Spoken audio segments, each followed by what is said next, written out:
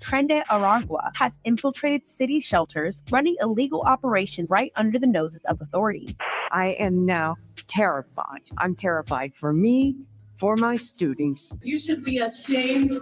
At the peak 17 months ago, the city was welcoming 4,000 migrants per week, but things have dramatically changed. Last week, less than 400 showed up and about 1,000 left.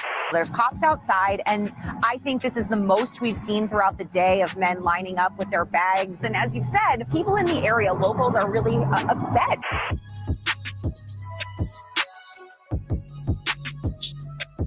So the most infamous of all New York City shelters will shut down permanently in just a few months. But what nobody's talking about is that New York City... Love to see it. And you can kind of equate this to the pairing of Tom Homan and Eric Adams. I mean, we've seen over the past few months how Eric Adams has slowly shifted his position and aligned himself with not only conservative pundits and talk hosts like Dr. Phil and others, but has also made this weird pairing, this buddy cop, this good cop, bad cop duo with Tom Homan.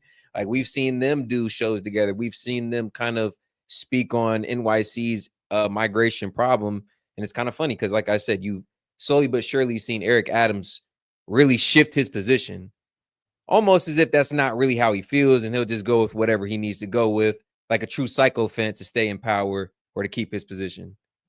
City's right to shelter system, saying whatever, whenever he needs to say it to appease the crowd that he's speaking to. That created the problems in that true politician. The entire asylum crisis, those aren't going anywhere. How are you? And as America's largest sanctuary city closes down some of its shelters, it's trying its best to secretly open new ones in other parts of town, like the Bronx, where a 2,000-person men's shelter is already up and running, much to the chagrin of nervous neighbors who say they weren't even told this place was coming to their very backyard. And even though most of the people living in these facilities aren't here to join gangs or break the law, as a sanctuary city, New York bans police from entering these facilities, which is why they're so easy for gang members. Oh, what? Did y'all just hear that? They banned police from entering these shelters where all these migrants are at. I mean, one can only imagine that's where criminals would fester. Like, literally, that is the most idiotic thing I've heard. Police aren't allowed in these structures. So what do they have? Private security? We all know that's not going to do shit. Bro, these gangs are up here in damn near 5-star hotels with nobody policing them. That's why the issue's so rampant. They've been able to do as they please. And criminals to take over. A problem that didn't just happen at the Roosevelt Hotel, where the Trende Aragua gang has been operating for months, but also at other places like the Hall Street shelter. The most notorious, dangerous criminal gang allowed to operate without any oversight.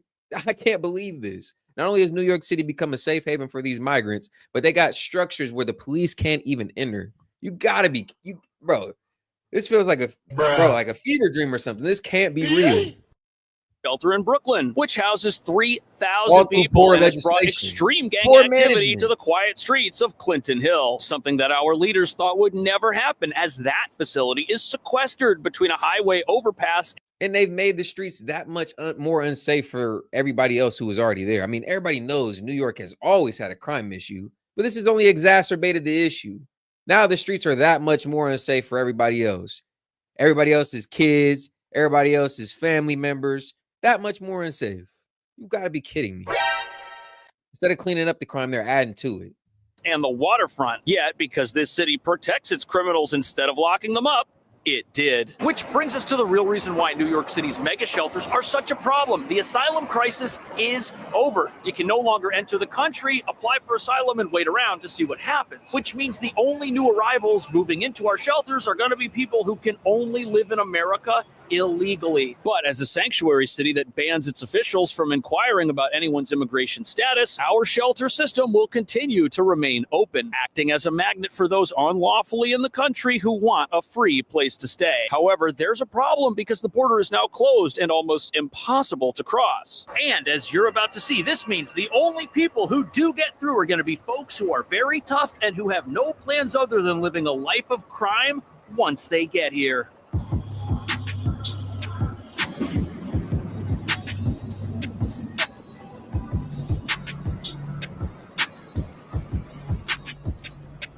So here we have the Roosevelt Hotel, one of 54 facilities closing down in the next few months. And this is probably the most controversial of them all. It's a former luxury hotel. It's got about 1,000 rooms, and it's right here in the middle of Midtown. And for folks to get a free place to stay here, that was never something every New Yorker agreed with. But as places like this... And that is also egregious. I wanted to point that out as well. Imagine they moved these people in and they didn't even give the citizens or the residents that were already there a heads up.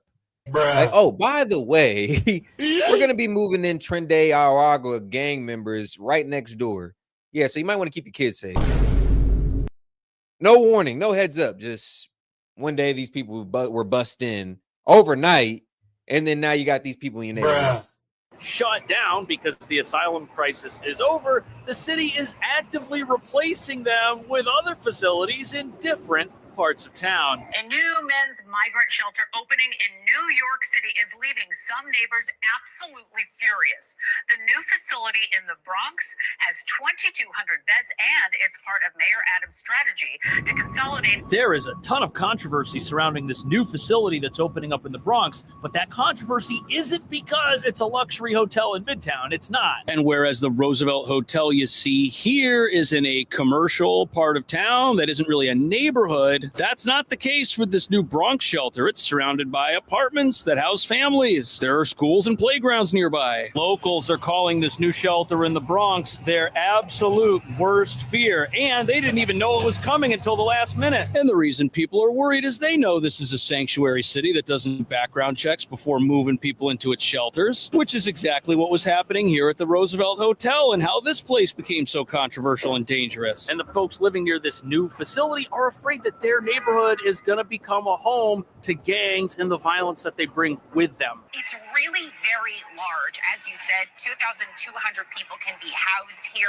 We've seen a pretty steady stream of people. There's cops outside, and I think this is the most we've seen throughout the day of men. Now, it's important to understand that the folks moving into this new facility, they might be well-meaning, they might not be. They might have criminal records, they might not. We're never going to know because the city doesn't do background checks before moving people into places like this. And it turns out that some of the people moving to this new Bronx shelter are coming from facilities that have a history of gang activity and dangerous incidents, and city officials... Like I said, this is insane. It's just poor leadership, poor management. It's as simple, and it could be reduced to just that alone. I mean, you're telling me you're closing down one facility just to send them to another around the corner, up the block?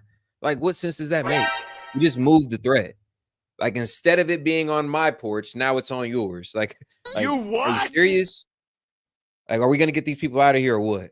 Have confirmed that many of the folks moving into the new Bronx shelter are coming from Randall's Island. Well, it's a step in the right direction. I just don't understand. Like, maybe they're reducing the size as some of the maybe that's what it is. Maybe let me use my deductive reasoning, and because they're getting rid of migrants, they're closing down the larger facilities and transferring some of the migrants that are left over and haven't been yet deported into smaller facilities while they're in limbo to get deported. Let me put my mind in that different frame of thought, because that's the only way I can reason that, because it literally doesn't make any sense. It's like just moving the threat down the street. Which was one of the most dangerous shelters New York City operates. And according to the New York Post, this is a facility that functioned as the headquarters of this Venezuelan gang, Tren de Aragua, where known gang members not only resided, but camped out nearby in pup tents after getting kicked out of the shelter or losing their placement due to it expiring. This shelter, when it was open, always had a heavy police presence, and at many times, the unlawful encampments outside this place got so rough that the police had to go in and clear them out. However, they always seemed to keep coming back. Now, is everybody who lived at Randall's Island bad news? No, but if the entire population of that shelter is being relocated to this new one in the Bronx, how could the problems that existed in one place not be relocated as well? That's what neighbors are freaking out about. I have never been afraid of South Bronx. I am now terrified. I'm terrified for me, for my students. I will have to move. As literally someone that has lived this experience personally, you should be ashamed. So people in the Bronx, they don't want to pay to house unvetted individuals who might be coming from places that are very dangerous in their neighborhoods by their families and near where their kids go to school. And that's the difference between the Bronx facility and the Roosevelt Hotel, which isn't in a neighborhood. Thus, you didn't have mass neighborhood protests when this place first opened up, even though everybody that took a look at it knew something wasn't right. And you've got progressives in other New York City neighborhoods who don't have shelters in them, who are watching this on the news and don't think this is a big deal. They don't think neighbors here should be making a big deal about this and that they're overreacting. But the new Bronx facility is actually very similar to this one on Hall Street, which also has its fair share of problems. And there were several gang-related incidents that took place here last summer. And just like the new Bronx facility, this Hall Street place, it's in an old industrial park type area. It's over by the highway. There aren't any apartments directly adjacent to it or across the street. And activists love saying that since buildings like this are empty, they'd be great places for shelters because there won't be any effect on the surrounding neighborhood. However, if you talk to the neighbors in Clinton Hill, Brooklyn, they'll point out that there's constantly stuff going on underneath that highway overpass, which is against the law. And the problem is that if you allow unchecked crime in a building or in a certain part of town, it's going to flow from that location to other locations. Here's a picture of some of the gang members that live in the Roosevelt Hotel in an article. And that's crazy because you got to think about that as well. That's definitely a pertinent aspect. Like as soon as you move the gang across town or up the block, all they do is spread their web in that neighborhood, creating a problem for the city or for the members of that community. Like I said, it's like taking it off of my porch and putting it on yours, just creating a problem in a different area. It's not solving the problem at all. And deductive reasoning only tells me that hopefully this is only being done because they're shutting down larger facilities. And now that the numbers have reduced, they're putting the leftover migrants into smaller facilities. That's the only thing I can think of that makes sense. That's the only way I can reason it without raging, honestly, because it just doesn't make any sense at all. Talking about crime in Midtown where it's located. And now the big question is, why on earth is the city doing this? If the asylum crisis is dwindling and less people than ever are coming here, why on earth is the city doing about crime in Midtown? The $10,000 reward for the killing of a police officer. Wow. Down where it's located. And now New York is wild. New York is wild. $10,000 reward, and it's because they probably don't have much evidence or they probably don't have that strong of a case or a suspect. That's insane. Side note, but yeah, New York is a crazy city. Now the big question is, why on earth is the city doing this? If the asylum crisis is dwindling and less people than ever are coming here, why are we reopening new facilities after shutting down the ones we have? Do you believe the city's ready to close these shelters? No, because it's like it's like rearranging the chairs on the Titanic. What are they gonna do? We have to house people. Mayor Adams said the decision was made based on a major decrease in the number of incoming migrants. That number. So when this local leader says that we have to house people, he's referring to the city's right to shelter obligations, which mandate that New York maintain emergency shelter options for people who need a temporary place to stay. And because places like the Roosevelt Hotel are so expensive to operate, once they can be shut down, the city is going to do it. But because they've still got people to take care of, they're going to move them to another more affordable location. But because the border is now closed and less people than ever are coming here, there's now no longer any justification for keeping these shelters going in the first place other than it being a right, because the rules have changed. People can no longer enter America and apply for asylum. Like I said, there's legislation that mandates in New York City to have these options available for people who came here under temporary status or migrant status. So like I said, poor legislation and management, it low-key has enabled and allowed this situation to fester and become a problem and build up to this point where now New York City is even more dangerous than it already is. Bruh.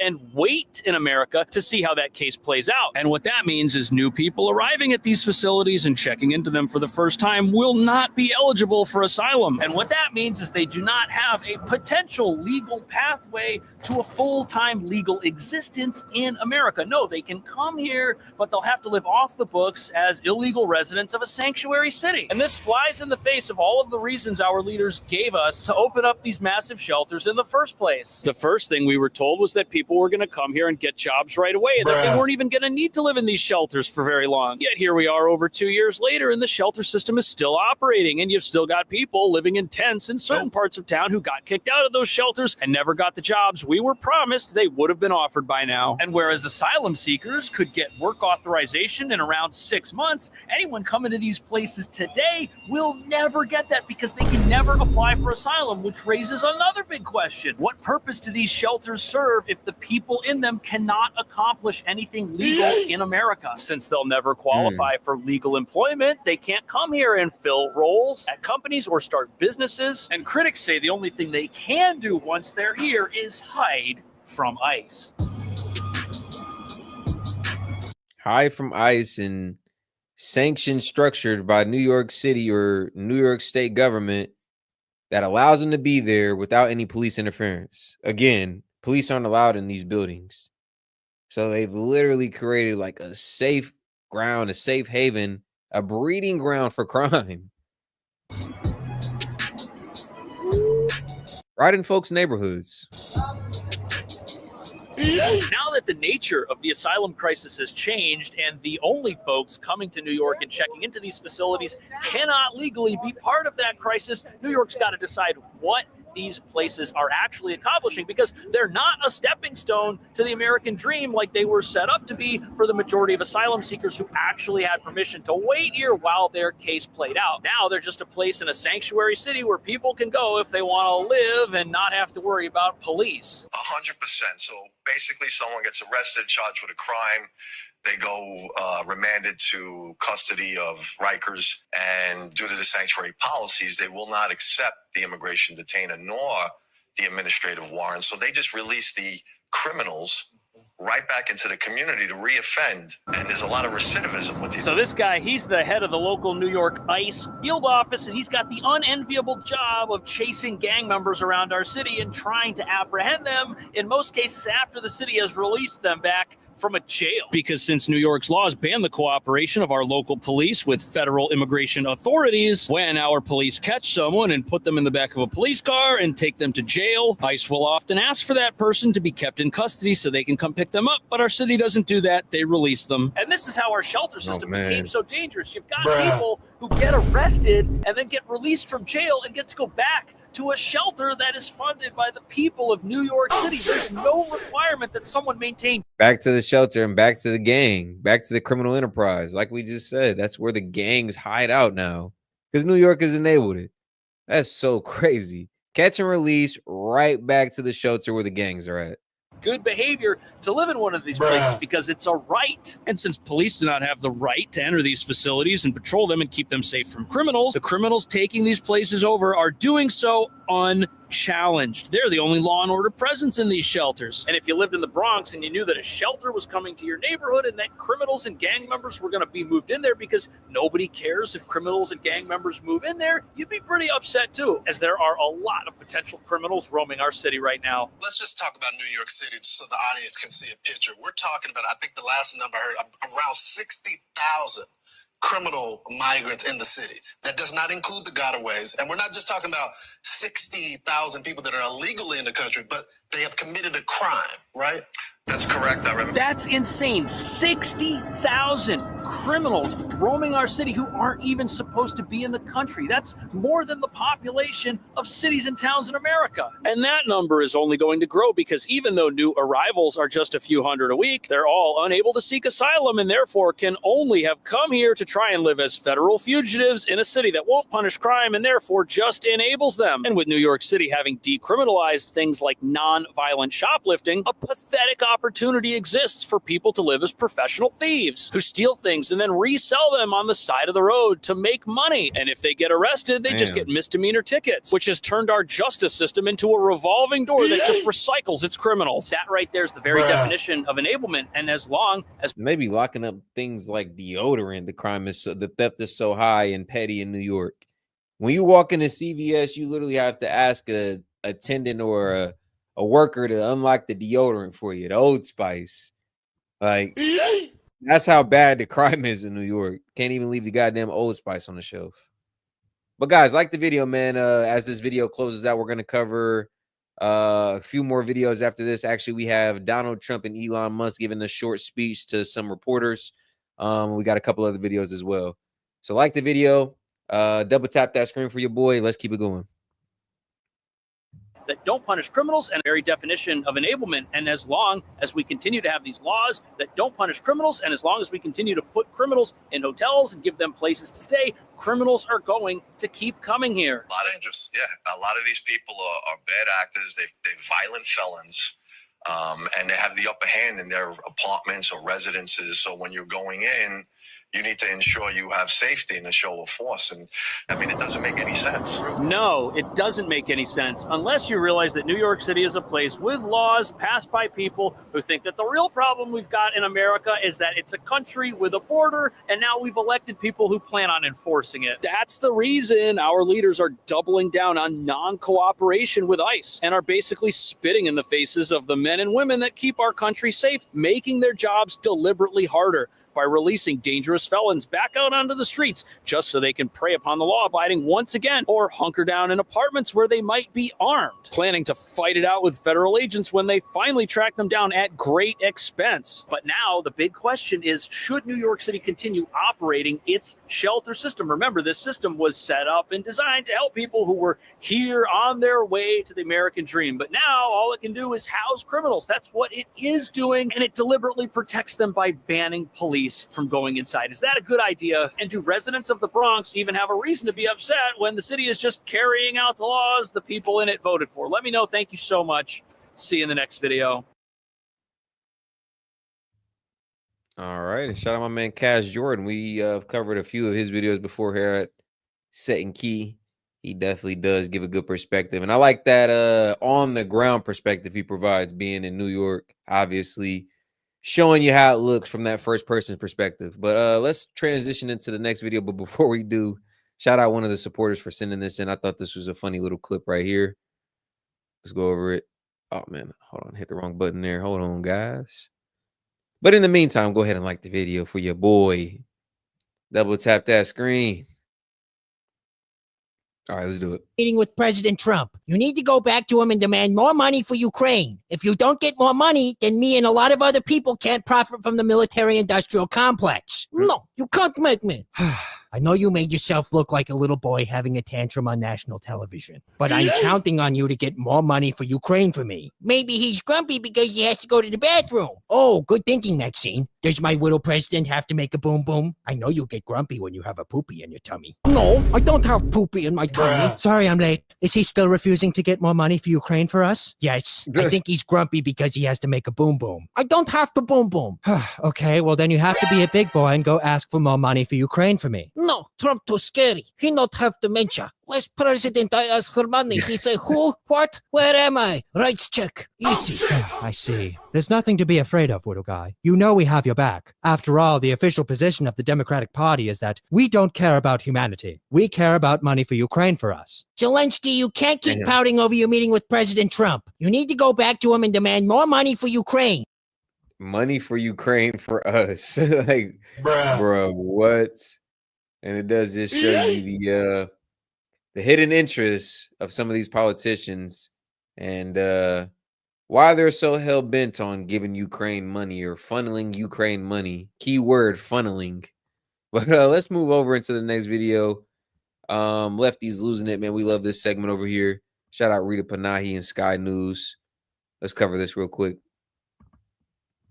Unbelievable from the ladies of The View shortly, but let's start with the woman who the media told you was qualified to be president, the woman they painted as competent and inspiring. Here is Kamala being Kamala. So we did DoorDash because I wanted Doritos. And they were about, the red carpet part was about to start. Nobody wanted to leave to go to the grocery store. So it was DoorDash. And I'm thinking about this, so I was willing to give up whatever might be the tracking of Kamala Harris's particular fondness for nacho cheese Doritos for the sake of getting a big bag of Doritos as I watched the Oscars. That is just mind-numbing. I Nope. think I lost 20 to 30 IQ points just Yeah, listening to that. like I'm trying to Now let's figure hear out from aging British pop trying to star. figure out what the purpose of her sharing that story was. Like, I think we're missing some context, but as is, it just sounds like babble. Kamala Harris babble. Like, what? Like, what? I couldn't even make out the point there. Bob Geldof, he goes on an So glad she's not our unhinged president. Trump rant, spewing all sorts of lies and hyperbole and nonsense about Donald Trump and Elon Musk, literally taking food from the mouths of starving children, he says. He really is too old to be this thick. Creeps like Trump and Musk have sucked out all of that generosity out of the air, you know. The most powerful man on the planet, the richest man in the world, have decided to take away any of the life support systems of the poorest children on the planet, quite literally take the last food from their mouth, quite literally take the bandages off the gang-raped woman, quite literally stop AIDS, 5 million AIDS sufferers getting their thing. So they will die in a matter of weeks. This is the USAID cuts you're This is talking about. Trump and Musk and all those other creeps. Now, if you were ever in any doubt about just how intellectually barren, how exceptionally stupid the View co-hosts are, then watch this performance from Whoopi Goldberg, real name Karen Johnson. As she explains to trans activist Dylan Mulvaney, she doesn't understand why anyone could have any issue with men in women's sport. I wanted to ask you, because there's been all of this debate about whether transgender athletes should be able to compete. And last week, California Governor Gavin Newsom said that he thinks that trans athletes competing in girls' and women's sports was deeply unfair. Oh, she wasn't done yet. Then she explains that men... Shout out Gavin Newsom, man. Like, obviously, sensibility, like I said, and as I predicted, is coming back for a lot of these prominent Democrats. Like, come on, bro. Nobody really wants to hear all that. Like, women in men's sports or biological men in women's sports, really, which is the particular issue. I mean, everybody on the left and the right can agree, like, there should be the sanctity of both men and women's sports should be upheld. Keeping them separate is only respectful to the work that each gender puts into their specific craft. Like, we shouldn't intertwine the two, and for good reason. It sacrifices the quality, and it just, the dignity of the sport should be upheld. And by doing that, or to do that, we have to keep them separate. Like, there's no mixing of the two. Let women's sport be there, let men's sport be over here, and let's appreciate them for their differences. Now, when we let trans athletes who are biological males enter into women's sports, that's where the waters get muddied, and that's where people have an issue, and with good reason.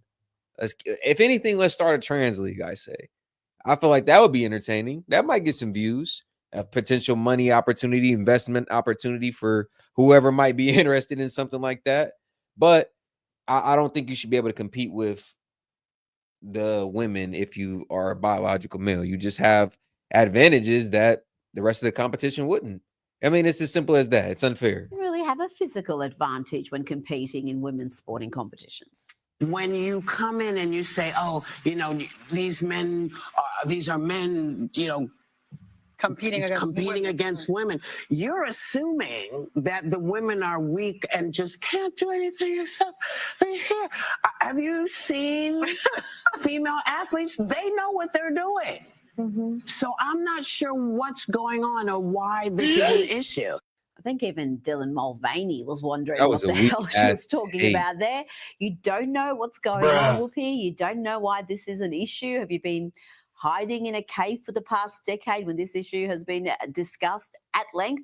You think just because female athletes are stronger and faster than the average female that they have no issue competing with male bodies? Are you crazy? You do realize that female gold medalists at the Olympics would be beaten easily by the top high school track athletes. Easily by the top high school male track athletes, I should add.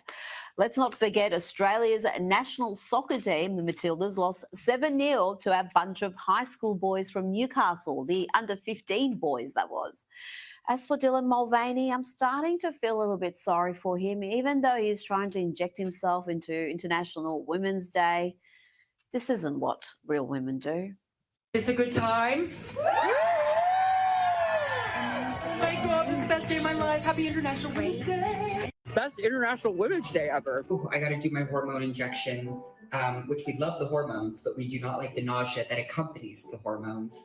And I have a long drive to the airport, so wish me luck. That's gonna be rough. Now, the leftist media activists and propagandists who championed Joe Biden for years are finally telling the truth about what sort of man he really is. Listen here as Chuck Todd tells us what he really thinks.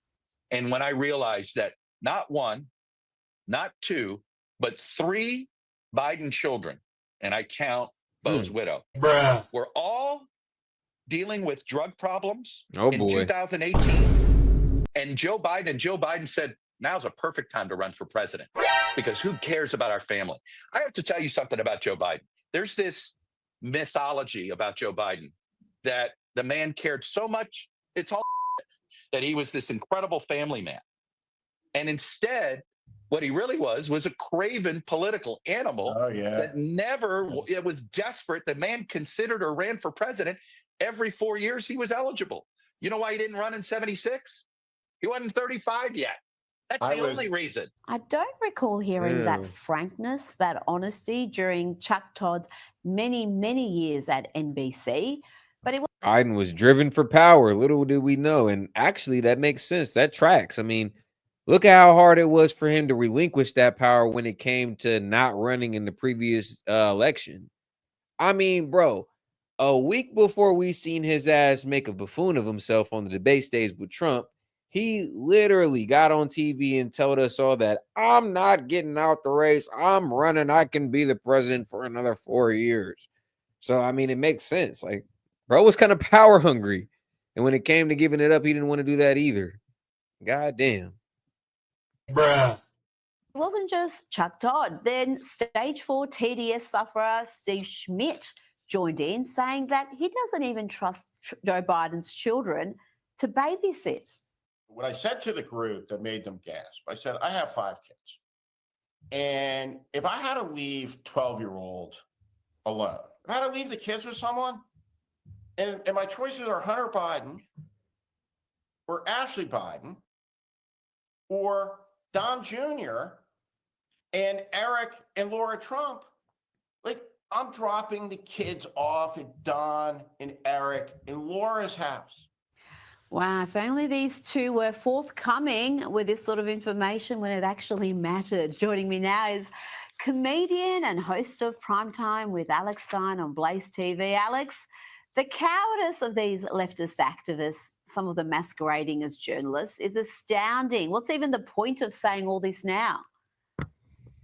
Well, if you look at Chuck Todd, I believe he worked at NBC for 18 years, and I think that he was let go in January because, you know, obviously he was trying to keep the mainstream narrative that Joe Biden was competent for office when in reality, everybody knew that Hunter Biden was a drug addict. Everybody knew that Joe Biden was basically a deadbeat. I mean, whose coke was that they found on the White House lawn? I mean, is that really that big of a mystery? Do we really have to guess? That, for lack of a better word. And they had to lie to try to paint a picture that he was a competent president. And now Chuck Todd is realizing, listen, I lied. My integrity is totally gone. So he's doing this to save face. And that's why he's all of a sudden changed his tune. So I didn't believe him the first time. And really, I honestly don't trust what he's saying now either. Integrity, well, yeah, because it wasn't just that Joe Biden was credibility, that all wasn't the only shot. lie they were telling. They were also telling us he was this warm, loving father and grandfather who, let's not forget that he doesn't even acknowledge one of his own grandchildren, a little girl down in Arkansas. Now to the Democrats' new darling. She's the new AOC, so you might have a crush on her because I know you like AOC, Alex. And she's been saying plenty about immigration, illegal immigration. She doesn't even think it's illegal. It is not a criminal violation to enter the country illegally. It's not a criminal. It's a crime. It's not a crime. Oh, that's more of that Kamala shit. Illegal migration is not a crime. Illegal migration is not a crime. Oh, that's straight from the Kamala handbook. Straight from the Kamala playbook, like from the same teleprompter. Bruh. It's probably her idol. That's Jasmine Crockett. She's gaining herself quite a profile, and she's dead wrong because it is a crime. You think a congresswoman would know that. Here is Border Czar Tom Homan. Is it a crime or a misdemeanor to enter the country illegally? It's a crime to enter the country illegally on Title 8, United States Code 1325, and it's really pathetic that any member of Congress don't understand what the law says. They wrote the law. They enacted the law. It was signed by the president. It's a criminal violation to enter the country illegally. What type of oxymoron is that? Like, it's not a crime to illegally enter the country? Like, what are we even talking about? This is almost semantics at this point. Political semantics. And if you're arguing that it's not a crime, it just shows your bias. So to illegally, keyword in bold letters, illegally enter the country, it's not a crime? Like, what are we talking about here? Need to rally the law. It was signed by the president. It's a criminal violation to enter the country illegally. If you've entered prior, it's a felony. Alex, the Democrats continue to rail against the deportation policy. It's hardly a winning strategy. No way, Rita. It's definitely not a winning strategy. You know, Jasmine Crockett is actually the representative of the district that I have an office in. So it's really sad that she even got elected. It's obviously, it's in South Dallas. It's a predominantly African-American, lower income area, not realizing that just coming into the country illegally is a crime. That shows you that you don't have to pass an IQ test to become a congresswoman. You can just win based on either the color of your skin or because of the way that you act. And, you know, you win an election in a place where the voters are going to be favorable to you, but it does not mean that she's smart. And I think that the more she talks, the more we realize, you know, how dumb Jasmine Crockett really is. And I hate to call her that, but I think it's just obvious with her statement saying that when a person comes into our country illegally, they're not committing a crime. It's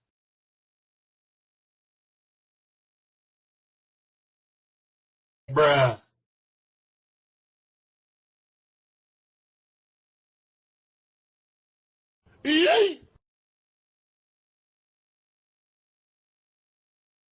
Just a very basic, simple concept. You come in here illegally, that's a crime. You're a criminal. I don't know why this is so complicated and hard for them to understand.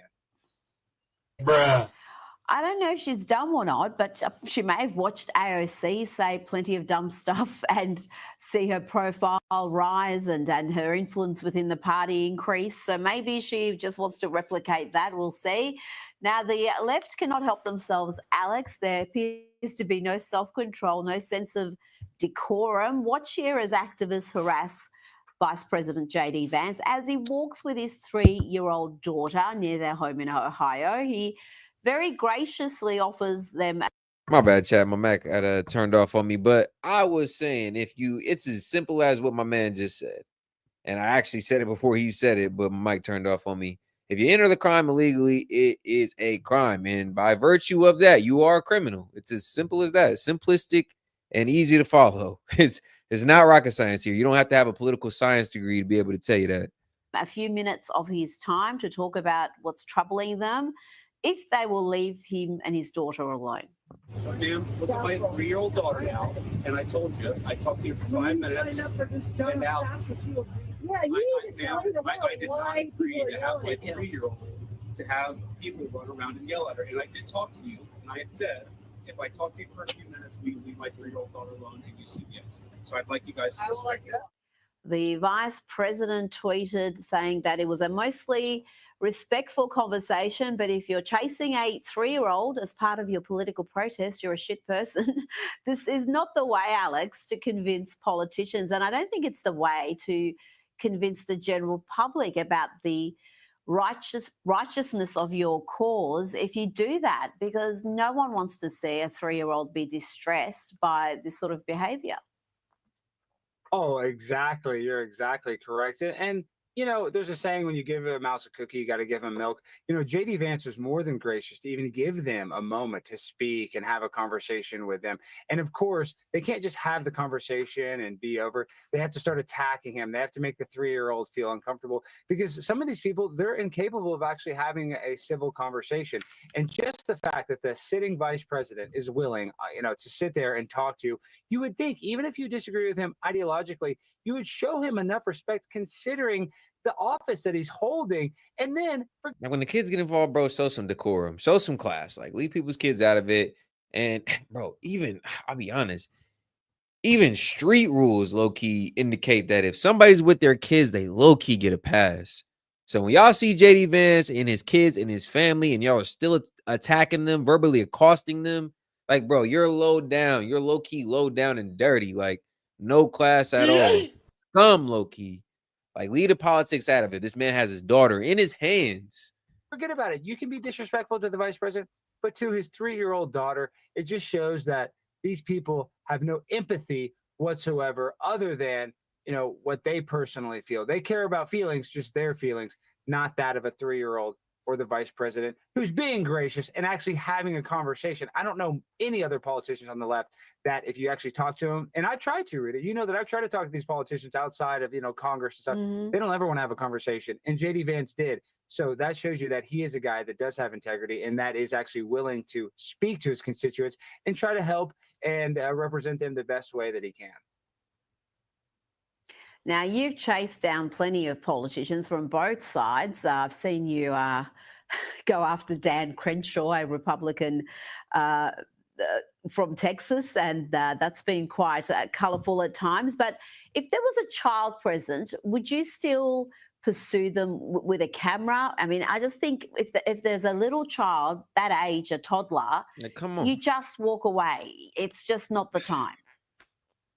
You're absolutely right. And in no instance have I ever confronted a politician. Stream like a class and damn near humanity. Like I said, bro, even in even people who operate in the streets, criminal enterprise, there's just certain rules when a man is with his kids. Like, it's just you get a pass, bro. You get a pass. So, like I said, for people to see JD Vance with his daughter in his hands and still be on that aggressive energy is insane. It just low-key shows lack of humanity and just lack of class. No decorum, no respect. Why they were with their daughter or child. I mean, it's unfair to the kid, and you're going to make them feel uncomfortable. So, like I said, JD Vance was more than gracious enough to that's an excuse. That's an excuse to enable bad behavior. Like, he didn't sign up for shit. He signed up to be the vice president of the country. Everybody that's doing that shows their character. It's not like he's done anything to deserve that. It's not like, I mean, he got his daughter in his hands. Like, give it to him when he's by himself. Protest, yeah. Debate, cool. Letting him know about how you feel about his vice presidency so far, all good. But when you're harassing and having any type of aggression when this man has his daughter in his hands, that's crossing the line. It's as simple as that. Politics aside, I'd say the same thing if it was any other Democrat. I would say the same thing on the other side if it was a Democrat. But these people are just so insane that they can't even rationalize how big of a deal it is that they're speaking to the sitting vice president and show him respect and his 3-year-old daughter some respect. Now, staying in your home state of Texas, all drag performances have been banned from 11 campuses of Texas A&M University. This is quite a momentous announcement, because though you would think a college like this in Texas would be fairly conservative, these college campuses, almost all of them. Now, shout out Rita Panahi and Lefties Losing It. We do love that segment over here. Well, let's transition into the next video, guys. We got Donald Trump. I guess this man bought a Tesla and spoke to reporters about Ukraine peace deals, tariffs, and so on and so forth. So let's cover this video real quick because it was kind of funny. Let's get into it. Funny and informative. Very unfairly by Canada. We've been treated very unfairly by Mexico. But we've been treated very unfairly by every country all over the world. The European Union is horrible, horrible. And we're going to get it back. And I have a choice. I could just coast, and eventually there'd be a blow up down the road, maybe a long way. but we owe $36 trillion, and we're going to get it back. We're the biggest, we're the best, and I'm very optimistic. I have to tell you, I'm very optimistic about the country. Much more optimistic this way than if I did it the easy way. Yeah. I could have done it the easy way. I could have coasted. Biden left us a mess. He left us tremendous inflation, tremendously high costs of products. He left us a mess, but he also left us a mess with millions of people that poured into our country that are criminals. Millions of those people happen to be criminals. And we're looking for them all over the place. We're looking for them. And Holman and Christie are doing an incredible job. But he left us a horrible situation, and we're changing it. But one of the things we're changing is we're going to make our country really wealthy again. We're going to bring our jobs back. Right now, we're like a chicken that's being plucked at from all over the world. We're not going to let that happen anymore. I love you, Trump, but chicken, eggs, isn't that kind of a sensitive topic right now? I mean, a little bit of a sore spot right now. I mean, am I right? But very importantly, and I said it, Ukraine, ceasefire. Ukraine, ceasefire. Just agreed to a little while ago. Now we have to go to Russia, and hopefully President Putin will agree to that also, and we can get this show on the road. We can get this horrible war where 2,000-3,000 soldiers a week, every week, 2,000, 3,000, 4,000 sometimes. I get the reports, and they're not American soldiers. They're Ukrainian and they're Russian. But people are being killed outside of that. People are being killed in the cities as things explode throughout the cities. And we want to get that war over with. So I think it's a very big, I think it's a big difference between the last visit you saw at the Oval Office and this. So that's a total ceasefire. Ukraine has agreed to it, and hopefully Russia will agree to it. We're going to meet with them later on today and tomorrow, and hopefully we'll be able to. Shit, if Ukraine doesn't want to come to the table, the negotiating table, because Zelensky's being stubborn as hell, I don't know what leverage he thinks he has. I mean, Putin's already hinted that he'd be willing to sign that mineral deal with us. He said he's open to American investment, not only with government, but American contractors. I mean, so we're going to get that deal done one way or another. And I'll be honest, so honest. This is going to maybe upset some of you guys, but if we make that deal with Russia, it doesn't really matter what Zelensky and Ukraine are on at that point. It's the two big dogs coming to the table. It's kind of like how we side-armed Palestine and they're not a part of the negotiation. When the two big dogs are at the table, it doesn't matter what the little dog says. When the pit bulls are talking, the Chihuahua pipes down. Wipe out a deal. But I think the ceasefire is very important. If we can get Russia to do it, that'll be great. If we can't, we just keep going on and people are going to get killed. Lots of people. Is Zelensky invited back to the White House? Sure, absolutely. Mr. President, you mentioned the ups and downs in the stock market. You said it'll go up, it'll go down. But do you and your tariff policies right now bear any responsibility for the turmoil we're seeing this week? Biden gave us a horrible economy. He gave us horrible inflation. And I think the market was going to go very, very bad. If anything, I have a lot of very smart people, friends of mine and great businessmen. They're now investing because of what I'm doing. Because long term, what I'm doing is making our country strong again, financially strong, militarily strong, and strong if we want to get away. Remember this, we have wars. When I left, we had no wars. We didn't have Ukraine and Russia. We didn't have October 7th. We didn't have that disaster that took place with the withdrawal from Afghanistan. And you look at what's happened there. We caught the major terrorist, which Biden wouldn't have caught. Why didn't he catch him? I caught him. 5 weeks into the presidency, I caught the man responsible for Abiegate. And he's going to pay hell right now. He's a bad dude. He's a bad guy. But we didn't have these problems. I had no inflation. I had a great economy. He gave you high prices. You couldn't buy bacon. You couldn't buy anything. And also, I inherited a situation with eggs. And I do hate how the Dems are forgetting about that. It's like I literally made a short statement like, yo, the Dems have forgotten the Biden administration. At this point, it just seems like, bro, you know what? The Biden administration just never existed. We was in Trump the whole time. Fuck that. It's selective memory, goddamn. At this point, bro, it's like the entire Biden administration just been blanked out from their memory. It's like, hold on. Do you not remember who's running the last 4 years? They said I'm Stevie Wonder to the bullshit. I don't know, or maybe they all just I don't know. Maybe the FBI came by and hit him with that Men in Black. Hit him with the Men in Black. Like, you know what? Let's just forget that whole administration. Y'all seen nothing. Y'all know nothing. The price of eggs was through the roof. Well, now the price of eggs has come down a lot. Interest rates have come down. Gasoline prices have come down. Yeah, I'll be honest. Gas over here has been pretty regulated. Bro, it finally hit that $2 mark. $2.80 something? $2.79, I think I seen today. $2.69. I think the lowest I've got is like $2.85. I mean, pro tip, go out to the suburbs. It's normally cheaper, but yeah, like it's kind of regulated. So Trump is spot on with this right now. You give him credit. You criticize him for everything else, but you tend not to give him credit for the shit that's improved already. That's why they don't mention it. It's all a beautiful thing. I can do it the right way, the wrong way. We're doing it the right way. And I have tremendous confidence in this country and the people of this country, much more so than if I sat back for 4 years and had a good time in the Oval Office. I want to look at cars. I have an announcement to make, but I think it'd be helpful. I want to say, as a function of the great policies of President Trump and his administration, and as an act of faith in America, Tesla is going to double vehicle output in the United States within the next 2 years. Thank you. Nice. And by the way, he makes one car.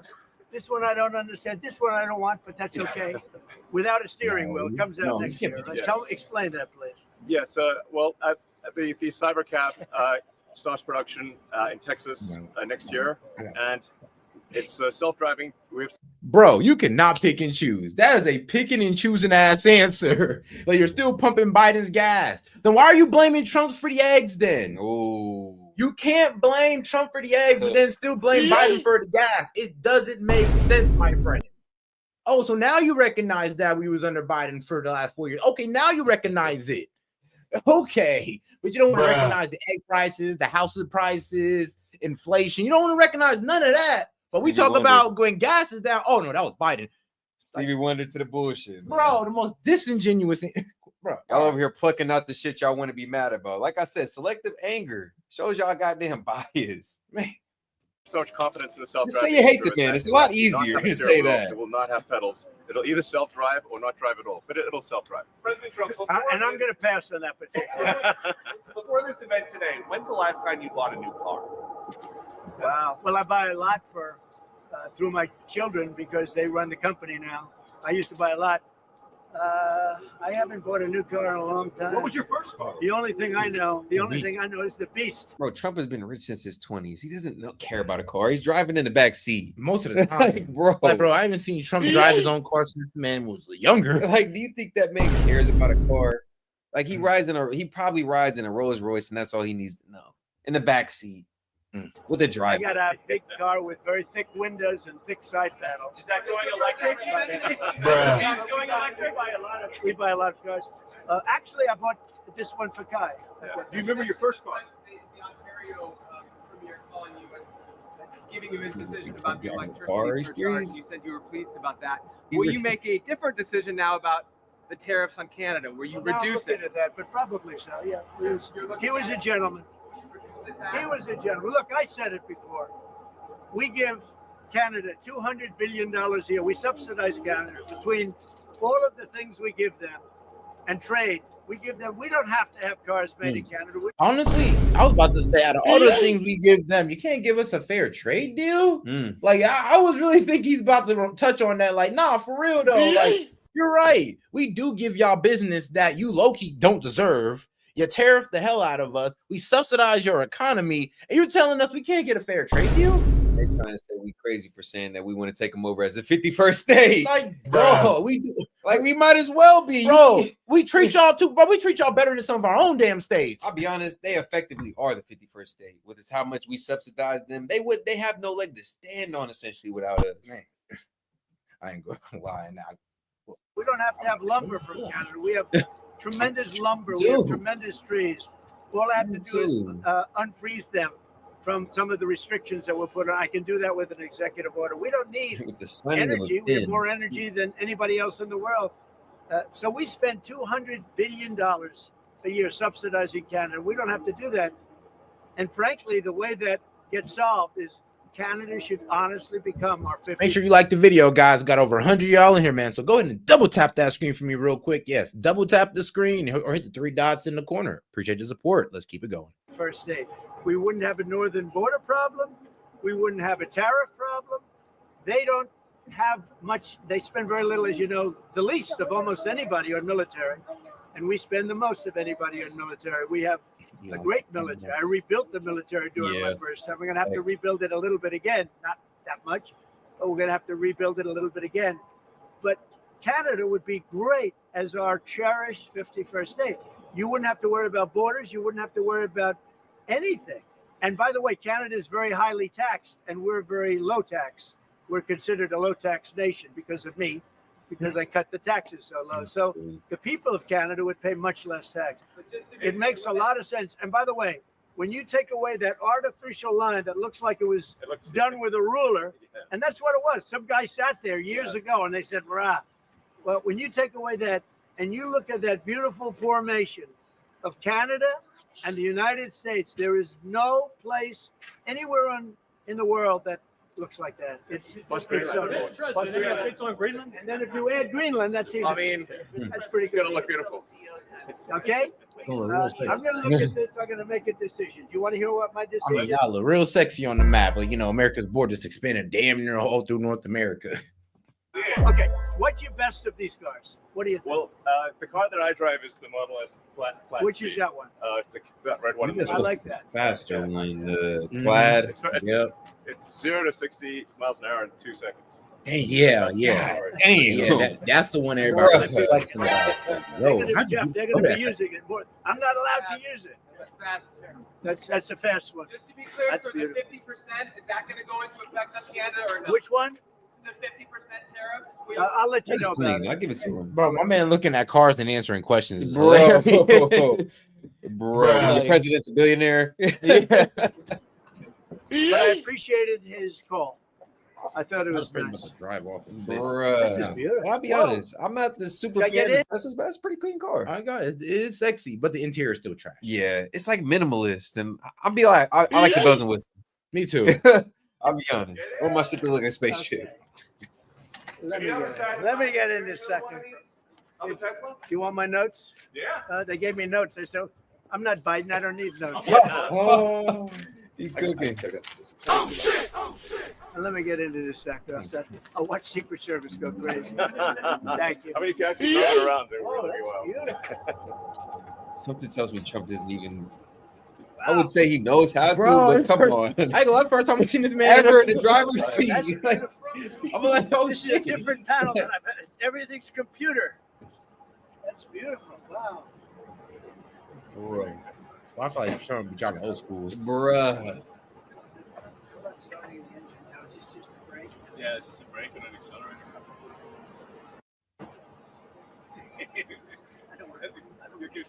Give Secret Service one. That's beautiful. Can you start it? Should I? I'll skip the engine. Secret Service is like, oh shit. Yeah, boy, don't run off now, boy. So, do you want to actually drive? Bro, does Trump know how to drive? I'm not trying to be funny, but goddamn. I don't know. He is a New Yorker, bro. Bro. New Yorkers are trash. Well, never mind. Let's not go that far. But everybody knows New Yorkers low key don't need a car and don't know how to drive. I know 30-plus-year-olds who are from New York who have never had their license. Yeah, because they don't need to. I mean, shout out that metro system, bro. Amazing. It could be once in the Jeep. Yeah, but, Very easy to drive. that's you're the only one that saw it.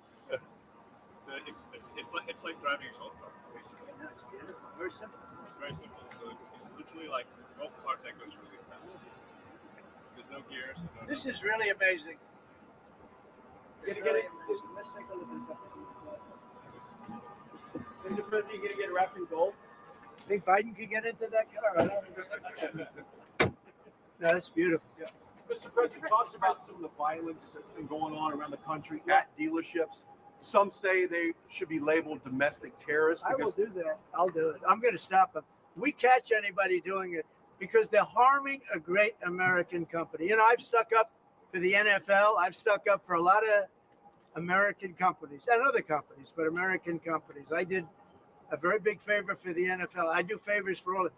When you heard an American company, especially a company like this, supplies so many jobs that others are unable to do, when you do that, those people are going to go through a big problem when we catch them. And we have you got a lot of cameras up. We already know who some of them are. We're going to catch them. And they're bad guys. They're the same guys that screw around with our schools and universities, the same garbage. And no, we're going to catch them. And let me tell you, you do it to Tesla and you do it to any company, we're going to catch you and you're going to go through hell. Mr. President, what do you tell CES tonight at the Business Roundtable, especially with the Well, I have a roundtable to make in a little while. I just considered this much more important because I want to buy one of these.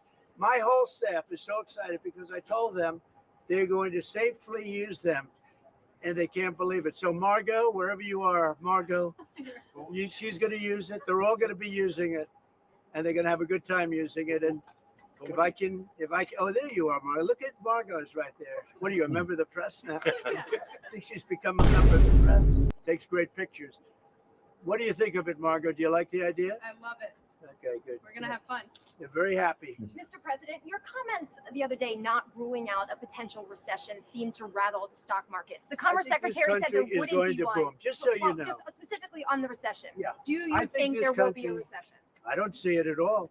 I think this country is going to boom. But as I said, I can do it the easy way or the hard way. The hard way to do it is exactly what I'm doing, but the results are going to be 20 times greater. Mr. President, you asked. And remember, Trump is always right. Right? And what do you say to Americans? If you look at what I've said over the last 10 years, Trump has been right all the time. This is the way to do it. We're going to make America great again. You know, to make it great, you have to have jobs, you have to have factories, you have to have. I look at some of the things that, like this last administration, he was the worst president in the history of our country. Nothing was happening. Nothing. He had no idea what was going on. Our country went to hell. And then to allow millions of people to come in that are prisoners and mental institution. Actually, you know what's crazy though? I kind of do hear what they said, like this may be a bit of a pinching point. And I did say and this is what I got from what they were saying when they say, all right, there may be like fears of a recession as well. Let's be real here. There's so many like people who have jobs based off government fraud. Like, well, based on like, I'm be real with you, complete government negligence. Like, bro, do you know unemployment in the government sector is up 200% plus just because of what Elon Musk did, bro? Yes, unemployment in the government sector is up 200% because of what Elon Musk did, and I'm just going like, all right, well, imagine what's gonna happen when he gets to education department. Imagine what's gonna get to the Department of Defense, bro. There's gonna be a lot of motherfuckers that's losing their jobs. Oh, bro, when we stop being a warmongering country, we think it'll happen to them jobs in Raytheon and the production company. Like, we're going to have to find something else to pivot toward. We're going to have to stop being a warmongering or have this.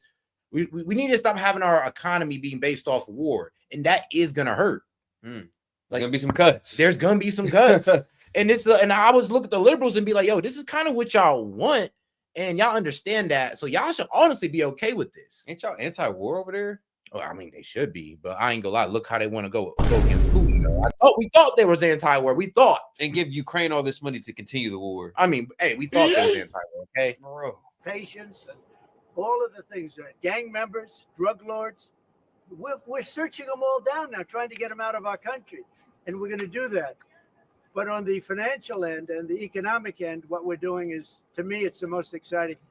Our country will be greater than ever before, and it won't take too long. And what's your message to Americans right now, sir, who are worried about the stock market? What's your message to them as they watch it?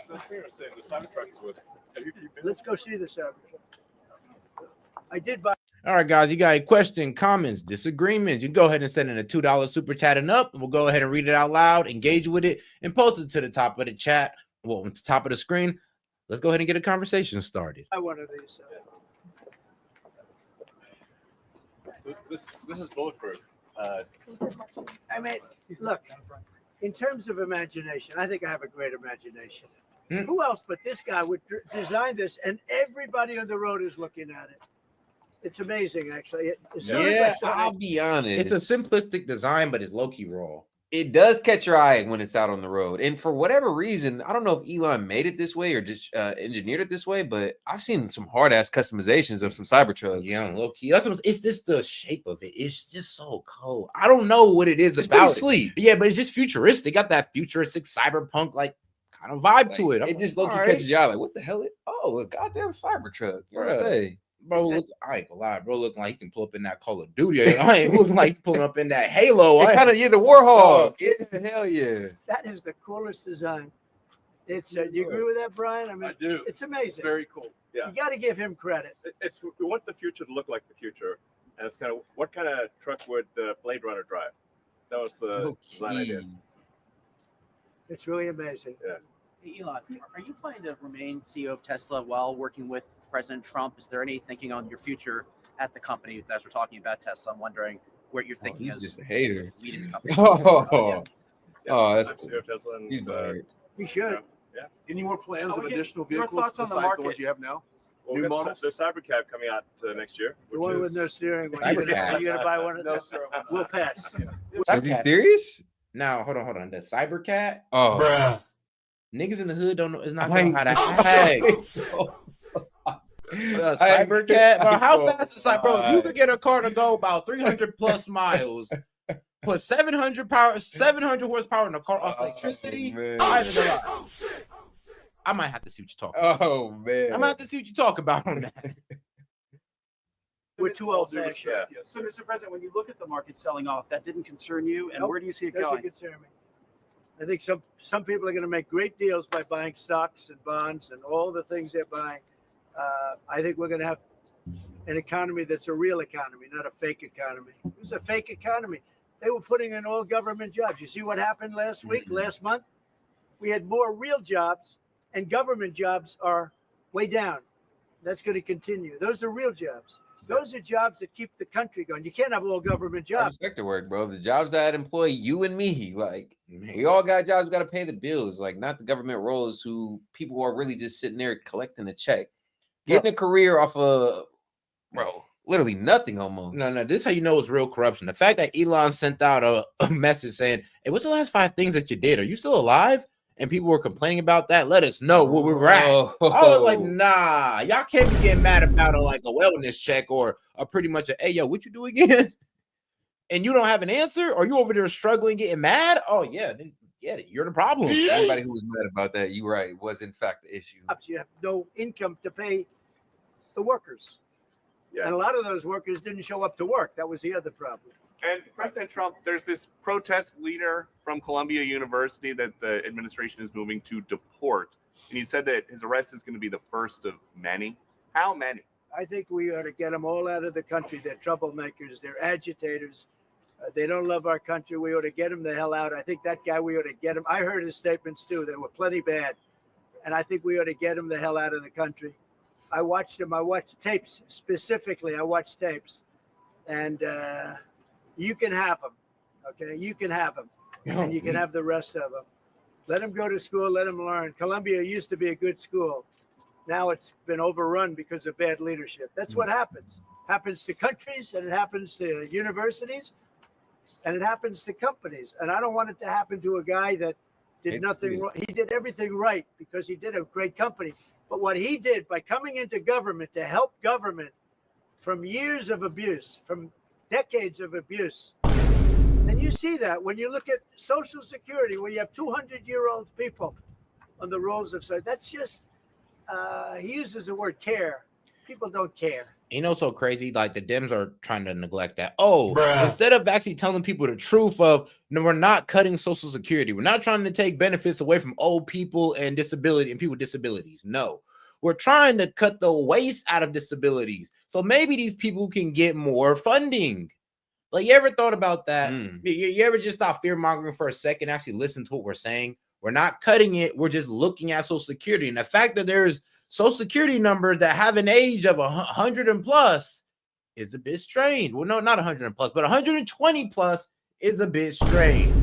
Doesn't the name kind of define that? Isn't it self-explanatory? Department of Government Efficiency. So maybe we cut all this, wasteful spending. We can get more efficient. Yeah, and also wonder where the fuck that money went to. Oh, shit, that's the main issue. Because I'm just like, hey, yo, it's still being sent out, right? What the hell did y'all spend it on? Well, don't tell us you don't know. Yeah, like, who account did it go to? Ooh. And don't tell me you don't know. Ooh. Man. Everyone knows this. But it's also, I believe it's also large fraud. I think it's that, but I think it's also large fraud. So I'm just telling people, this man is a great patriot, and you should cherish him. You should cherish him. I have a little statement. We have to take care of our high IQ people because we don't have too many of them. And we got to take care of them. And if you look at the Social Security Administration, and you guys are looking for fraud and waste and abuse, can you guarantee people who are concerned about an interruption to benefits that there will not be? Yes, we're going to be very careful with any interruption to benefits. In fact, only by tackling the waste and fraud in entitlements like Social Security, Medicare, can we actually preserve those programs for the future. Because with unchecked fraud and waste, we won't be able to afford them. The president's very dedicated to solving the budget deficit, which if we don't solve the budget deficit, we're going to go bankrupt as a country. If we go bankrupt as a country, there's no Social Security, there's no Medicare, there's no nothing. Yeah. And to sort of echo what the president was saying, what really matters is moving people from jobs that are relatively low productivity in government to high productivity in the private sector, increasing the true output of products and services. That's the real economy. That's what actually enables Americans. Yeah, I mean, because what does the government produce? And that's why nobody had no respect for Kamala Harris, because it was just about the government don't produce nothing. They only take from the producers. That is insane. And that's why we was on Kamala Harris's ass. Like, bro, how do y'all think Kamala Harris is for y'all when all of us who aren't in government is in the private sector? And Kamala Harris has never worked a private sector job. If anything, she's been collecting taxpayer money since she just stepped on the scene, damn near. If anything, I would say the government takes from the private sector. I mean, yeah, it does. They hire private sector. Bro. Government contractors are private sector. Yeah, that's what I was saying. It's like, bro, they get their money from the private sector, bro. And then guess what? Disrespects the private sector and then takes away jobs from the private sector, and then also feels like they have the goal to higher taxes, raise taxes on the private sector. God. And yes, that also the private sector does include rich people. So yes. Living, and that's what's happening, and that's I think you'll see the truth of that in the months to come. And we're going to make it really much stronger by taking people that don't exist or taking people that shouldn't be there out, by taking illegal. Bro, are you serious saying that we elected an old racist white guy over a normal ass black lady? She was a dumbass. A normal ass black lady. I mean, damn, a normal ass black lady. I mean, she came from hold on, private school, people in Jamaica, ancestry of a slave master, $10 million Jewish husband. I mean, a normal black lady. And I say that respectfully because if she was in office, bro, half of the progress that we've made in the last 6 to 7 weeks wouldn't have been had. We'll probably be at war. The situations that we're in probably would have been worsened. Like, to compare Trump to Kamala is to say that you don't know anything about politics. If you really think she was a better option for the country, you are dense, my friend. And then the country would have been behind you, but there wasn't. Aliens that are on Social Security or Medicaid and Medicare, by taking them out, we're making it much stronger. The country will be much stronger, but it's going to really be stronger economically. And when you look at what we're doing, I've been called by so many companies. Yesterday, as you know, I had a meeting with some of the biggest tech companies in the world, and all they're talking about, IBM was there. We had a lot of them. Michael Dell was there. We had a lot of great companies, Hewlett Packard, and all they're talking about is investing in this country. They want to be sure. Don't forget, they're looking down the road 10 years and 15 years. They want to make sure we have a strong country. They're all coming in. As you know, Apple, Tim Cook, he said that he's going to invest $500 billion in the United States. He never did that before. He invested in China. He's got his plants in China. And now he's got them going to be building in the United States. And if I didn't have victory in that election, he wouldn't be doing it. And if I didn't say what I'm saying, and I'm being very honest, and it's much more difficult than just sitting around and having a great time. It's a very glamorous position if you want to do that. We could have kept it, but eventually bad things would have happened. This way, good things. I'm very optimistic about the country. I think we're going to have the greatest markets we've ever had. And it's going to be really fueled by what we're doing. You had to see these companies yesterday. They're investing billions and trillions. They're investing trillions of dollars here. They wouldn't have invested 10 cents. Mr. President, will you talk to Vladimir Putin about this ceasefire deal? Do you think you need to have a conversation with him to get the Russians to agree? Facebook, memes. I want to get, look, that's the other, it takes two to tango, as they say, right? So hopefully he'll also agree. And I really think that would be 75% of the way. The rest is getting it documented and, you know, negotiating land positions, etc. So you'll talk to him this week about the deal? So, yeah. So And when do you have the anticipate meeting him in ceasefire person? in place on the Ukrainian side. How close do you think then you are to a total ceasefire? Well, I hope it'll be over the next few days. I'd like to see. I know we have a big meeting with Russia tomorrow and some great conversations hopefully will ensue. The people have done a great job. Marco Rubio's been great. Steve Witkoff's been great. Michael Waltz. They're all, every one of them, they've really stepped up. They are into it. They want to see two things. By far, number one is death. The people that aren't citizens of our country, but they're people, just like you. They're people, and we want to stop. And we also don't want to give billions and hundreds of billions of dollars away. We're in there for $350 billion. And there was no reason this war would have never happened if I was president. So it's a very sad thing. Thank you all very much. I love Tesla. Which one did you Tesla. buy? Mr. President, Which one did you Mr. buy? President, which car are you going to buy? The one I like is that one. And how does this work? And I want that same color. Are you going to put down a credit card? Elon, would you take a personal check from the president? I do it the old. I give checks. Sure. I like checks. You know? I think his credit's good. Do you still have access? You know, I like a check better than this modern system of all of a sudden there's money in your account. Nobody knows. So funny. I like signing a check. You sort of. You want to know my prediction is for the stock market kind of dipping a little bit? What's that?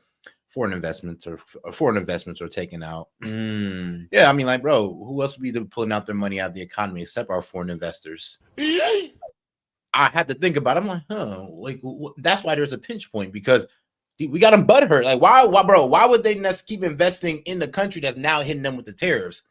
Like, oh, like, damn, I know it's with tariffs now. We need to stop investing into your country. We can save a bit for ours. But the strategic move would be low-key pulling the funds and the investments out, only to reinvest when they low-key look like they're about to go back up. The trajectory is on the upward trend. Yeah, pretty much. It's just, bro, it's like we're playing chicken with these people. Like, it's literally what it is. Like, we're playing chicken with them. And they're over here dipping their handing out the money pot, like, like, all right, well, we make the stoppers dip for a week. How y'all gonna feel then? But let's be honest, they can't live without American investment. Yeah, they can't. That's so they're gonna have to come back. Yeah, it's just a play. We'll see. Honestly, we'll see if Trump caves in or not. But we're gonna, and I don't want a discount. He would give me a discount. But if I do a discount, they're gonna say, "Oh, he got benefits." I don't want any discount. What about a vanity plate? Yeah, let's see. Truth. All right, there it is. T-R-U-T-H. Download his playlist. That one got you by surprise. Playlist gets downloaded as well. You can thump your music, driving You around. can do it. I looked at that dashboard. You can do anything. Mr. President, do you think you buying a Tesla will boost Tesla sales and boost their stock? Look. So hopefully we'll make some money off this. When some that was a dig at Elon. That's grimy. Hey, because Elon stock been taking a dip too. They have been. So it's kind of wild to sit there and say, hey, you think you buying one's gonna help your bro out? I mean, ouch, but okay, maybe. He was transparent. I was like, man, shit, I hope it does. Like, yeah, I hope he does make a quick buck off of this. Why not? Somebody's a great patriot. They shouldn't be hurt. Anybody who's a great patriot shouldn't be hurt. He didn't know me from Adam until we met a little bit when I was in my first term, but he came out, he endorsed me very strongly. And I admired that and respected that. And I respected him for years. I respected him. Man came out and said, and when there was a chance to help our government, you're not going to use an average person. Some people would say, well, let's use somebody that failed in business for his whole life. This guy has been amazing. And the kind of thinking is from a different age. Damn near a business savant. Like, bro, like leading the industry in multiple industries. Like Elon Musk is that guy. Like, no dick ride. I would say this. No glaze. In multiple industries within the tech field. Bruh. Boy, he eating. It's really from a different age. When we said, let's cut 2%, he said, let's cut 60%.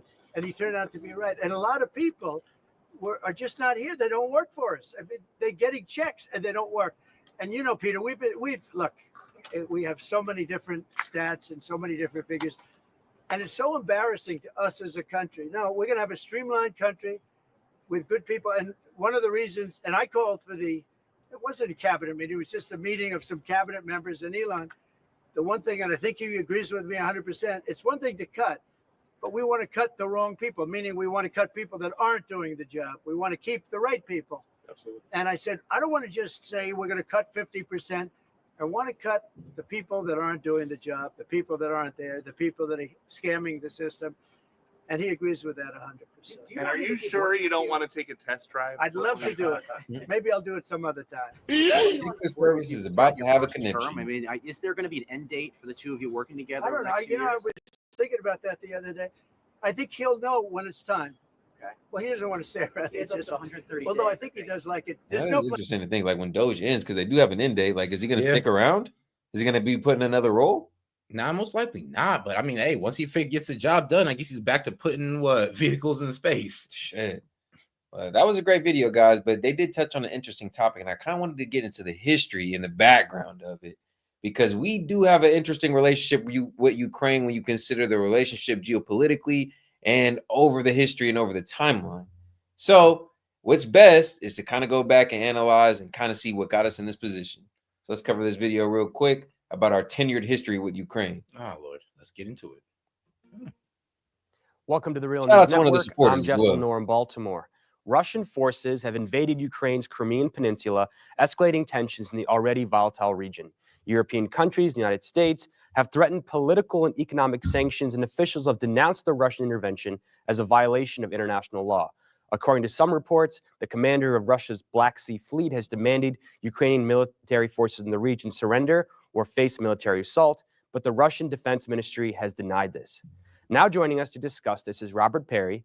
He's a renowned investigative journalist, founder and editor of consortiumnews.com. Thank you so much for joining us, Robert. Thanks for having me. So let's first start by addressing this move by the Russians. Is it a violation of international law? And they've justified it by saying there's a humanitarian crisis. Is there any indication to support this? Well, I think it seems like international law is almost depends on the eye of the beholder at this point. We have, in the case of Ukraine, a democratically elected leader, Yanukovych, who was overthrown by a coup d'etat that was spearheaded by neo-Nazi militias after he'd agreed to move up the elections so people could even vote him out of office if they wished. That led to his being forced to flee, and sort of rump parliament began to pass a bunch of laws while some of these neo-Nazi militias controlled the government buildings.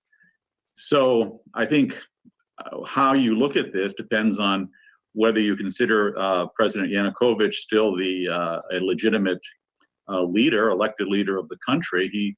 He has asked for Russian help. And the situation with Ukraine is a bit complicated in that Crimea was historically part of Russia.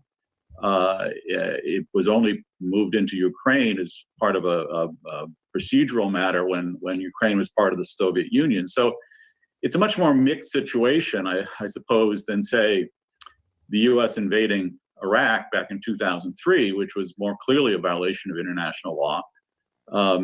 But I suppose legal scholars could give you different opinions about it. And you've written a lot about what the neocons and other officials in the Obama administration have their roles in this and how it's played out. But let's kind of talk about let's address the internal factors as well, because it did appear, especially in the western parts of Ukraine, that there was this popular sentiment that Yanukovych had to go. What's your response to that? Well, I mean, obviously Yanukovych is an imperfect leader and many flaws, but that's probably true of all the Ukrainian politicians, and frankly, it's probably true of all our politicians. But he was elected in 2010. He even agreed to move up the elections so the policy dispute that was at the center of this could be tested out. He was chosen by a majority of the Ukrainian people. Now, many of them come from the south and east, which are more Russian-oriented, and Kiev is based in the western part, which is more European-oriented. But still, the idea that a minority would be able to overthrow an elected leader doesn't strike me as particularly democratic. It would be as if some group in here decide to get rid of a president of the United States who has strong support across the country.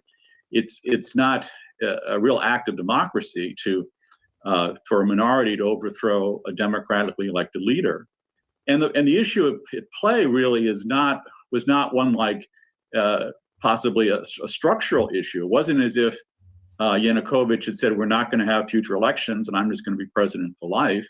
The issue was whether or not he should accept an EU economic package that was involved major concessions to the IMF, i.e. more austerity for Ukraine, or whether he would accept a more generous package of a $15 billion loan from Russia, which is already supporting Ukraine through discounted natural gas. So it was really a policy issue, not an issue of whether democracy would go forward. Yet it became this issue where a minority group in the streets decided to get rid of their president.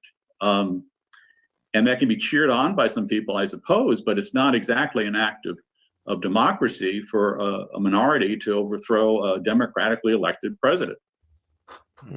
And so talk about what the West's role has been in this, especially the United States and Germany, which is— Guys, go ahead and like the video as we get into U.S.'s history and involvement in Ukrainian leadership, kind of going back in the timeline, giving some context so everybody kind of knows what we got going on nowadays, really. Double tap that screen for us, or you can also hit the 3 buttons in the upper right-hand corner, and let's keep it going. Is another player in this whole affair that hasn't gotten as much attention. Well, the United States has been trying to pry Ukraine away from a close relationship with Russia.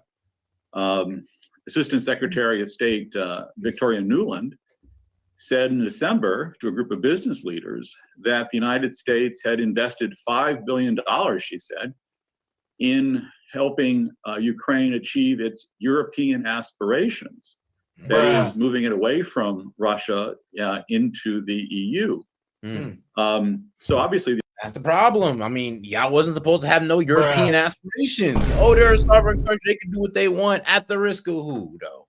It's like, the thing is, Putin specifically said, I do not want no military lines on my border. That's exactly what NATO was trying to do with Ukraine. So if y'all can't understand that part, then honestly, you can't just say that Putin just woke up one day and said, I'm going to take Ukraine. It makes no sense. NATO and the EU low-key impeded on Putin. And I mean, what did y'all expect? They agitated the man, and now we got here. And to be honest, you can blame the EU and NATO more than you can blame Ukraine, because all they had to do was to tell Ukraine no. Like, oh, I want to join y'all. No, because Putin's gonna fuck y'all up. And bro, just for context, this video is 11 years old. Oh wow! So this shit has been going on for a while. These have been a tense relation from Ukraine and Russia for 10 plus years. That's been going on in the background. Culminated in this moment that we know for the war of the last 3 years. And now we just set Putin up to get what he wants. The United States has played a role in trying to achieve this anti-democratic transition. As much as they may call it democratic, overthrowing an elected leader is on its face not democratic. There's also the issue of National Endowment for Democracy and other U.S.-funded political operations.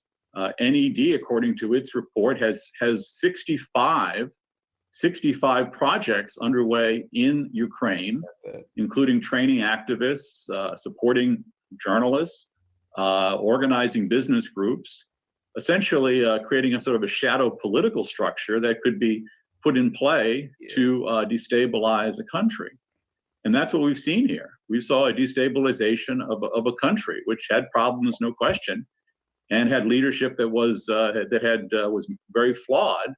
But still, instead of going through a constitutional electoral process, another approach was taken. And Yanukovych did agree after the protests turned violent. He agreed to a deal negotiated by the EU to advance the elections and to have the police stand down. And the counter after that, Bushes intervened and took power basically, and forced him to flee along with his administration. And sorry about that, our connection cut out for a moment. But I guess so. The counterpoint would be, despite the external pressure, despite the role the West has played in Ukraine, this could not have happened without this popular uprising. And some reports, at least, have indicated that at least there are definitely fascist groups part of this opposition movement, but it did include some broader parts of the middle and working class, at least in the Western region. And I also wanted to get your take on what's at stake here. Why is this such a vital part of economically and with the industrial base there? What exactly is at stake for the West and for Russia? Well, I think for Russia, this is has important strategic value. It's on their border. And along the Black Sea and the Crimea, the Russians have had traditional military bases. And Crimea was historically part of Russia. It was only put into the Ukraine for more of a bureaucratic reason when they all were part of the Soviet Union, so it didn't really matter much. So you have here Russian people of Russian ethnicity who speak Russian, who feel that they essentially are Russian, who are now being put under this minority coup-generated government. And this goes back historically to many ways where the United States has overthrown elected governments in the past. And in all those cases, you could say that the elected leaders had flaws and that there were some legitimacy or some opposition to them, whether it was Mossadegh in Iran in 53, or Arbenz in Guatemala in 54, or Allende in Chile in 73, or Morsi a year or so ago in Egypt. And there are many, many more. Aristide twice in Haiti. So you can always cite these flawed leaders and say that there are elements in those countries that legitimately want to get rid of their elected leadership, and the United States sides with them. That doesn't necessarily mean it's good for the people of those countries ultimately. In all the cases I mentioned, I think you could argue that it was worse for them. They ended up under severe dictatorships, often fascist dictatorships. In the case of Iran, you had decades of control by the Shah of Iran. In the case of Guatemala, you had 200,000 peasants being slaughtered. You had, in the case of Chile, you had widespread repression under Pinochet. So, you don't always. So while it may seem like it's all very nice that Victoria Nuland, our Assistant Secretary of State for European Affairs, goes out and passes out cookies to the demonstrators in the plaza, it doesn't always lead to what is best for the people of that country. And Robert Perry, finally, we're almost out of time, but what does a principled position on this conflict look like for you, in your opinion? Well, a principled position was, I think, what was ultimately negotiated before the coup occurred, which was to have the police back off, let the protesters have their say, allow for early elections, allow the people of Ukraine to really have a voice in what they want their government to do. I suppose what we're now faced with is essentially a civil war on the Russian border, which maybe some of the neocons in the United States thinks is a pretty clever idea, but it's obviously a very dangerous idea. So I think principle is almost one thing at this point. Practicality and how to avoid a worse conflict or a worse crisis is what people really should be focused on, rather than trying to make hay out of being tough and swaggering, which is what we're seeing in official Washington. We're seeing a lot of chests puffed out. We're seeing a lot of tough talk about standing up to the Russians. We're seeing kind of a Cold War mentality sort of clamp down on us. That's a very dangerous thing. And it's also dangerous because Putin and Obama have had a constructive relationship in avoiding confrontations or worsened confrontations in places like Iran, in places like Syria.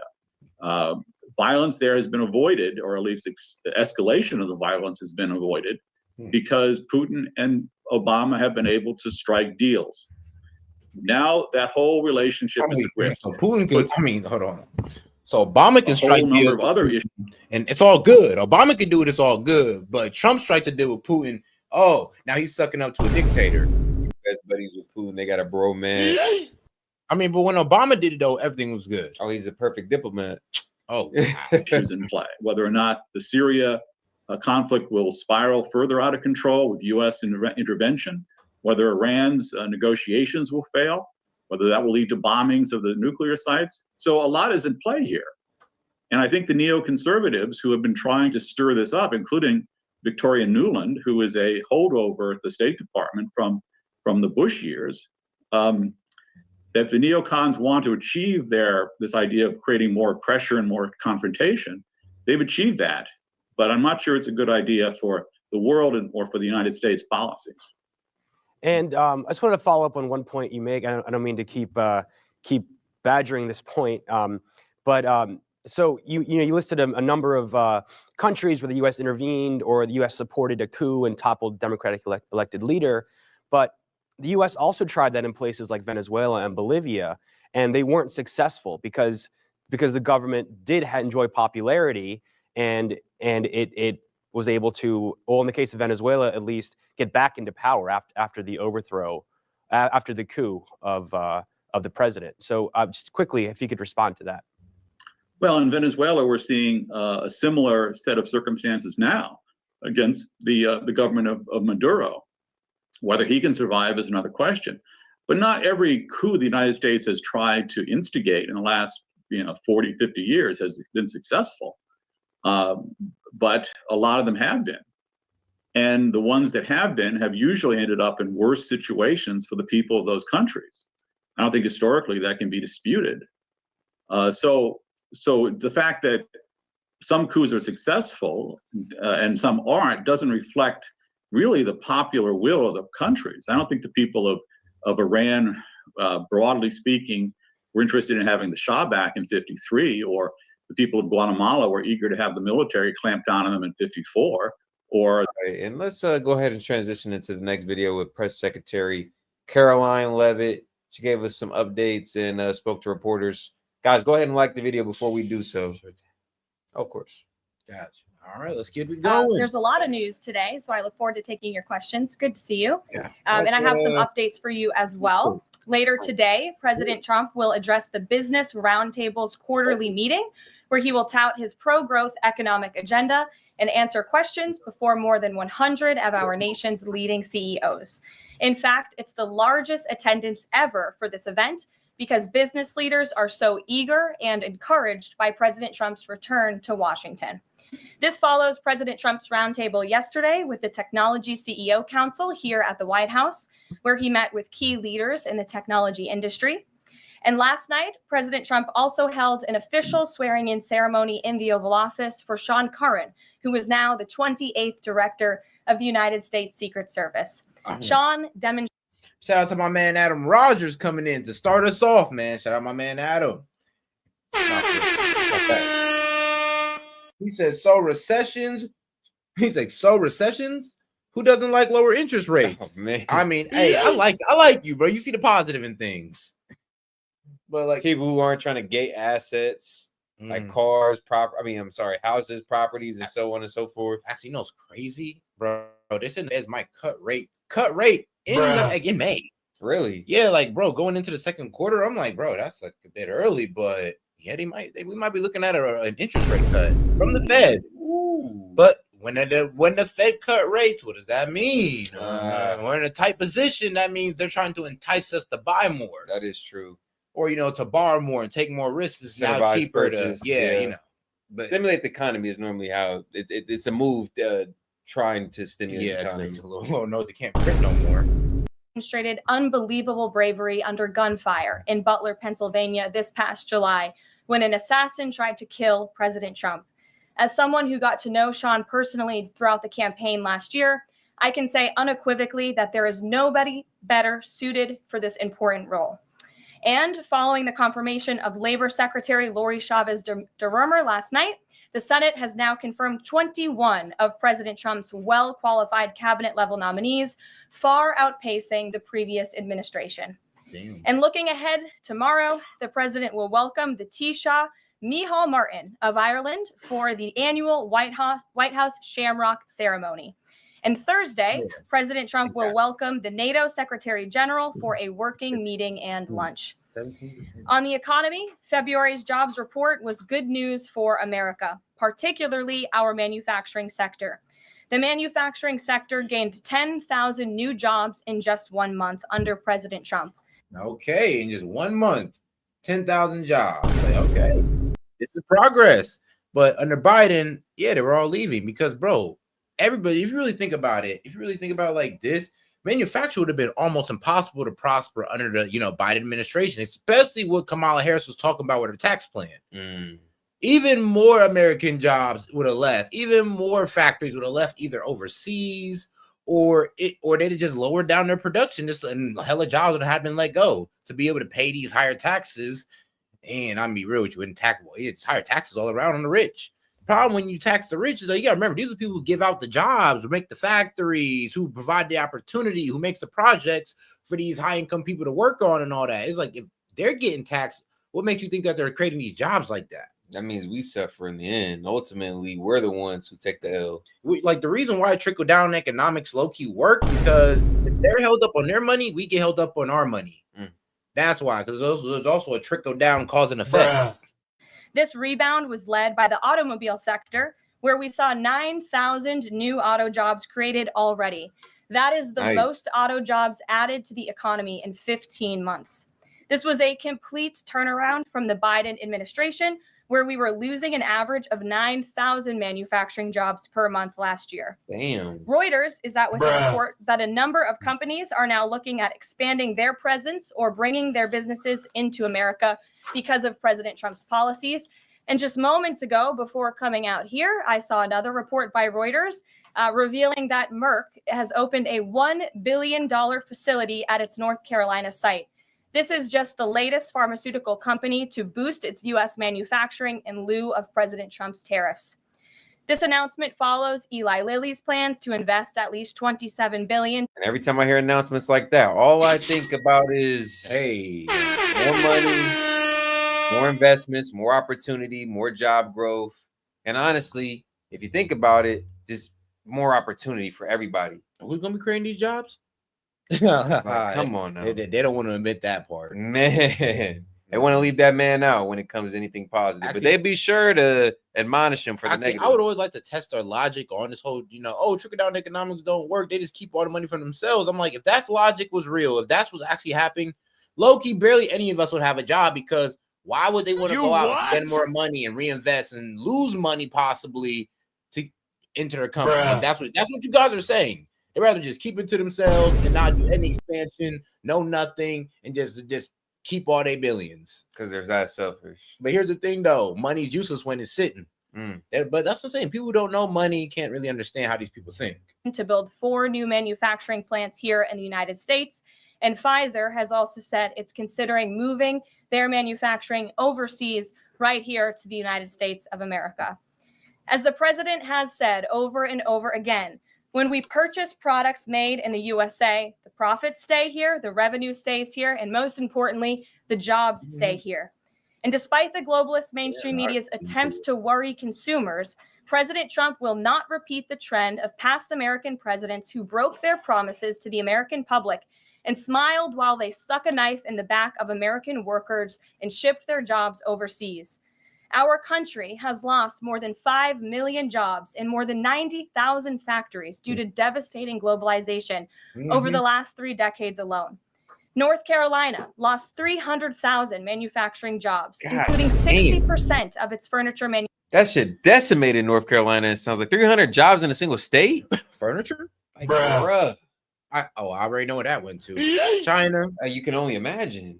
It's like, and that's what I'm saying, bro. A lot of these industries or a lot of these companies, they seen what was going on. They was like, hey, yo, it's almost impossible to do business in America without, like, it's almost impossible to avoid all these taxes. I'm better off taking my company or my factories to China, Mexico, Ireland, then keep these jobs here in America. And that's exactly what they're gonna do. So when look, when y'all say rich people look out for their own self-interest, I will give you guys that argument every trip. Because yes, if you do make it hard for them to do business, they for their self-interest, they will get the hell up out of here and take their jobs with them. For their self-interest. And y'all know this, but y'all play with it though. But to that point, you got to give Trump even more credit, because I feel like he's seen that job loss. He's analyzed it. Him and his team have been able to garner all that data, and now they've noticed, and that's why the American investment is coming back. Honestly, Trump plays into my point. He played on the businessman's self-interest. Yeah. And what's the self-interest? A profit. And he's like, yeah, I'm gonna fuck with your profit if you don't do things in America. And they're like, okay, well, all right, yeah, that's how you rattle me right there. 300,000 jobs lost just for Trump to bring the investment and opportunity back. This shows his leadership. Manufacturing jobs in the years following NAFTA. And in Michigan, globalist policies destroyed 250,000 jobs, including 40% of the auto industry, which again, we know is clawing back because of President Trump's action already. These are harrowing statistics that represent countless towns and families who have been completely destroyed. But the America Last globalist era is ending under President Trump. He will no longer allow our country and our workers, our hardworking American families, to be ripped off. On another very important issue for the president, he continues to work hard to secure the border. If you missed it yesterday, CBP launched an enhanced home mobile app with a new feature, the Intent to Depart, which offers unlawfully present aliens or those aliens whose parole has been revoked an orderly and defined process to notify the U.S. government of their intent. So we reprogrammed the app that they were using to bring them in, and now we're using them like, hey, yeah, the same app you used to get in here, please use it to get your ass up out of here. Yeah, please, self-deport. So when we got you on the list, we'll have somebody pick you up, and we'll go ahead and send you back over the border. Easy peasy. Ain't nobody got to get hurt. We ain't got to kick in nobody's doors, split families up. Just go ahead, hit that app, and self-deport yourself. Please and thank you. To depart the country. Dude, they should have had me run an ad for them. The CBP Home app strengthens our mission to secure the border and provides illegal aliens with a straightforward way to leave now before facing much harsher consequences later. A new report from Bloomberg just found that the number of aliens trying to reach our country by traveling through the jungle to Central America dropped a whopping 99% last month. And this follows the incredible news that illegal border crossings plummeted last month as well, down 94% at our southern border from last February under the Biden administration. As President Trump made clear during his historic address to Congress, we must finish this job and continue to carry out the largest deportation campaign in American history. And that is why the president fully endorses the continuing resolution that is before Congress and was negotiated by Speaker Johnson. He is encouraging all Republicans to vote yes on this clean CR, which freezes funding at current levels and will prevent the Democrats from getting their long-awaited government shutdown. Voting against this CR will hurt the American people and kill the incredible momentum that President Trump has built over the past 51 days. And lastly, before I take questions, I would like to commend the Washington Post, who I believe is in the room today. Here's the thing now. All right, Dems, I challenge y'all to do this. Bring us that bill and tell us before this goes down. Y'all got 3 days. Okay? I believe they're going to vote on this on the 15th. I think they're supposed to vote on it today. But y'all need to go ahead and defend yourselves before y'all try to vote no on this. And if you can't defend yourselves, you might as well vote yes before we have to make y'all defend yourselves. Because I promise you, it's going to be a major question if our taxes gets hiked up, the government shuts down, and we're looking at y'all like, hey, yo, so what was the reason? Please explain yourselves. What was in that bill that was so goddamn bad that you had to make this government shut down? Because the Republicans are on board. It has been explained how much we need this. Y'all better have a good reason to vote no if that is what y'all going to do. According to a new report from Axios, the Washington Post is overhauling their newsroom structure. It appears that the mainstream media, including the Post, is finally learning that having disdain for more than half of the country who supports this president does not help you sell newspapers. It's not a very good business model. And that's why we have people in our new media seat. And today we have Sargar Anetti, who is the host of Breaking. And guys, make sure to super chat any question, comments, jokes, disagreements. A great way to keep the show going and a great way to keep it interactive and keep a conversation going. Appreciate the support, guys. But if not, go ahead and double tap that screen for me. Let's like the video and get more people in on the conversation. Points, a popular political YouTube news and podcast show that has racked up nearly 1 billion views on YouTube, several hundred million podcast downloads since its launch in June 2021. He's also a former member of the White House Correspondents Association, but is now a part of the thriving independent media. We're very happy to have you with us here today. Why don't you kick off our briefing? Thank you. Really appreciate you having me, Caroline. A couple of questions for you, if I may. First on the stock market. So currently it's the 25th anniversary today of the dot-com bubble crash. There's a lot of concern for a lot of Americans right now about the state. It's the 25th anniversary of an internet crash. That's, so funny. And it's the fact that so much people are making money off the internet is actually hilarious that it's the anniversary of that crash. Of the economy. President Trump has refused to rule out a recession. Secretary Lutnick, however, has told us there will not be one. So can the White House just tell and assure Americans today that there's not going to be a recession? Well, there's a lot to unpack there. So let me start by saying that, first of all, when it comes to the stock market. Let's be real here. If there was going to be a recession, we didn't even see the last recession coming, to be honest with you. Did Bush tell us when it was going to be a recession, or did we just wake up one day and figure out that the housing market just crashed overnight? The last time a recession happened, and it was in 08, I remember pretty damn well. It was I woke up one day and they're going the stock market is through. Too much housing scamming was going on. They're out here giving loans to people who obviously couldn't afford it. And now the big ass housing bubble crash popped and we're all screwed. It's trust me, I remember that. And it kind of damn near happened overnight. So, it's so funny. If they're trying to give us a warning signal, please tell me what bubble's going to pop to cause it. Because usually it's a bubble that pops. And shout out my man, Adam Rogers, man. Appreciate the support, by the way, big dog. He says, hey, I'm illegal. The app is full of bugs and it's hard to talk to customer service rep. Government service sucks. 1 star.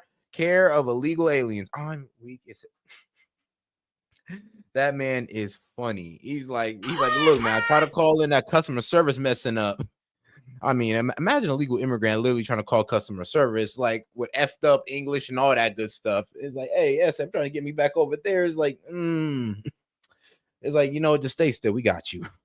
But no, shout out to the app, though. I'm actually happy that we engineered an app, re-engineered it to pretty much lock these people up. Not lock them up. Whoop, my bad. Send them back. Self-deporting. And let's be real. There was already self-deporting already. Now they got an app to document it. I know. It's oh, wow.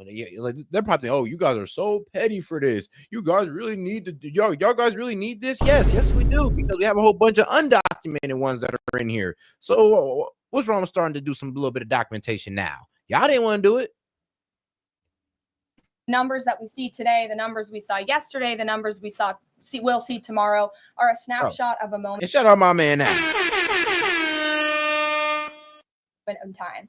And as President Trump has said, and I'm here to echo the remarks of this president of this White House, we are in a period of economic transition. We are in a period of transition from the mess that was created under Joe Biden in the previous administration.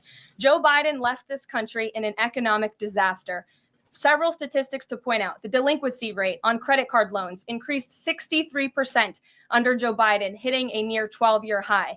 Under Joe Biden, all net job growth went to foreign-born Americans. Real wages declined by 1.5% under Joe Biden. And as we all so-called foreign-born Americans, I'll tell you, like I said, me and Key always talk about how there are these temp agencies set up in certain states and all that good stuff that literally pushes immigrants into these jobs that are supposed to be for U.S. citizens. That's supposed to be fueling the middle class of the U.S. citizens, but it's not. And the reason why is because they're pushing all these immigrants into these jobs and just saying, screw us. And it's not because they're lazy, which is damn near offensive, but hey, it is what it is. We all know, and this administration continues to combat, prices soared more than 20% under Joe Biden because of his reckless spending and economic policies. So we are in a period of transition from that economic nightmare under a president who had no idea what he was doing, never held a private sector job in his life, into a golden age of American manufacturing under a businessman and a deal maker in chief in President Donald J. Trump, who is implementing the formula that we know works. Look at President Trump's results in his first term. If people are looking for certainty, they should look at the record of this president. That's why the American people reelected him back to this office. And look at everything that President Trump has already done and his team has already done in just 51 days. The massive efforts to deregulate, tax cuts, which we need Congress to pass the Trump economic agenda, the Trump tax cuts, which will unleash economic growth. And the president also addressed this directly. Like I said, if not, explain y'all position beforehand. Explain it. Because y'all gonna need to make some key arguments. Oh, well, he want to cut taxes for these people here, and it's bad, and this is why we shouldn't allow it, and wah. And I'm like, please make a good argument. Because if not, you're screwing over people just because you have a hatred for this man.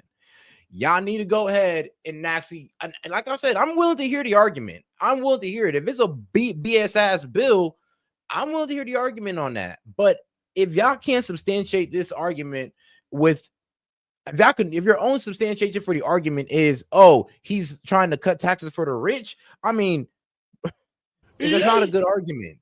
Because taxes need to be cut for the rich, because these are the same people we're trying to bring back into America to create jobs. That's why we're lowering the corporate tax. So cutting tax for the rich was already implied. So do you have anything else?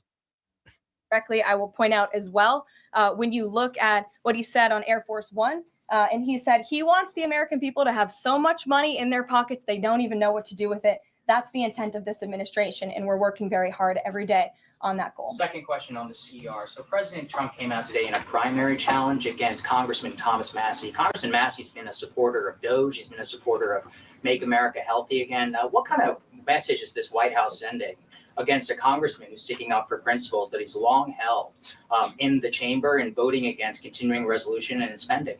I think the president has made it very clear that he believes it's critical for conservatives and Republicans, and frankly, all members of Congress, to get behind this continuing resolution to keep the government funded. The president wants to continue the momentum that he has built over the last 51 days. In order to keep the government funded, we got to keep moving with these deportations. And he believes that everybody needs to get on board with this bill. He's been active in this process. He's been making calls to get this over the finish line. And we're urging every Republican and Democrats too to do what's right for the American public to prevent a government shutdown. Just the last question here on Mahmoud Khalil. Does the For once, guys, drop the Trump derangement system. Drop the Trump derangement syndrome, and just think about the American people for once. And then we don't need y'all. Then y'all can go right back to y'all usual bullshit. Well, just one time to drop the BS. Just one time. The administration believe that it needs to charge a green card holder with a crime to be eligible for deportation. Well, in fact, Secretary Rubio reserves the right to revoke the visa of Mahmoud Khalil. And I'm glad you brought this up.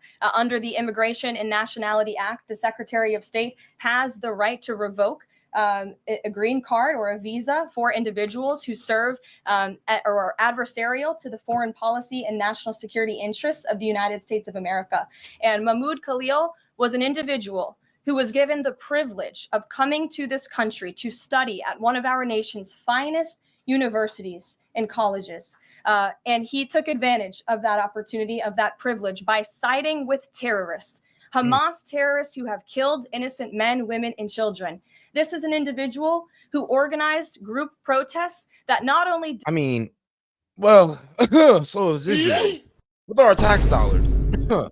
I'm just saying. Disrupted college campus classes and harassed Jewish American students and made them feel unsafe on their own college campus, but also distributed pro-Hamas propaganda, flyers with the logo of Hamas, That is what the behavior and activity that this individual engaged in. And I have those flyers on my desk. They were provided to me by the Department of Homeland Security. I thought about bringing them into this briefing room to share with all of you, but I didn't think it was worth the dignity of this room to bring that pro-Hamas propaganda. But that's what this individual distributed on the campus of Columbia University. And this administration is not going to tolerate individuals having the privilege of studying in our country and then siding with pro-terrorist organizations that have killed Americans. We have a zero tolerance policy for siding with terrorists, period. Peter Ducey. Thank you, Caroline. So you said that the Dow dropping and dropping and dropping is a period of transition. You're sure nobody here at the White House shorted the Dow?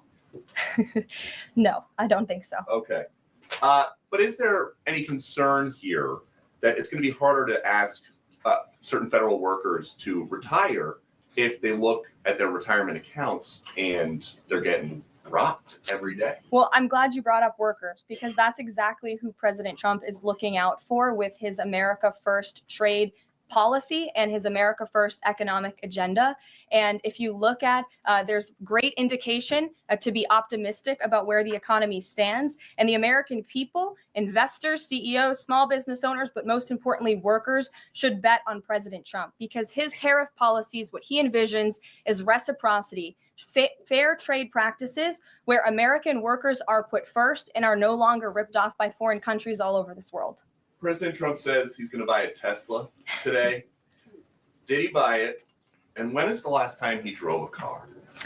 That's a very good question. I have heard the president remark that he misses being able to drive, that luxury of driving his own vehicle, although the beast is nice, but he is going to be viewing a Tesla that is making its way to the White House complex now. I can confirm. Perhaps the press pool today will have an opportunity. Hold on, man. Hold on. First off, security risk. That is a very bad security risk. Man trying to get RFK'd in his own damn car. But also, though, that would be kind of cool to have the president drive around in his own whip and it'd be a Tesla. I mean, hey. Bruh. If that don't raise it, I mean, look, bro, if that don't help Elon out with Tesla, nothing will. To witness this very exciting moment later this afternoon. But Tesla is on its way here now, and we'll see if the president likes it when he checks it out. So they're bringing him a Tesla to look at, and if he likes it, he's just going to buy it. You know, he's definitely going to buy one, but he'll take a look at it when it gets here later this afternoon. Full retail? Yes, full market price. Kelly. Can we talk about Canada? What is the status of President Trump having a conversation with Mark Carney? We have seen the president use the term. And guys, make sure to like the video, man. Do me a favor and let's get more people in on the conversation by double tapping that screen. Appreciate the support, guys. Governor to refer to Justin Trudeau. Will that moniker also go to Mr. Carney going forward? And is the decision to increase the tariffs, is that based on a specific economic metric that he looked at? Is it impulse? How would you describe his reaction to Canada? The president has not yet spoken to Mr. Carney, not since I checked, which was just moments ago. But certainly his phone is always open to leaders who wish to speak with him. As for the tariffs, the president made his position on this quite clear with the statement that he put out. And it was a retaliatory statement due to the escalation of rhetoric that we've seen out of Ontario, Canada. The president saw the premier, Doug Ford, make an egregious and insulting comment threatening to shut down electricity for the American people, for hardworking American families. He made that threat. The president saw that and has an obligation and a responsibility to respond accordingly. And represent the interests of the American people. So he has made the decision to add a 25% tariff. So now steel and aluminum tariffs will come into effect tomorrow at the rate of 50%. And our steel and aluminum industries have actually applauded these tariffs because, again, they know it's going to grow their industry here. It's going to allow them to export more steel that is made right here in the United States. Because now all the other companies going to stop going for the foreign-made steel because it's cheaper and actually just start going for the American-made steel because, oh, damn, now they're at the same price, but our steel is just better. Yeah, I know, right? I know people are going to stop sacrificing, quality for price. Hey, this happened with States with American workers. Egregious and insulting are your words here, but that's what many Canadian leaders have said about the actions President Trump has taken toward Canada. And what do you think the timeline is for speaking to Mr. Carney? Because normally a sitting president speaks to a close ally very quickly when there's new leadership. Well, the president is, again, responding to the fact that Canada has been ripping off the United States of America and hardworking Americans for decades. If you look at the rates of tariffs across the board that Canadians have been imposing on the American people and our workers here, it is egregious. In fact, I have a handy dandy chart here that shows not just Canada. Nah, she brought the chart with her. Okay, let's go. Shout out press secretaries. But the rate of tariffs across the board, if you look at Canada, since you brought it up, American cheese and butter, nearly 300% tariff. American cheese and butter, bro. What? They don't even grab our cheese and butter if that's the case. So our agricultural products don't even really sell in Canada. 300%. Dog, you imagine how much? Bro, you imagine how much American eggs cost in Canada? Like shit, bro. If it's like $8 here, that shit like damn near $20 to $4 up there.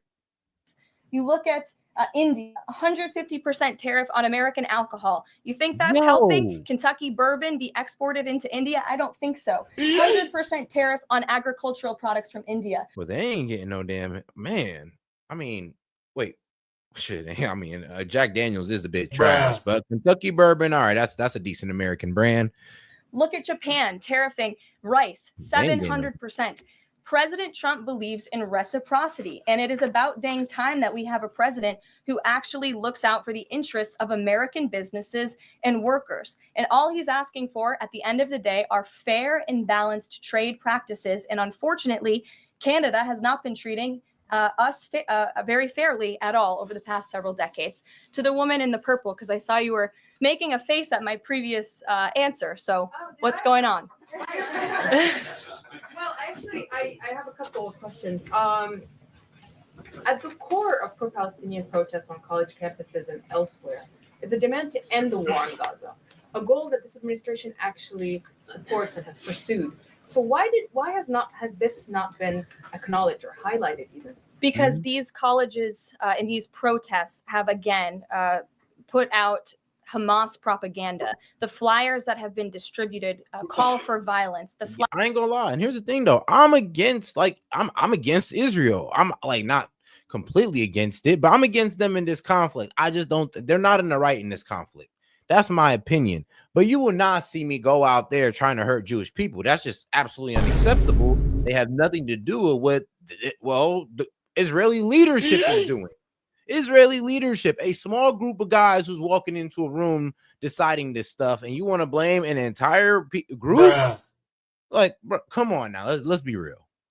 Flyers that have been distributed have the logo. Like, come on now. Let's not play that blame a Jew game. Let's not play how to blame a Jew game. Come on. Of an organization that has held Americans hostage, that murdered innocent babies, that murdered men, women, and children. They are a designated foreign terrorist organization, and we are not going to tolerate non-citizens, foreigners who come here on a visa engaging in such behavior, siding with terrorists.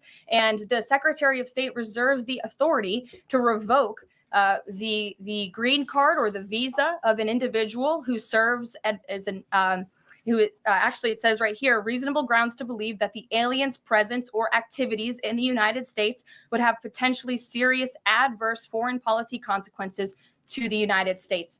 Well, yeah, if he's inciting protests, and this is basically now inciting violence, I mean, he's pretty much telling these protesters to cause violence against what? Jewish kids? Yeah, that's unacceptable. I mean, like I said, and I'm for the Palestinians in this conflict, but that is unacceptable what they're doing out there in those campuses. Like, there's a way you could protest without hurting a group of people. I mean, it makes your point stand even better if you don't resort to violence. It makes it seem like you have a more it seems like you actually are coming from morals instead of from hatred, because it seems like you come from hatred if you got to go out there and attack random Jewish people or random Jewish kids. But it does seem like you're standing on morals if you're just willing, if you're not going to hurt nobody, but you're just disagreeing with Israeli leadership. That just sounds a little bit better. And I think siding with Hamas makes that quite clear. Secretary Rubio exercised that authority, and we fully believe that we are going to move forward with more arrests, as President Trump previewed in his statement yesterday. Ed, Yeah, thanks. go ahead. So are there conversations between the administration and the Canadians going on over this tariff? Because the Ontario Premier says the next step is to cut off electricity to the U.S. And the president put out a statement after seeing those comments and said that it would be there would be grave consequences imposed on Canada if they think about shutting off electricity for the United States of America and our citizens. And the president is also determined to ensure that we are depending on American electricity, not the electricity production of foreign nations, including our allies in Canada. As for conversations, there is continued correspondence between the president's team, particularly Secretary Lutnick, and the Canadians as well. And in the market reaction, how do you sell to the American people then after looking at what's happening in the markets this week and say that the tariff policy long term is something good? Well, just think about what the tariff policy long-term will do for our country. I think many of us probably grew up in small towns. I know at least I did. And the main street in my small town looks a heck of a lot worse than it probably did decades ago before I was alive. At least my parents and grandparents tell me so.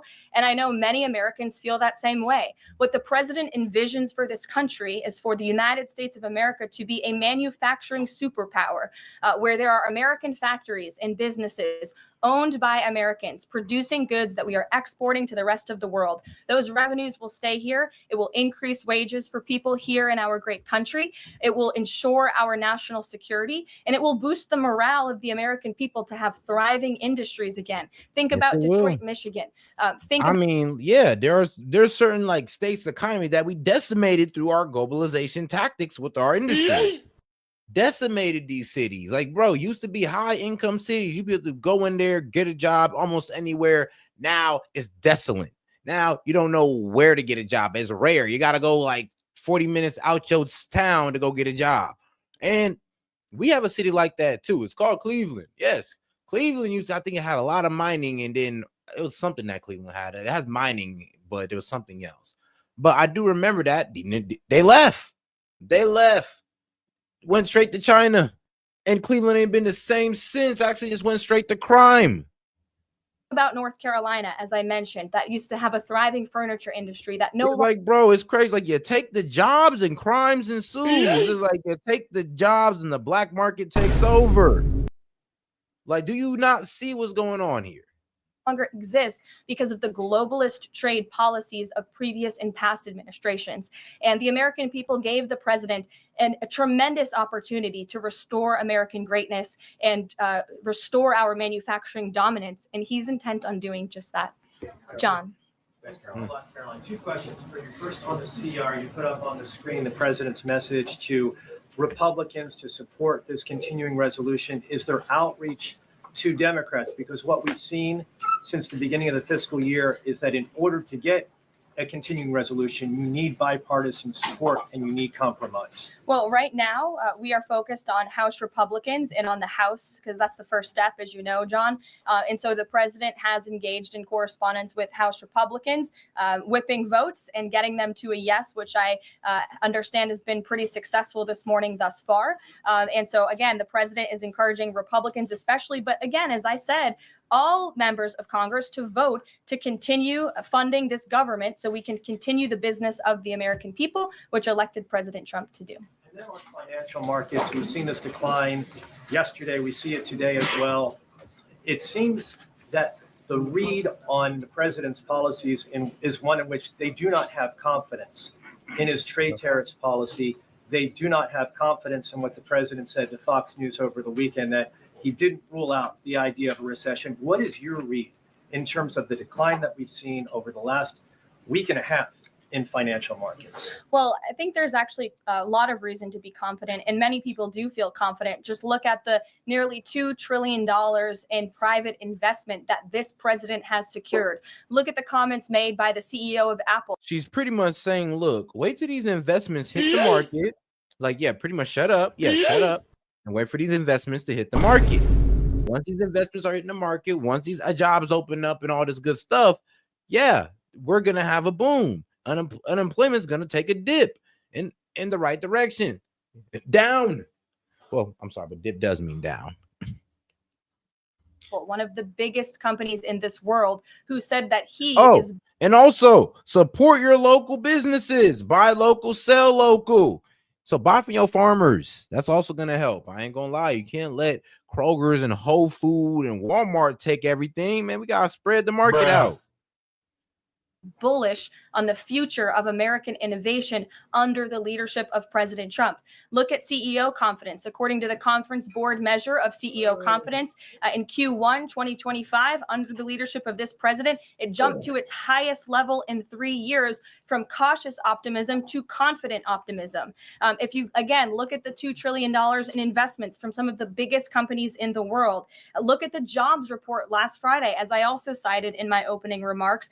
Fox Business reported that Trump sees a manufacturing boom in first full jobs report of his second term. Look at the auto jobs that have already poured back into America. We added 9,000 new auto jobs. Those are sticky jobs. Those are good paying jobs. That's 9,000 American families who will now be able to live the American dream because of the policies of this administration. You also look at small business optimism. The NFIB put out a report this morning. Small business optimism continues to be far higher than it ever was under the previous administration. There's a lot of reason to be optimistic. And again, the American people, CEOs and people on Wall Street and on Main Street should bet on this president. He is a deal maker. He is a businessman, and he's doing what's right for our country. He wants to restore wealth to the United States of America.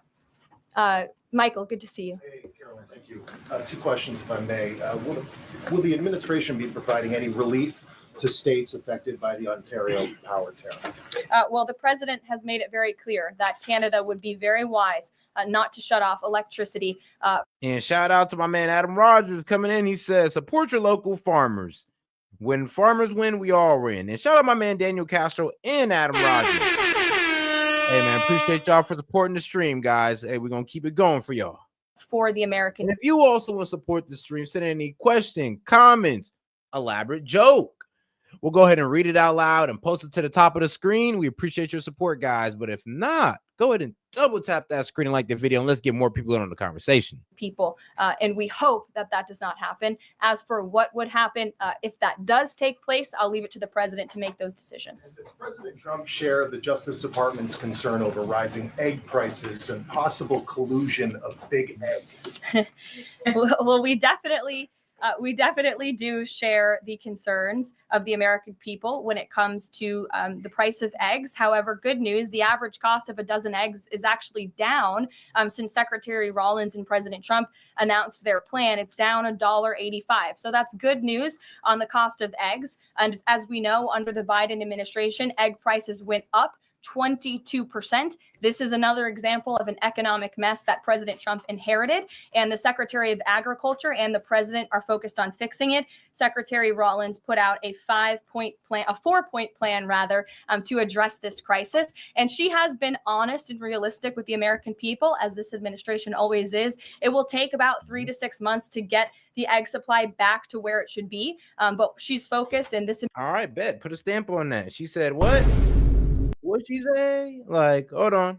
Honest and realistic with the American people, as this administration always is. It will take about 3 to 6 months to get the egg supply back to where it should. All right, 3 to 6 months. So check back in June or August. And if it's not fixed by then I ain't gonna lie. I'm gonna have my critiques. I'm gonna be like, hey, yo, what the hell? Y'all told us 3 to 6 months, and I've been a patient man, and these eggs are still high. Like, all right, well, let's go. Should be, but she's focused, and this administration is focused on doing that every day. Karen. Thanks, Caroline. Just back on the markets, you said that what we're like for real. If you could put a date on, if you could give me a deadline, I'll be patient. And it's when you can't give me a deadline, that's when I get upset. It's like, bro, what the fuck? Like you drag your pussy for you, dragging your damn feet. But if you give me a deadline, you're letting me know, like, all right, or at least you let me know it's gonna be a long process, but you're gonna get it done. Cool. 36 months. We're seeing this week right now on Wall Street is a snapshot of a moment in time. But does the president think he bears any responsibility for the turmoil in the stock market this week? Look, the president is unwavering in his commitment to restore American manufacturing and global dominance. And I think he doubled down on that this morning with his new statement and the tariffs that will be implemented tomorrow on steel and aluminum. And he has said recently he's not looking at the market. He said you can't really watch the stock market, but all of the gains since election day have been erased in the S&P 500. At what point, how far do stocks have to fall before the president considers it a factor and changes course? Again, as I just said, the president will. Why, bro?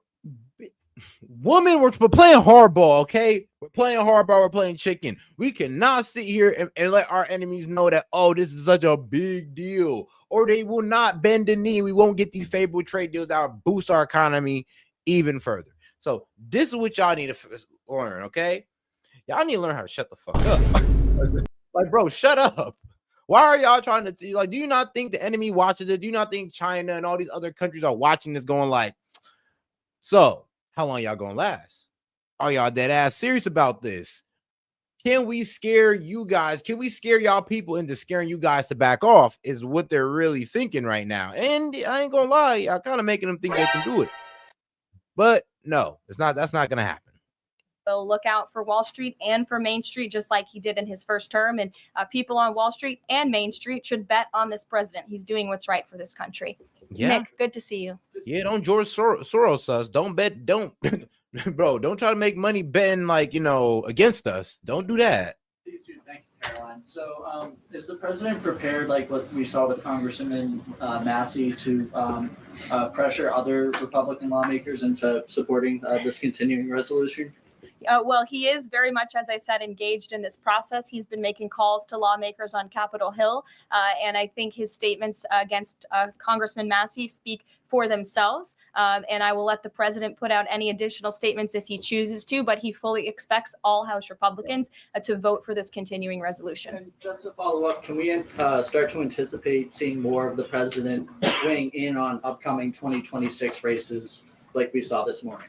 I'm not sure about that. I'm not even sure if I'm allowed to speak about that from this podium. I would check in with our outside political team for guidance on future races and the president's involvement. Elena. Thank you. I wanted to ask about some comments Elon Musk made yesterday. He said that there is 500 to 700 billion dollars in waste and fraud and entitlement spending.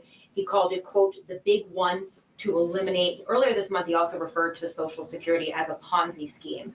Should Americans expect changes, big changes to Social Security and Medicare? President Trump has been unequivocally clear on this. He is going to protect Social Security and Medicare benefits, Medicaid, for hardworking Americans who paid into these entitlement programs and deserve those hard-earned benefits. And unfortunately, the mainstream media has taken Mr. Musk out of context. I saw a Bloomberg headline that our team actually worked on getting updated and fixed because it was so wrong, and it took Mr.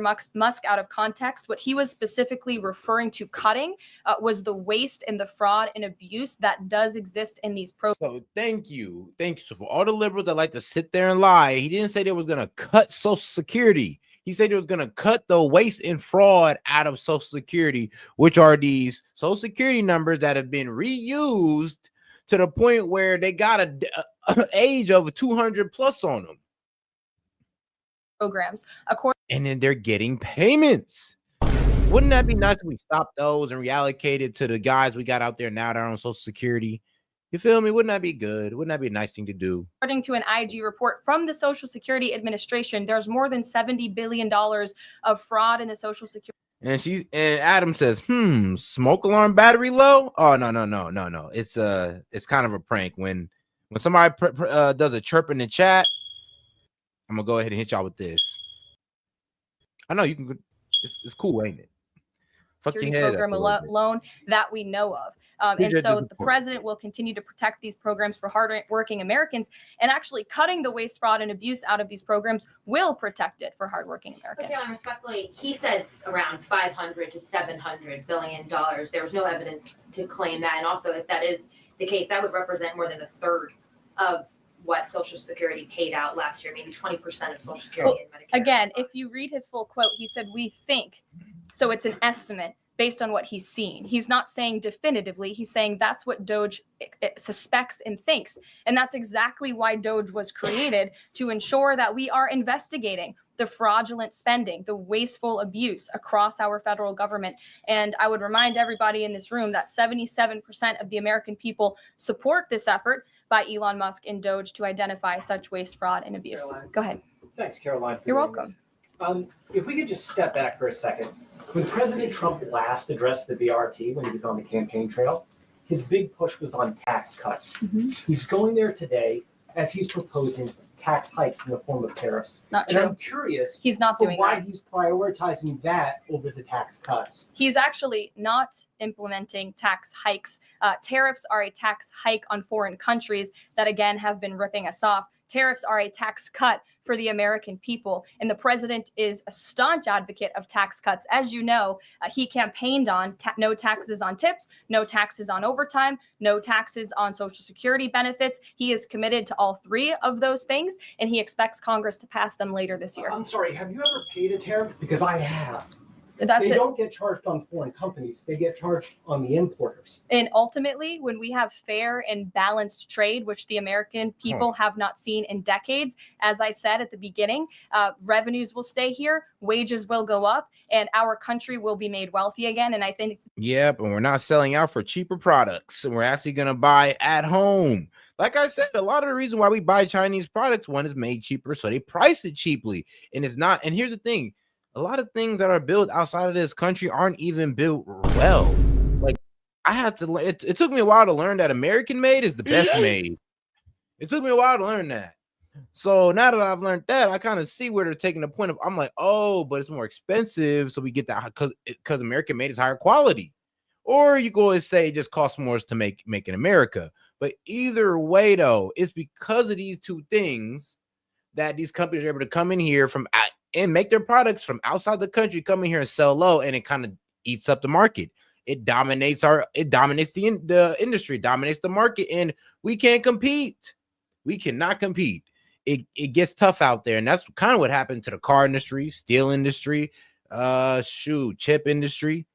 Well, I ain't gonna lie. I think we kind of just gave the chips away. I think it's insulting that you are trying to test my knowledge of economics and the decisions that this president has made. I'm now regret giving a question to the Associated Press. Mary, go ahead. Hey, Caroline, I have two, if that's okay. The first one was on Russia, Ukraine. I know Special Envoy Witkoff said yesterday that Zelensky apologized in his letter to Trump.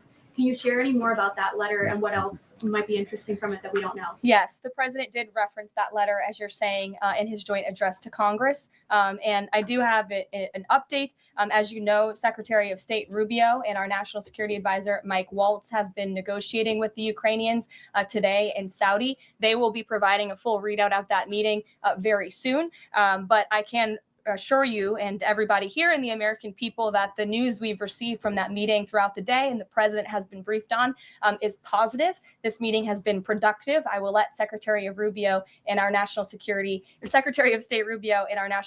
Advisor speak to the specifics of what has taken place today when they are ready to do so when the meeting concludes. Lindsay, go ahead.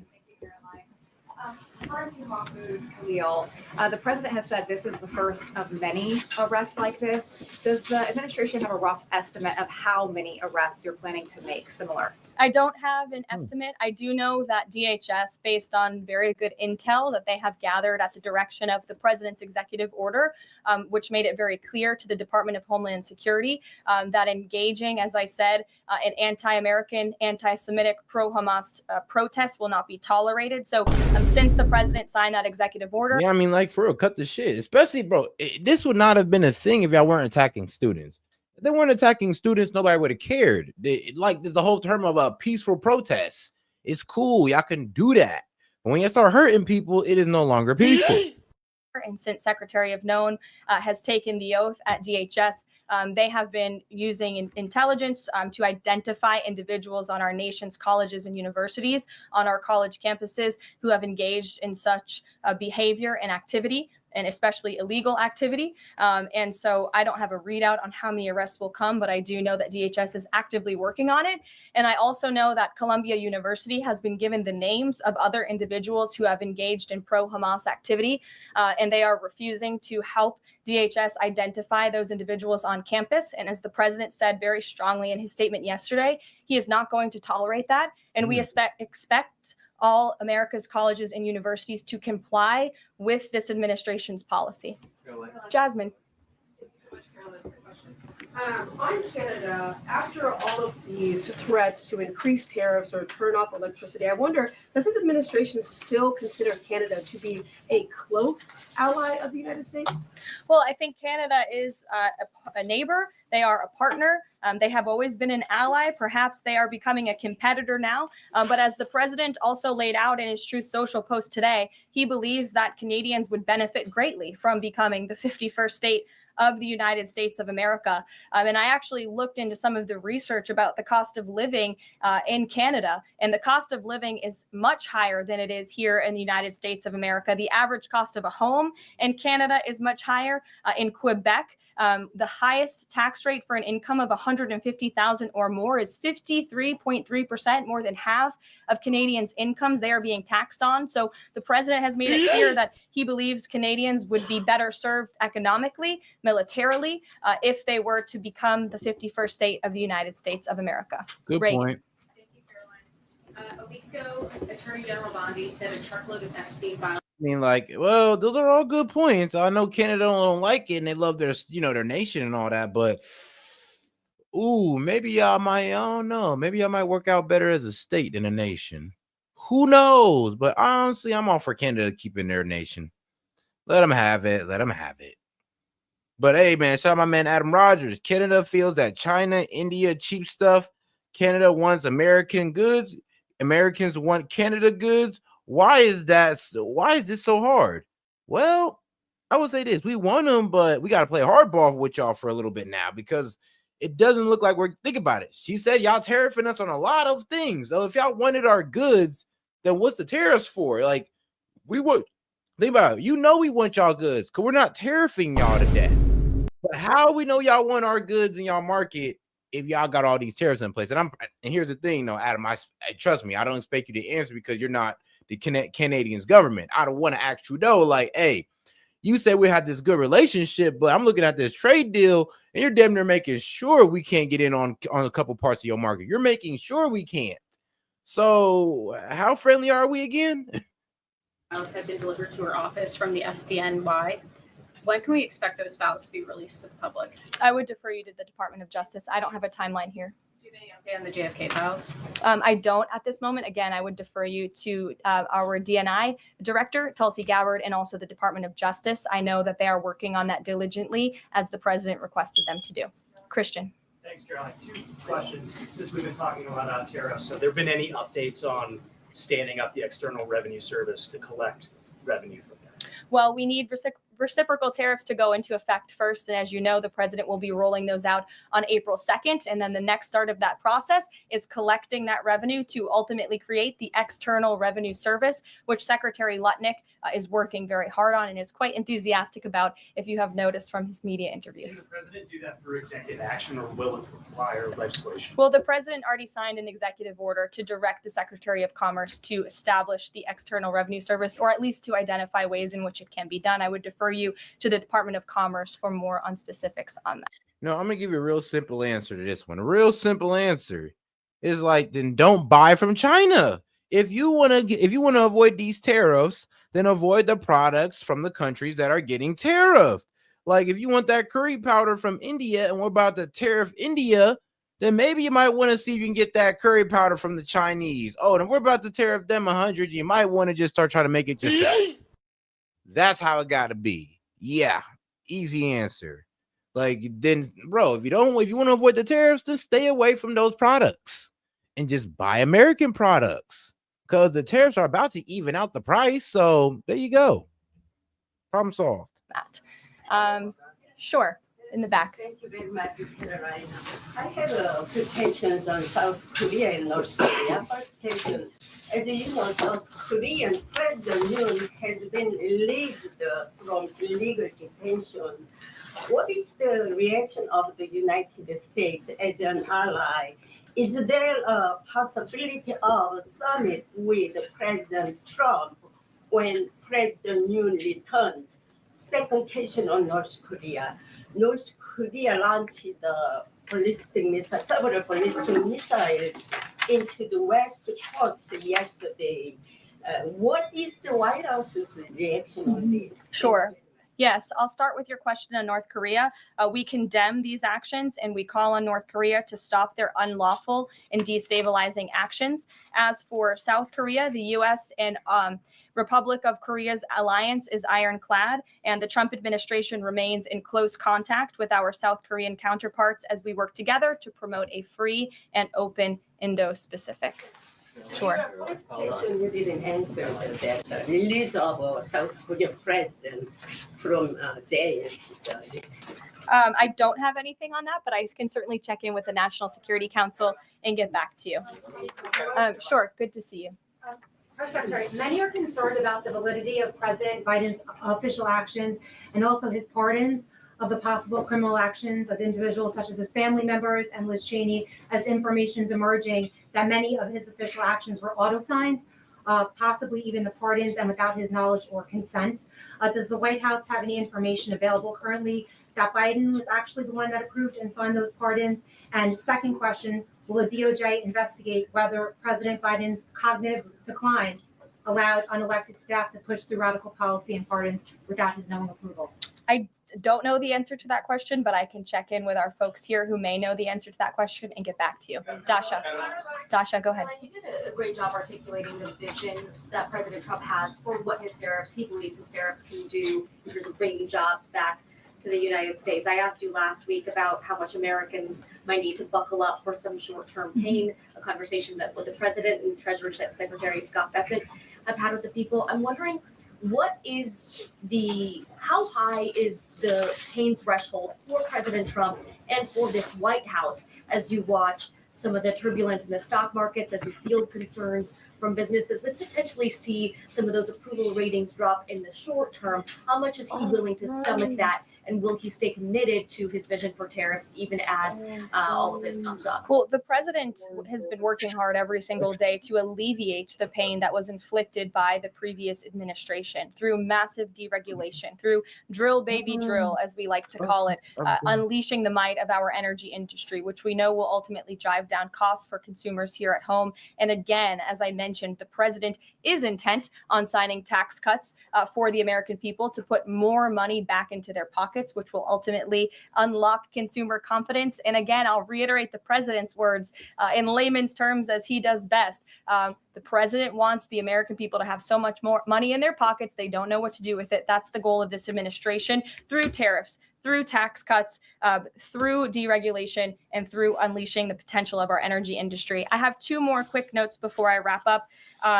April 28th, I can confirm that the Philadelphia Eagles will be here at the White House to celebrate their Super Bowl victory. I know there was a lot of fake news about an invitation that wasn't sent or was sent. We want to correct the record. We sent an invitation. They enthusiastically accepted, and you will see them here on April 28th. All right, shout out. Okay, so the Eagles ain't playing hardball about that.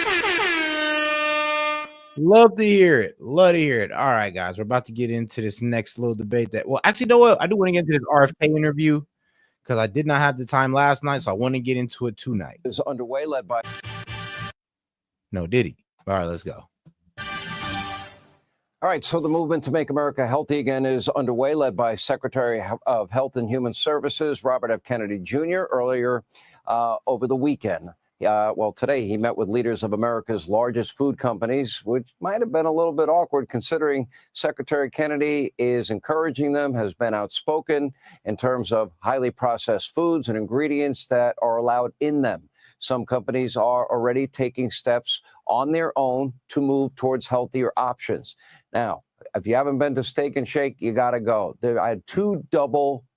So, yeah, I got to go to Steak and Shake because they're pretty much saying Steak and Shake done changed their fries. Huh.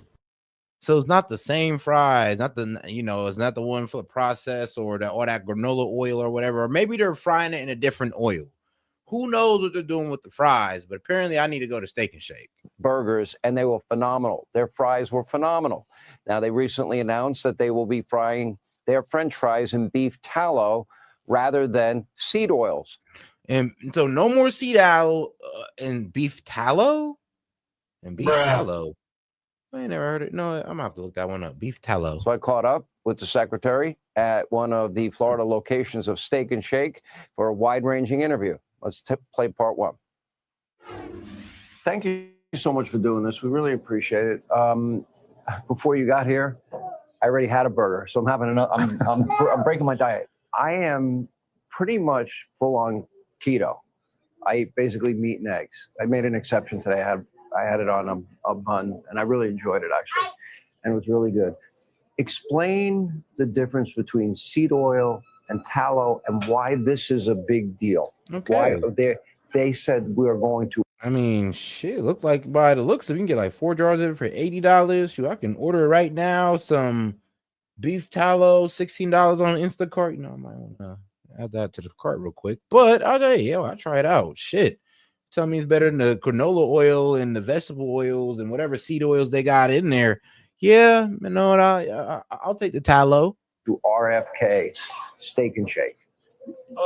Processed foods and seed oil is one of the components of processed foods, and that is, all the science indicates that ultra processed foods are the principal culprit in this extraordinary explosion, the epidemic we have of chronic disease. When my uncle was president, 3% of Americans had chronic disease. Today, 60% do.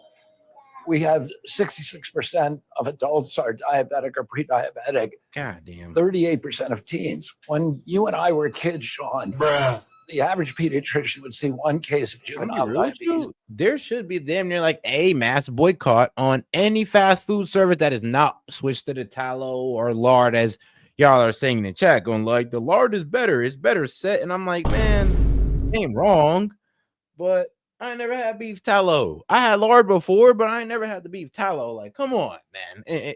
Humor me on this one. It's like, but we should be protesting these are boycotting any fast food service that's frying these foods in seed oils.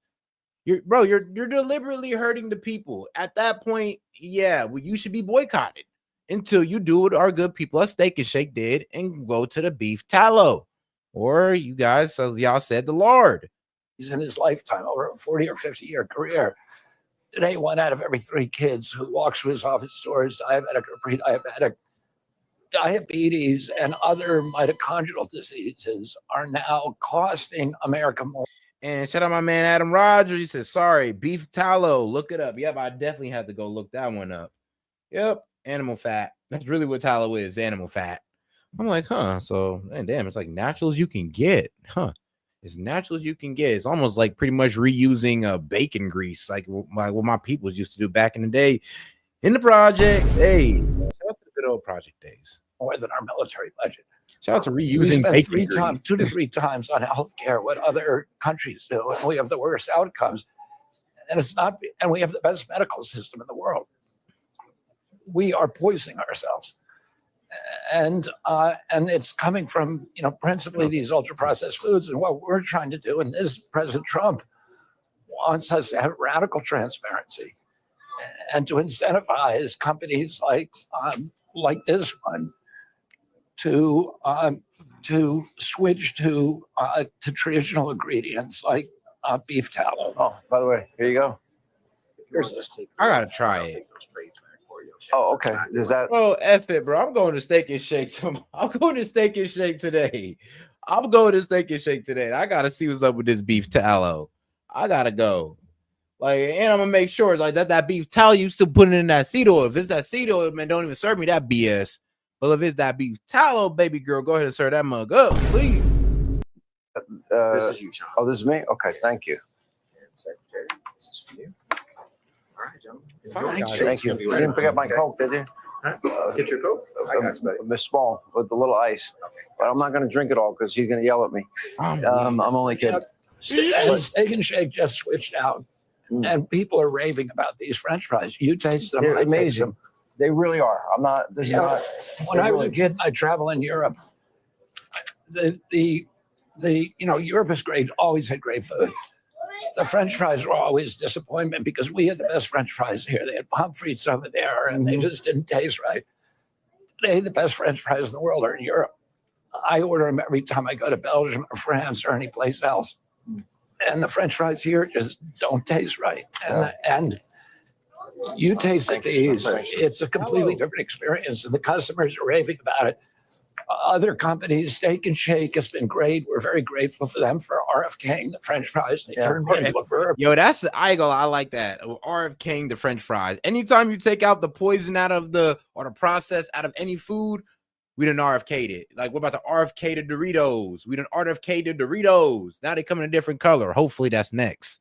We done RFK'd the cereal, so they stop causing cellular damage. Hopefully that's next. I mean, please let that be next.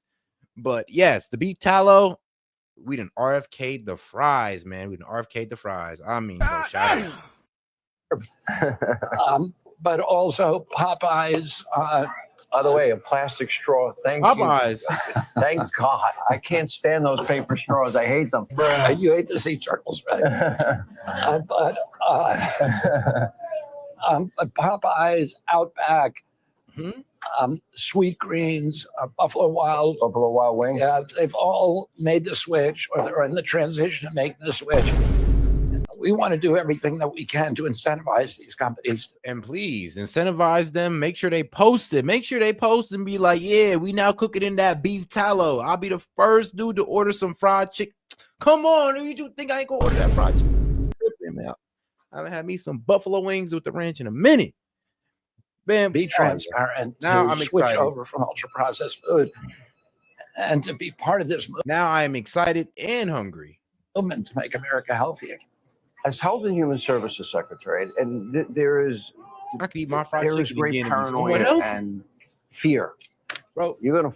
I can eat my fried chicken again and be somewhat healthy, bro. This is a beautiful day in America, where a black man can eat fried chicken and be healthy, bro. It's a beautiful day in America. Force people.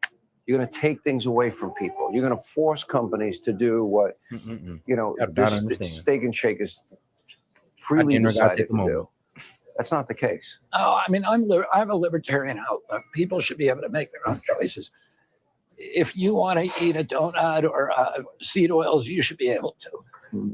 You should be able to exercise informed choice. You should know what that product is, what's in your food, and what the health impacts are. And that's all we're going to do. Yeah. We're going to incentivize people we're going to incentivize companies to be transparent. And we're going to inform Americans about what's making them sick. Nobody wants to be sick. I don't want to be sick.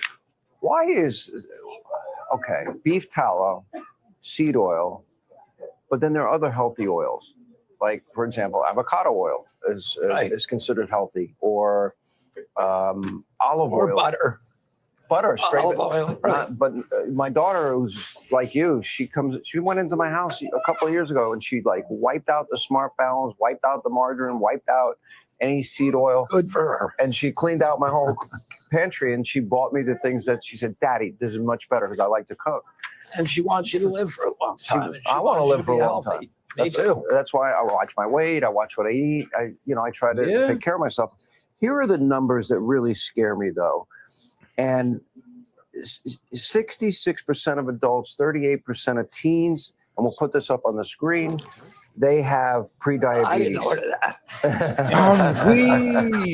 Bro brought that big ass shake. He was like, "Yeah, no, that's not me. That's not me." And he's like, "Hold on, we ain't get the ice cream fixed yet. We didn't get that fixed yet." He did not order that. That's not RFK approved. It looks great. I'm sure one of our guys. Would anyone like a free shake? Anyone? We got to be somebody in here. But I want to go back. You want? Okay, 80% of American adults, 50% of teens are overweight and obese. Damn. Now, and this is a good thing to feel proud about if you're in shape yourself. You're in shape yourself. Understand that you've beaten 70% of adults are obese. 70% of adults. That's the majority of adults that are obese. And that means, like, bro, you got like 27% of you guys. Congratulations. 35% of adolescents are overweight. That right there, I could believe, and that is sick. I mean, how do you make a kid fat? All a kid want to do is move. You made it fat? How you fuck that one up? It's a ball of energy. How'd you F that up? Oh, no. We have an obesity epidemic in this country. 77%, according to the Pentagon, Americans do not qualify for the military because of their health. 40% of our teenagers struggle with anxiety now and depression. Which there are studies coming out of Stanford and Harvard that show a lot of mental illness, including anxiety and depression, are related to food. And that changing your diet, food is medicine. By changing your diet, you can lose some of those diagnoses. And whoa, watch what you're saying now. Watch what you're saying. Yes, he's talking on some Dr. Sebi shit now. You eat certain foods, you can reverse certain conditions that I'm not allowed to say, and I'm not gonna let this man say either. Why? Because it goes against what the CDC says, and sadly, YouTube medical misinformation guidelines still goes according to what the CDC says, and I'm not allowed to give you anything. That's a different, I guess that's a different procedure to cure your diabetes other than insulin injections, or to cure your cancer other than chemotherapy and whatever the hell the doctor tells you. Yeah, because if I tell you anything that might be better, then I get hit with medical misinformation. We don't want that, right? Y'all like me. Y'all like me pulling up every day, right? Well, if I do it again, I get a week off. Rabbi Shmuley, an attack on free speech. Let's get into a topic where they won't hit me for a strike on. And if they do, well, then I deserve this one. Let's get right into it, guys. ICE has arrested the Palestinian leader of Columbia University's anti-Israel protests, Mahmoud Halil. Many people think this is a violation of free speech under the First Amendment. Others think that they're perfectly entitled, this administration, to start deporting those who openly supported Hamas. What do you say about this? I think that was one of the most courageous acts of moral conscience that we've seen in the U.S. in many years. And it outraged the students just shouting and yelling outside. It's not that courageous. Rabbi Shmuley, an attack on free speech. Many have said that. What do you say to that? Deport him now, because he's not promoting free speech. He's promoting incitement to violence. It is quite rich to hear Rabbi Shmuley. He's pretty much a three-trick pony. He's either interrupting, or he's lying, or he's smearing people. This is what we call classic anti-Semitism. You think your narrative? But actually, I think I found a way to say it. So, due to healthy eating, if you consume the right fruits and vegetables, you can relieve, not cure, but relieve certain diabetic symptoms. There you go. Not the whole thing, but certain diabetic symptoms. There you go. Cannot feel. I see you as the It's like I lied to you, but in a good way, though. modern day followers of the Nazis. Aaron, you can't seriously be saying that Rabbi Shmuley is a successor to the Nazis. He's a Nazi. President Trump's plan to turn Gaza into a Middle Eastern... Everybody lost their mind. He said when they compared the government of Gaza to what the Nazis were doing. And I'm just like, well, you can't be really that offended right now, because, I mean, they rounded y'all up and did what they did, and you rounded the Palestinians up and did what y'all did. So, I mean, I'll just leave it there. Riviera, embellished with a vivid AI video featuring Elon Musk eating hummus at the beach, has certainly divided opinion, to put it mildly. More importantly, it's kickstarted a serious debate about what happens to Gaza after the war. Arab leaders have now united around their own 5-year, $53 billion reconstruction plan that would see a temporary government of independent peacekeepers put in charge of the Strip. No Palestinians would be displaced. The problem is that neither Israel nor Hamas would be involved, and therefore neither of them is going to accept it. Israel is currently blocking aid from entering Gaza to pressure Hamas into accepting a temporary extension of the current truce. This weekend, wrongly in my view, it also cut off its supply of electricity. Well, Hamas says the second phase of a ceasefire, involving the full withdrawal of Israeli troops, should begin as agreed instead. Well, to debate all this, I'm joined in the studio by America's rabbi and author of Holocaust Holiday, Rabbi Shmuley, to the journalist and pushback host for The Grey Zone, Aaron Mate, and the Palestinian-American commentator, Omar Badr. Welcome to all of you, and welcome to you, Rabbi Shmuley, here in London. Let me start, if I may, with you, Omar, about this. I've got to say, when I saw that Israel was yanking its power supply and fuel supply into Gaza, knowing how many innocent children have already died in Gaza during this war, many, many, many thousands, I just thought it was an act of inhumanity, which Israel doesn't need to do and shouldn't have done. It certainly is an act of inhumanity, and one that is obviously designed not just to demonstrate dominance and bullying and increase the suffering of the people of Gaza, which has been Israel's goal for a very long time, but more precisely in this moment, to try to figure out a way out of the ceasefire in which the Palestinians get blamed in some way. And what they're trying to do is provoke a response that would then justify the continuation of the slaughter. And you have to pay attention to the fact that Israel has been violating the ceasefire over and over again. They've killed over 100 Palestinians since the ceasefire was announced. They have prevented the entry of adequate humanitarian aid, as was stipulated in the terms of the ceasefire agreement. And they're just looking for any way possible to try to fall short on their obligations to trigger some kind of response. And it's directly in response to the fact that the entire world now seems to be moving away from. And shout out my man B Perez with the $2 super chat. He ain't had too much to say, just want to show some support.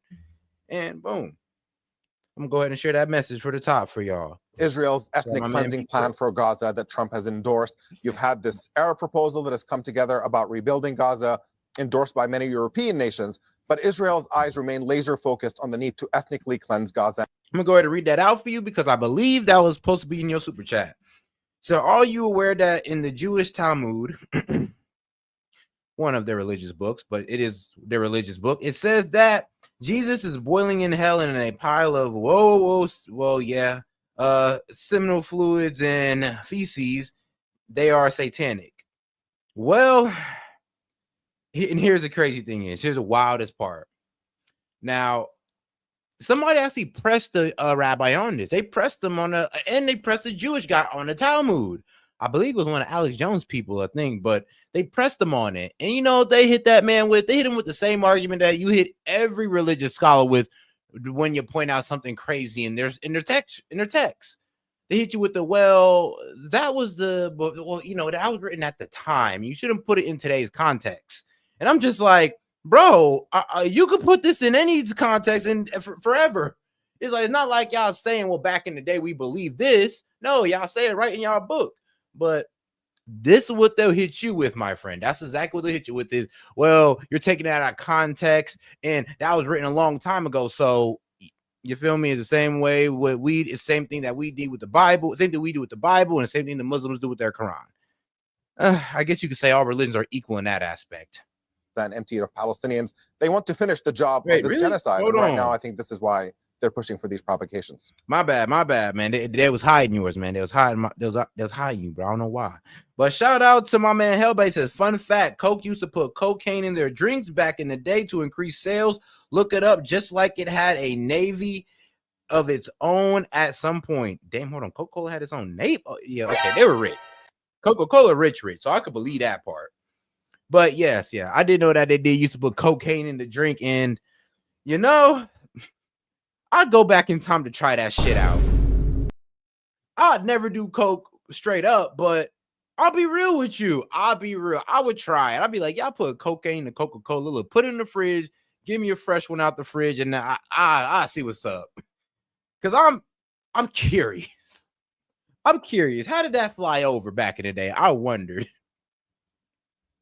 Okay, Rabbi Shmuley, your response. There is almost no electricity in any of the Arab world except what Israel provides Gaza. Syria has almost zero electricity. Lebanon goes through constant blackouts. Egypt, constant blackouts. And how much cocaine did they put in there? Is that also a fair question to ask? Like, can you imagine if they put, like, I don't know, maybe like a good gram or two of cocaine in there? Like, what are the measurements of this drink? What is the ratio or the concentration of cocaine to Coca-Cola? I'm asking for a friend. But all right, man. Shout out my man Adam Rogers. He says, Knight, always remember, Canada loves you. We love you even if you are angry. We as your best friends, we get it. And Canadians will always love you. Of course, man. It's always love with y'all. It's just, come on, man. We just need to get this trading right. And if you can trade right with Canada, this will all be water under the bridge. We're not playing hardball with Canadians. We're kind of playing hardball with y'all government. So it's kind of like, I would say this, like the Canadian people kind of separate yourselves from this situation. I know. It's going to hurt y'all. And it is what it is. But it's y'all government that we're kind of playing hardball with, not y'all. Trust me, if they just play ball with us, we wouldn't even be here.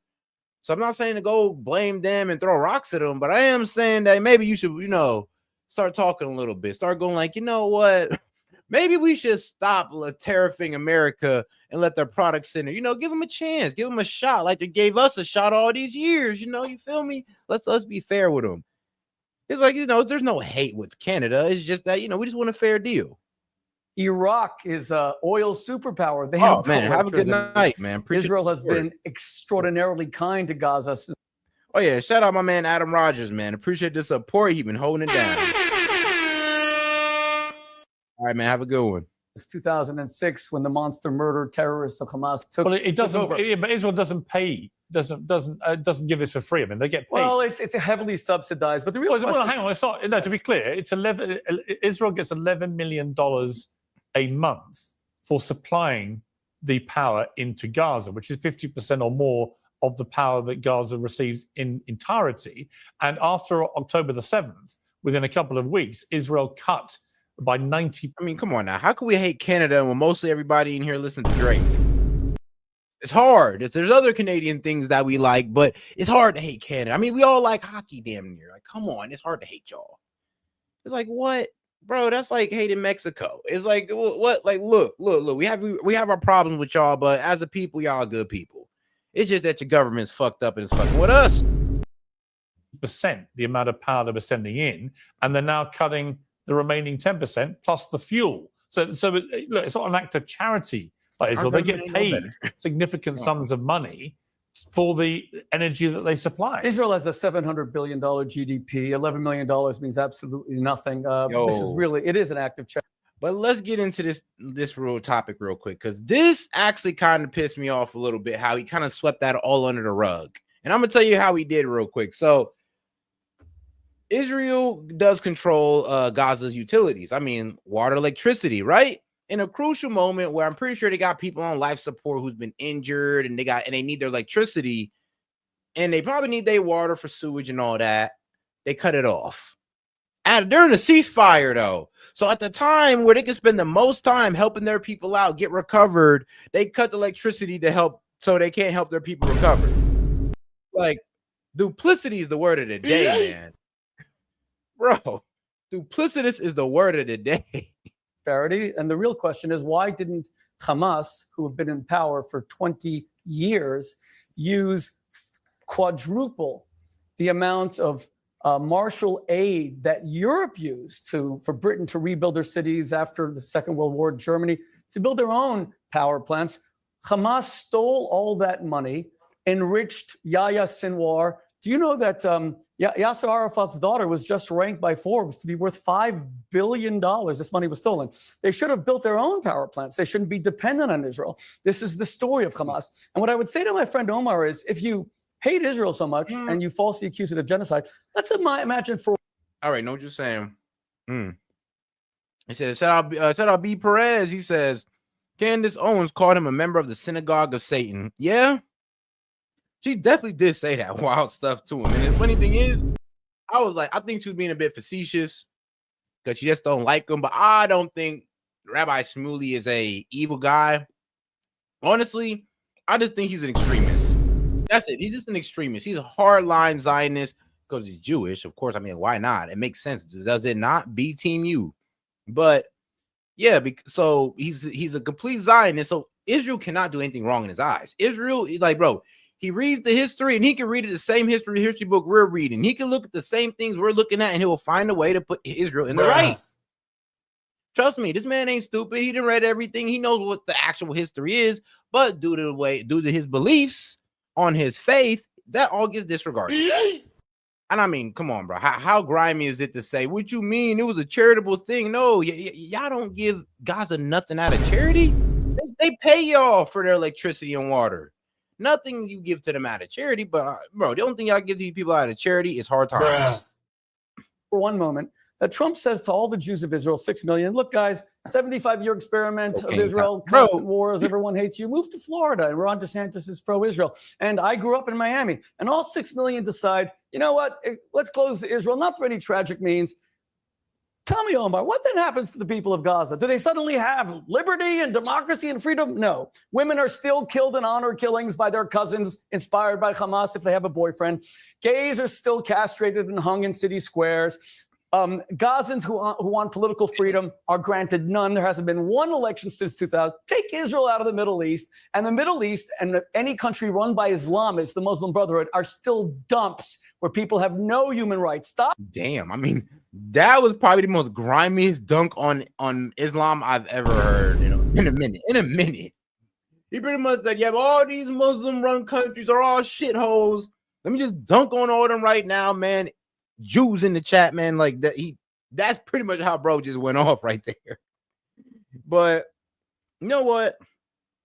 Due to recent things that's been going on, and I ain't gonna lie, due to the Muslims' failure to speak on things that are going on in Europe, yeah, Muslims aren't getting a good name right now. I ain't gonna lie, like maybe like 2-3 years ago, being Muslim was like the thing to be. It was like the largest growing religion. Now I think Christians are kind of taking back their mantle a little bit. Well, by overly attacking Islam. And then Islam started attacking Christianity, and now we got these religious debates that are fun to watch, but are almost pointless in nature. Blaming Israel, you know the problem is not Israel. Here's proof. Because the countries in the Middle East, like the Abraham Accords, so we're talking Bahrain, we're talking about the UAE, we're talking Dubai, we're talking Abu Dhabi.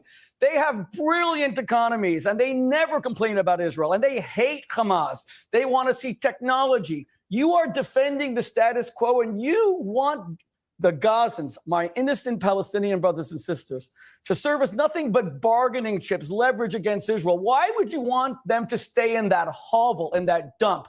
I have been in Gaza. Have you? I was in Gaza before the war. I was there in 2001 with the Reverend Al Sharpton. It was a dump then. Why won't you allow the Gazans to have a plebiscite, to have a referendum? Let them decide where they want to live, if they can live in Jordan or if they can live in Saudi Arabia with a garden. All right, rather than you deciding that they should be bargaining chips against Israel. Let me go to Aaron to respond first. Omar, I'll come back to you, but Aaron, your response to that. Piers Morgan Uncensored is all right, guys. Let's chill on the tallow, okay? Let's chill on the animal fat. It's actually pretty damn funny. Y'all are funny as hell. Hey, yo, shout out my man Fox Chase. My man Fox Chase came through with the shout out. Hey, man, appreciate the support, big dog. It's now proudly independent. If you like the show, we ask only one thing. Subscribe on YouTube and follow Piers Morgan Uncensored on Spotify and Apple Podcasts. Now let's get straight to the point. Support for... There's a lot to respond to. There was an election in Gaza. 2006. The people of... Yes, and what happened 20 years ago, there was an election for 4 years. Excuse me. And they haven't allowed I didn't interrupt you, Rabbi. I didn't interrupt you. Thank you. There was an election. The people in the West Bank and Gaza voted for Hamas. And how did Israel and the U.S. respond? Not being generous to Gaza, as Rabbi Shmuley falsely claimed, putting it under an inhumane, crippling siege, depriving it of all the basics people needed to survive. Even certain types of hummus were banned from entering Gaza under Israeli rule. That's the benevolent Israeli occupation that Rabbi Shmuley wants us they couldn't to even have believe chocolate. in. The reason why Hamas turned to armed resistance against Israel on October 7th is because they like, bro, they couldn't even have tried chocolate. all other. I'm like, bro, how sinister, how duplicitous are you to be like, not only can you have hummus, but you can't even have chocolate? Like, bro, what? Not even the simple things in life they can enjoy? Means when Palestinians launched the Great March of Return in 2018, tens of thousands of people marching peacefully, they were gunned down by Israeli snipers. When Hamas leaders accepted the Arab League peace proposal of a two-state solution, accepting just 22% of Palestine, their historic homeland, Israel said they wouldn't even discuss it. So that answers the question of why Hamas has turned to armed resistance, because when they've tried to pursue the diplomatic path, Israel has ignored them. And that's the fundamental problem here. Rabbi Shmuley mentioned countries in the region that don't have electricity, whereas the other whereas other countries thrive. Well, all those countries that Rabbi Shmuley mentioned, Iraq, Syria, Lebanon, they share another thing in common with the Palestinians. They've been relentlessly attacked by U.S.-Israeli aggression for years. The Iraq War, for example. Syria, Israel's stolen the Golan Heights, is currently stealing more territory today. Lebanon, Israel invades in 19... I mean, bro, that's one of the main reasons why Israel loves Trump, because Trump gave them Golan Heights. Pretty much Trump let them take a little part of Syria.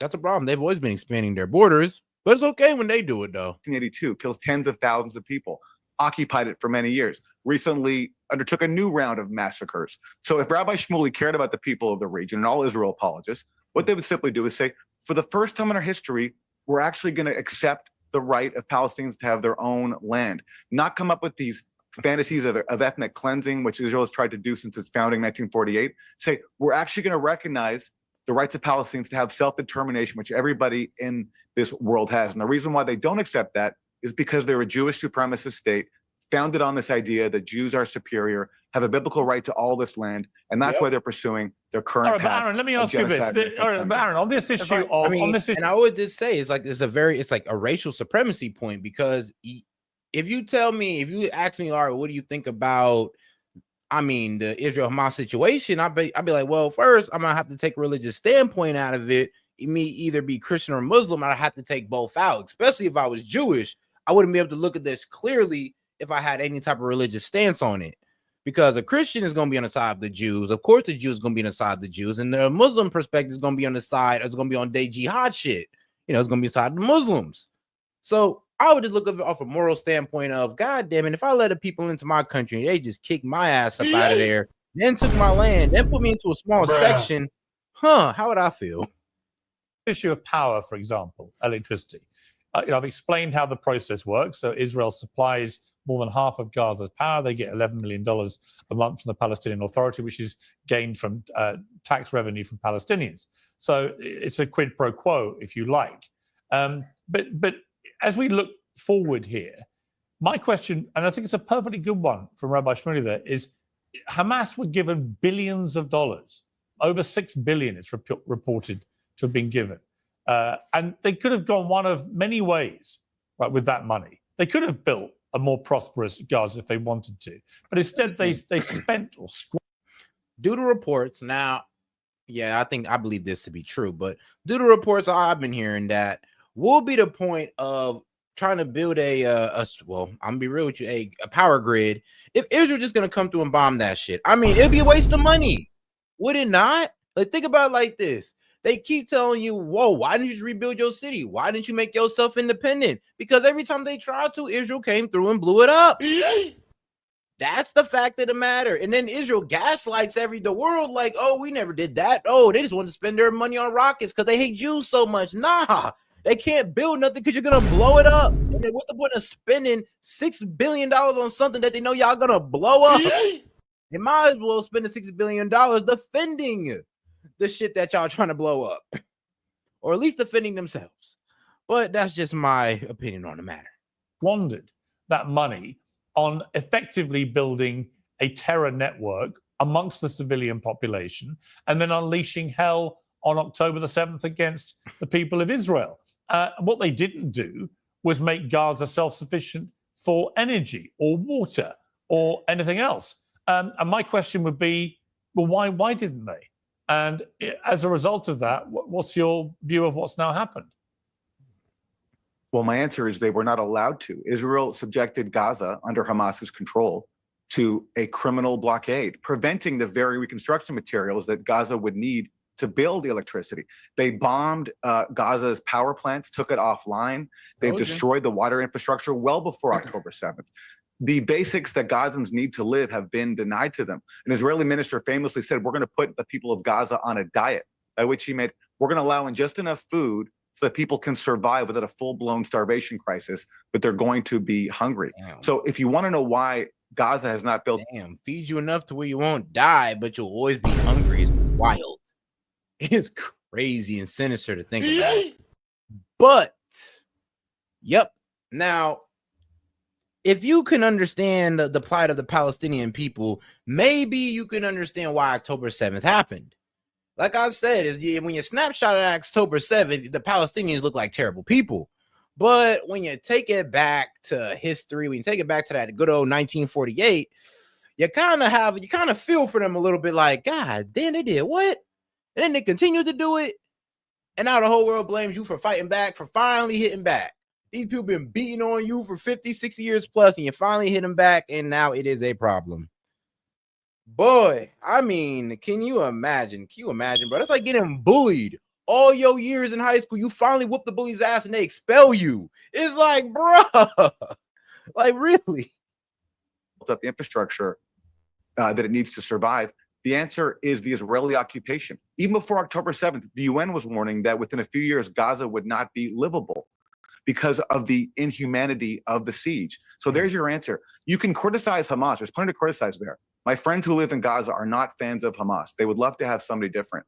But I'm not going to hold occupied people accountable for the crimes of their occupiers. And unless you understand that Gaza has been subjected to a criminal blockade as part of one of the world's longest running and cruelest military occupations in the world, we're not going to be able to resolve this conflict. Right. And Rabbi Shmuley, I mean, the clear reality, surely, is that unless you afford Palestinians the same basic human rights as their Israeli neighbors, you are never going to have peace in that region, ever. Why would you? Why, if one group of people, millions, are deprived the same basic fundamental human rights? I always do say, bro, Israel just need to be real. Now, look, if they wanted a two-state solution, this could have been done. They're the higher power in this situation. They have all the cards. If they wanted a two-state solution, that could have been done at any time. Anytime. But the problem is, though, Israel don't want that. But here's the second problem. If you honestly want peace with the Palestinians to make sure this never happens again, you got two options.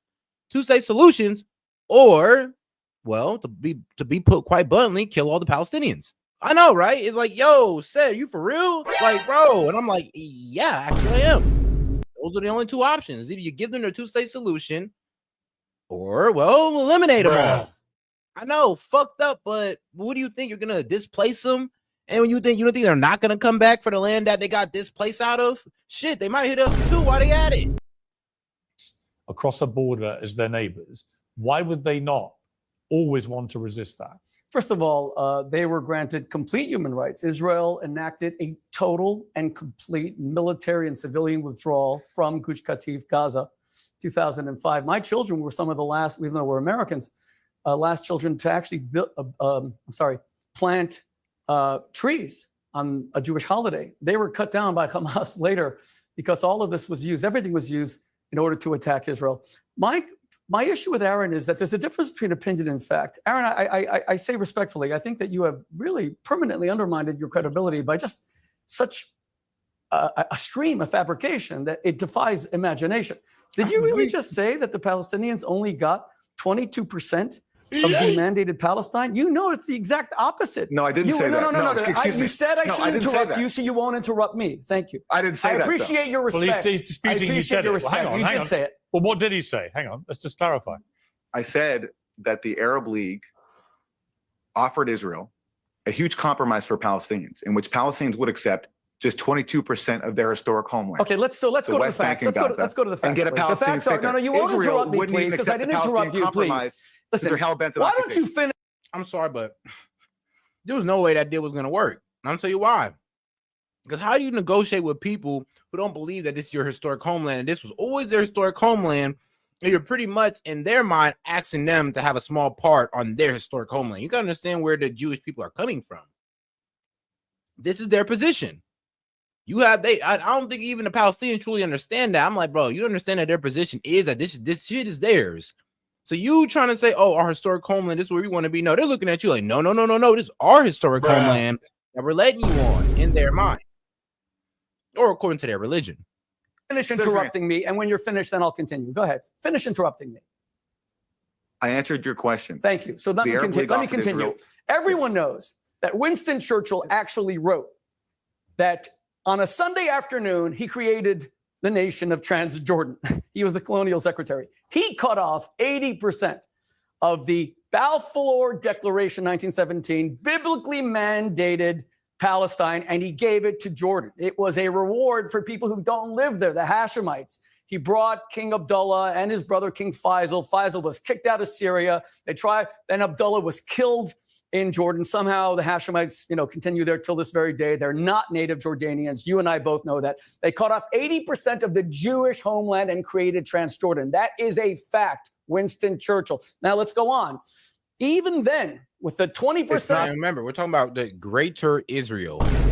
That's what he's talking about. Remember, now, if you know about greater Israel and it's what these people believe that they should have, and I ain't gonna lie, kind of seems like they're pushing towards it with Golem Heights and all that, and kind of approaching on other nations' land and grabbing little small parts of it. Kind of sounds like they're going for the whole greater Israel strategy. And that's what he's pretty much saying that, Jordan took a good part of Greater Israel. And if you look at the map of Greater Israel of what they wanted it to be, then yeah, it's a big part. And if you actually look at the plans of Greater Israel, you'll be like, yo, you know how much Muslim countries told you'd have to step on to achieve this? It's almost asinine that they even have the idea, but hey, we'll leave it to it. We'll leave them to it. Because with the help of America, anything's possible. No, you're interrupting me again Good or because you bad. don't want to Good or hear bad. facts. But you're going to hear these facts, and then when I finish, I want to interrupt you. How about that? Okay, let's have a sure. civil dialogue. 1936, you say that in 1936, the Peel Commission launched by the British was because of Arab violence before there was even a Jewish state. It started with an Arab blockade and a boycott, and then it became full violence. So they sent the Peel Commission, and the Peel Commission divided the country into two, and the Arabs rejected it. Then November 1947, in the Queen's Museum, which I drive by whenever I land in LaGuardia Airport or JFK, that was the UN headquarters. They voted again a partition plan where the Jews got a tiny bit of that 20%. The Arabs rejected it, launched two wars, 1947, 1948. 1956, Israel withdrew completely from the Sinai, which they conquered. 1967, after they conquered everything that we're debating right now, Moshe Dayan, the defense minister, went to the Arabs and said, we want to give it all back. They went to Khartoum and they responded with the three no's: no to recognition, no peace, and no legitimacy. These are all facts. You can destroy your credibility as a scholar if you wish. Finally, Ehud Olmert offered them 96% of the West Bank, and they rejected it. And then Bill Clinton, who we Jews don't really consider a great friend of Israel, wrote in his memoirs that he told Arafat, I am a failure, and you are the reason I'm a failure. He gave you everything. Now, finally, one final point. Well, Pierce, when you ask me a very valid question, why should the Palestinians not resist when they're given full rights? There are no soldiers in Gaza. Israel dismantled its own communities. They used their soldiers to break down houses of my wife's cousins. And then Aaron says there was he just had a Freudian slip. I think he meant to say Gazans, but he said Israel. But that's exactly what Israel is doing, though. Knocking down buildings of people's families. I mean, we're not really knocking them down, but blowing them up. Blockade, and they could build anything. How did they build an underground network larger than the London? And shout out my man droning in the scenery. Hold on, did I miss anybody else? Oh yeah, okay, good. Shout out to my man droning in the scenery. He says Shmuley. Yeah, I don't got Rabbi Shmuley. He says Shmuley is a demonic possession individual. A demonic possessed individual. I believe that's what you meant. But and shout out droning in the scenery and my man Fox Chase and the rest of the supporters, man. Appreciate y'all. All right, let's keep it going. Let's keep cooking. Tube that I just took to get here. If there was a blockade, the London Tube is pretty impressive. Do you know that Hamas used the hundreds of billions of dollars they got not to build one bomb shelter, not one electricity plant, which could have answered Pierce's issue about they used it all to build a terror network for their fighters and then use babies. And and you say about Jewish supremacy. I want to state unequivocally with a yarmulke and a beard. I believe as a Jew that God loves every Palestinian child as much as a Jew. And everyone that died is because of Hamas, Hamas. All right. Thank you. Okay, Omar, what do you respond to that? See, and this is where I'm just like, I don't think he's one of them Talmudian Jews, because I don't think a Jew who actually practiced the Talmud and he say something like this, or he's just playing for the camera. Both can be true. So either one is true. So here's the thing. It's it's kind of hard to think that he's just one of these people who just want to eliminate all Palestinians when he just said I think God loves them just as much as he loves us. I think they're all equal. But then here's the thing though, is do you not know what's going on? Do you not know what your government leadership is doing? This is all I really want to understand. Does Rabbi Shmuley truly understand what's going on in Gaza? And if he did, would he change his mind? Because the way the man talks is almost as if, honestly, the way a lot of these Israeli pundits talk is almost as if they don't even know what's really going on, or they're just lying their ass off. They know what's going on, and they know they're committing a genocide, but they just want to know if they can get the job done before everybody. Sure. I mean, first, it is quite rich to hear Rabbi Shmuley complain about anybody interrupting. He's pretty much a three-trick pony. Is either interrupting or he's lying, or he's smearing people. Ad hominem. Are you really going to get into ad hominem this early in the debate? Do you really have to personalize it? Deal with the facts, please. There's the first Stop trick. the ad That's the hominem interruption attacks. trick. Go ahead. He's demonstrating it. Please He's don't do the ad demonstrating hominem, his first trick please. for you right now. In fact, Piers, frankly, if your audience watching at home were playing a drinking game in which they took a shot every time he either lied or interrupted. And you know what? I hear you. I hear you, big dog. Trust me, 10. I hear you. But guess what? Though? 15,000, right? And I hear you, but IDF soldiers and American politicians were signing missiles and bombs that we were dropping on women and children in Gaza. So what's your argument on that? Like, hey, if we can, you want to pull that out, then we can also pull that out as well. I mean, shit. You can't just paint one side as the villain here. They both half of your audience would be atrocity. dead before This the is program just ended ad from hominem. alcohol Do you know poisoning. facts That's or what not? you're Do you want dealing to with. debate fact or do you And want the thing to is, insult me? are you going to keep interrupting? Are Do you you going to wanna keep complaining about insult me or do interrupting you and then wanna do your own debate me? interrupting? Debate Are me, you just don't going to insult demonstrate me. your hypocrisy to everyone Here on we go. television? Hypocrisy, How about you liar. be quiet We know and what let you other think people about talk Jews. if you're going to Debate complain the about facts. interrupting? Forget the evil Just me and debate the facts. unbelievable level of hypocrisy. Oh yeah, I could see that. I could definitely see that. Shout out Jordan in the scene. He says he is the Mossad media agent talking head. Yeah, him and that one guy that used to be like, I guess he's the ex minister of defense or whatever for Israel. Yeah, that's like they had him on him, bro. I mean, he's a better debater than Smooly. I'll tell you that. He's a way better debater than Smooly. But yeah, he's definitely a Mossad media agent. I'm 90% on that. I ain't gonna lie. I'm 90-10 on that. You are demonstrating your hypocrisy right now by continually interrupting when you don't like what you're hearing. I'll set the insults if that's even possible with dealing with people like you. Now, Rabbi Shmuley actually fully understands that the reason why there's no electricity in Gaza is because Israel. Can you be quiet? Can you be quiet and let me finish what I have to say? Rabbi Shmuley knows extremely well that the reason why there is no electricity in Gaza is because Israel bombs the infrastructure in Gaza and then puts Gaza under siege and does not allow Palestinians to rebuild their own power plants. They've created a situation of dependence where Gaza cannot survive on its own economically. It has to depend on Israel, and that is by design because Israel wants to be able to shut off the electricity at any point. Rabbi Shmuley knows this, but he tries to play on the uninformed audiences. He takes them for fools and hopes that they won't be able to see through the idiocy that he's actually demonstrating right now. So now I'm an but idiot. Anybody with a No, my friend, I am being what you called a independent thinker on the situation. I mean, trust me, my man, I voted for Trump. So I hear what you're saying because the left talking point is pro-Palestine, but doesn't mean that it's a primarily leftist thing. Like, bro, what's so wrong about me understanding the Palestinians' plight? Like, there's nothing wrong with that, and it's not a leftist talking point. It's just me understanding the history of the conflict. So what? You're telling me pretty much speaking on the Palestinians' history and the Israeli history is what, a Nazi leftist talking point? No, it's just me understanding the history of what's going on and speaking accurately on it. Like, I'm not gonna sit here and just say that the Jews are in the right because they're homeland, because I'm not Jewish. So therefore, I can't add that religious morality to it. Like, I'm not.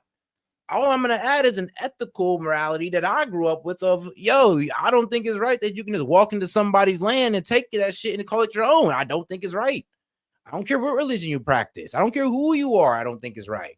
That doesn't make me a leftist, Nazi, or even somebody on the left. That just makes me somebody who's just honestly a free thinker on the situation or a critical thinker on the situation. Idiot. Come on, any other insults? Will understand Have you very got a well. thesaurus? Because it's a pretty lazy point when you just stamp it with religion. It's so easy to walk past something gruesome or something like complicated, where you can just be like, okay, I'm Jewish, it's our land. Or, okay, I'm Christian, I'm evil evangelist, I believe the Jews should have it. Or, okay, I'm Muslim, jihad. It's so easy just to just wrap it up like that. It's so easy. But when you critically think about it, you got to put some layers back here. Got to pull some layers. The reason why Gaza is not free is because Israel prevents it Google from being more free. personal insults. You can't deal with a single historical fact that I said. So you've called me an idiot, hypocrite, a liar. Let me tell you something. See, this is what we call classic anti-Semitism. You think your narrative is made up of facts? Are you kidding me? I quoted to you the Peel Commission, the UN. And that's the crazy part, though. It seems like when you kind of talk about this, for some reason, like I said, mainly when we're judging this situation, when we're judging Israel for massacring like about 40K women and children, like we're mainly talking about Israeli leadership. We're not talking about all Jews. That's asinine. Not every Jew got together on a cell phone call and say, yep, I'm in agreement, bomb them. No, that's just ridiculous.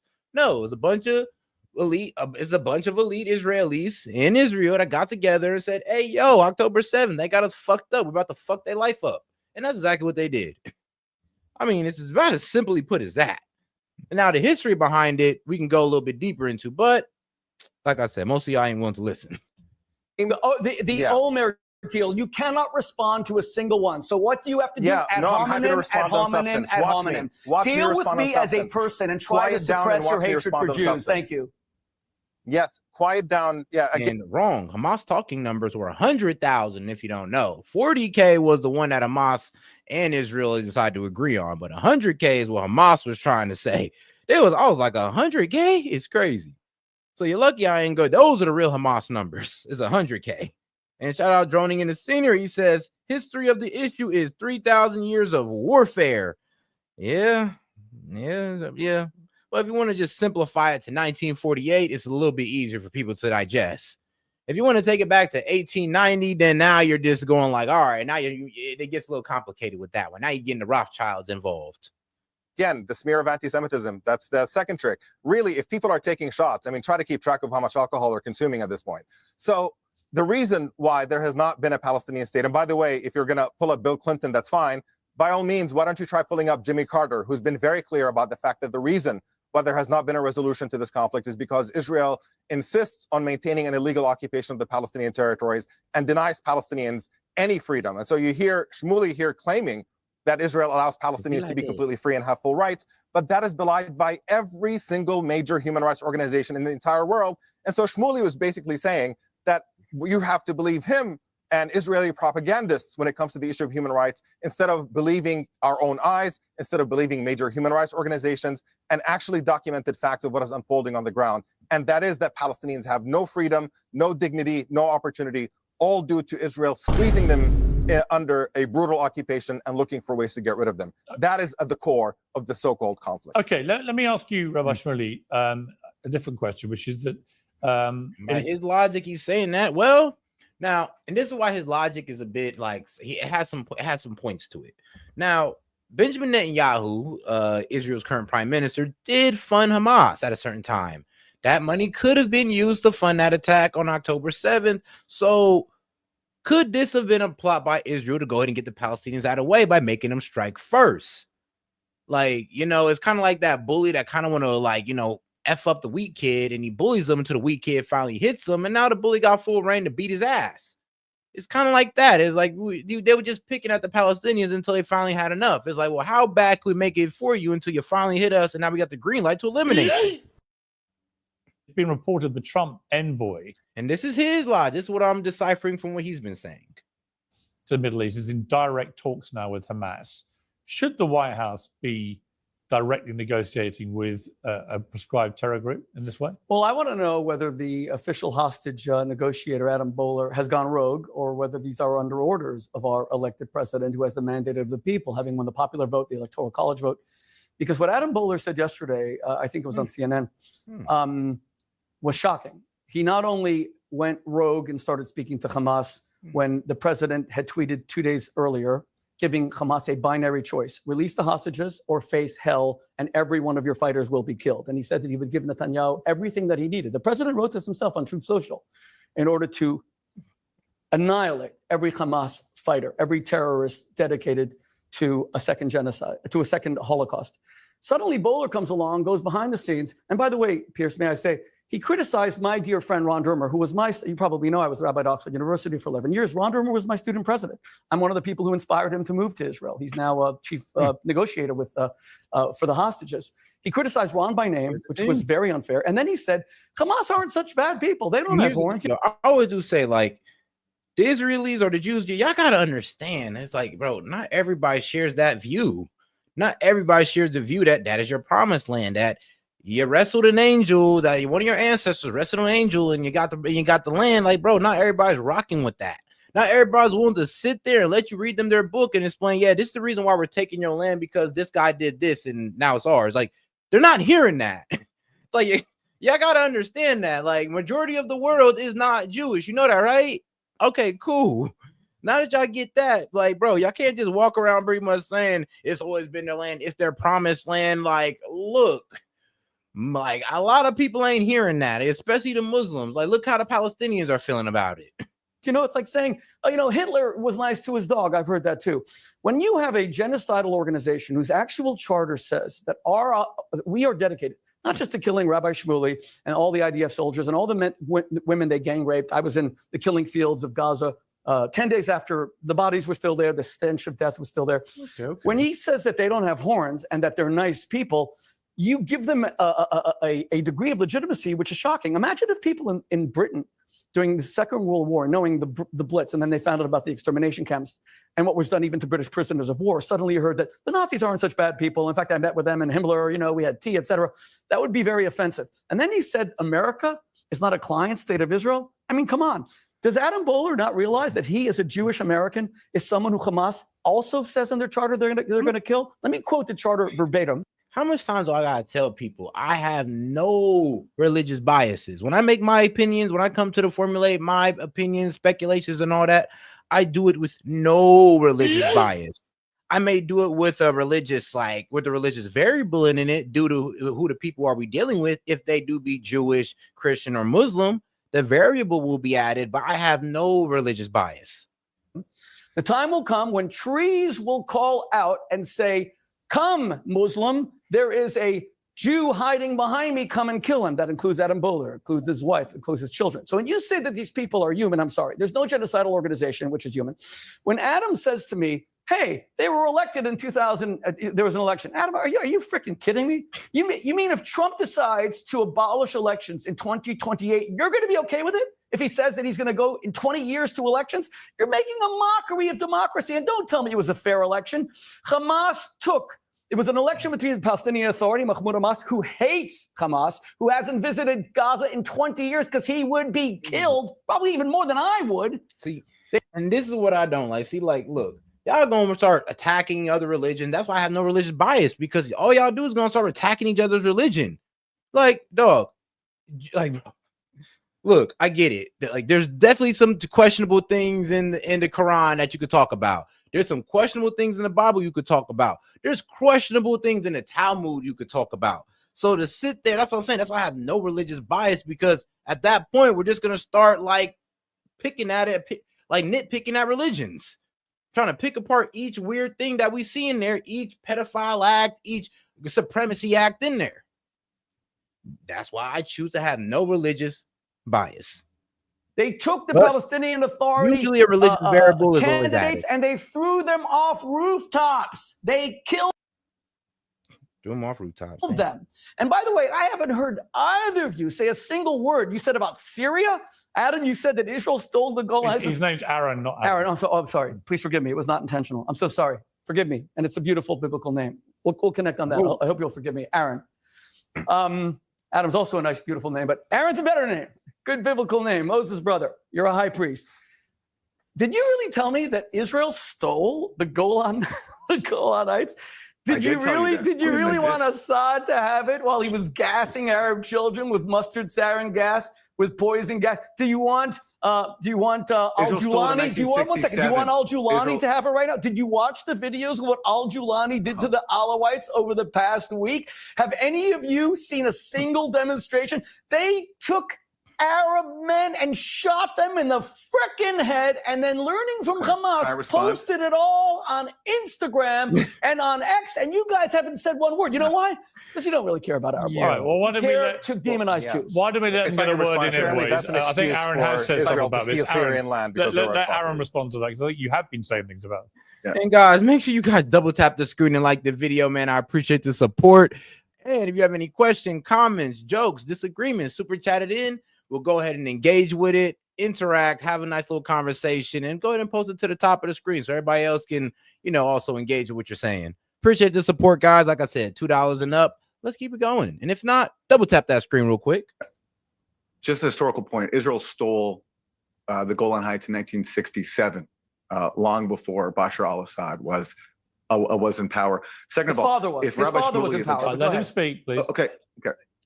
If Rabbi Shmuley is upset with the atrocities currently being committed, he's right. by this Al-Qaeda offshoot that now rules Syria.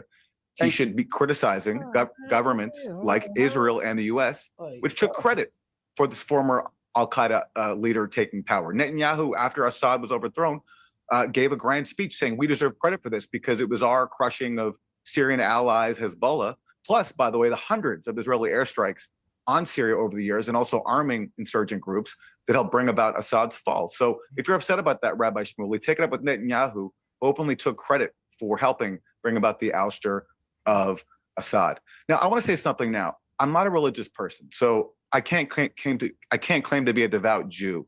But I got to say, Rabbi Shmuley, you don't speak for me. Accusing people like my friend Omar of anti-Semitism simply because he wants the freedom of his people, it saddens me to see what people like you have done to the Jewish tradition.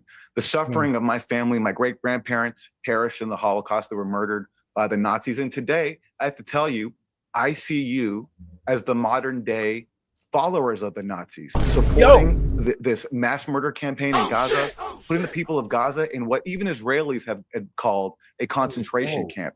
It's the Israeli Jews of today, supported by American Jews, unfortunately, some, that are following in the footsteps of our oppressors. And I hope one day you can connect to your own humanity. Oh, shit. I mean, well, let's see here. Yeah, lock them up in a camp, in an open air camp. Yeah, pretty much make life hard for them. Yeah, what? Make sure they don't got enough food. Make sure they don't got enough water, electricity. You kill them indiscriminately. Drop bombs, women and children. Don't give a fuck. Don't give a fuck. Like, hey, man, if it means taking out two Hamas, I'll gladly take out a whole building of children. You know, Israel. You know, IDF logic, right? IDF logic. You know, two Hamas, building of children.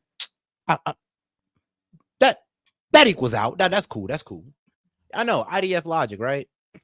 And the very best of your own tradition, which I believe in, to see just how horrible this modern state, this modern supremacist. I'm sorry, but he didn't. I ain't gonna lie. I know I have to joke over that part, but like, yo, he did not just say that shit. He just literally told that Jewish man that, yeah, the Israel elites are kind of acting like, boy, I'm just gonna say it blunt, acting like Hitler. He pretty much saying them boys acting like Hitler. It's like y'all did the exact same thing this man did to y'all. Y'all can't see the how this matches up.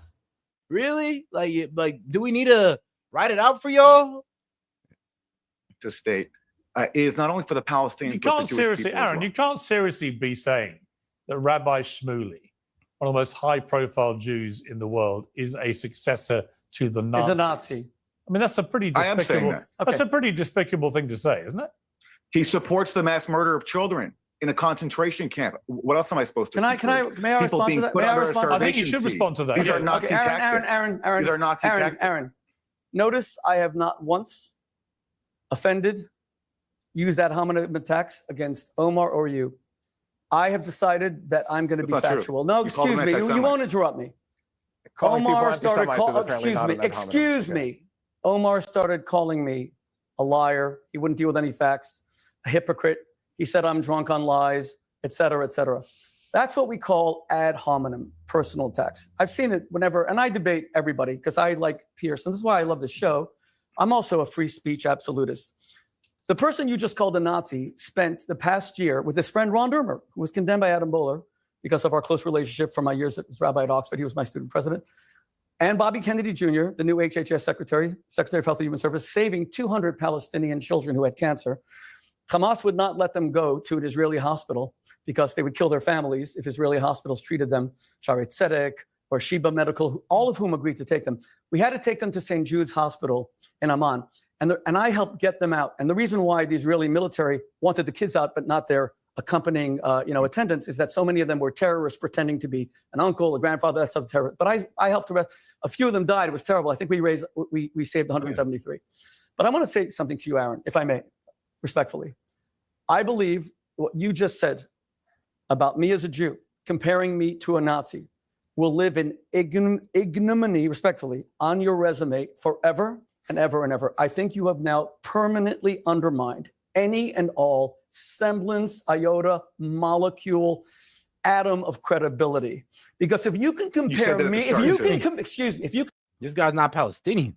this guy's Jewish, and he said that. No, this guy is Jewish, and he told another Jewish man that, yo, I'm on the side of the Palestinians when it comes to how we've been doing them. And I'm be real with you, it does take a bit of Jewish supremacy in your head to sit here and look at the situation and not be like, okay, yeah, I ain't gonna lie, Israel, we're in the wrong. We're in the wrong, guys. This ain't right. Yes, I understand 1,500 plus hostages, but taking out 40K, like, that's crazy. That's absolutely asinine. That don't make no sense. I mean, like, what? But hey, they'll say those. That's a lie. I mean, then what's the real number then, Israel? What's the real number? Because y'all ain't told us nothing. Y'all letting Hamas run their mouth. So at this point, we got to listen to the only person that's willing to tell us something. And, you know, hey, these are the people whose bodies are actually stacking up and counting. So maybe I'll be more inclined to believe them.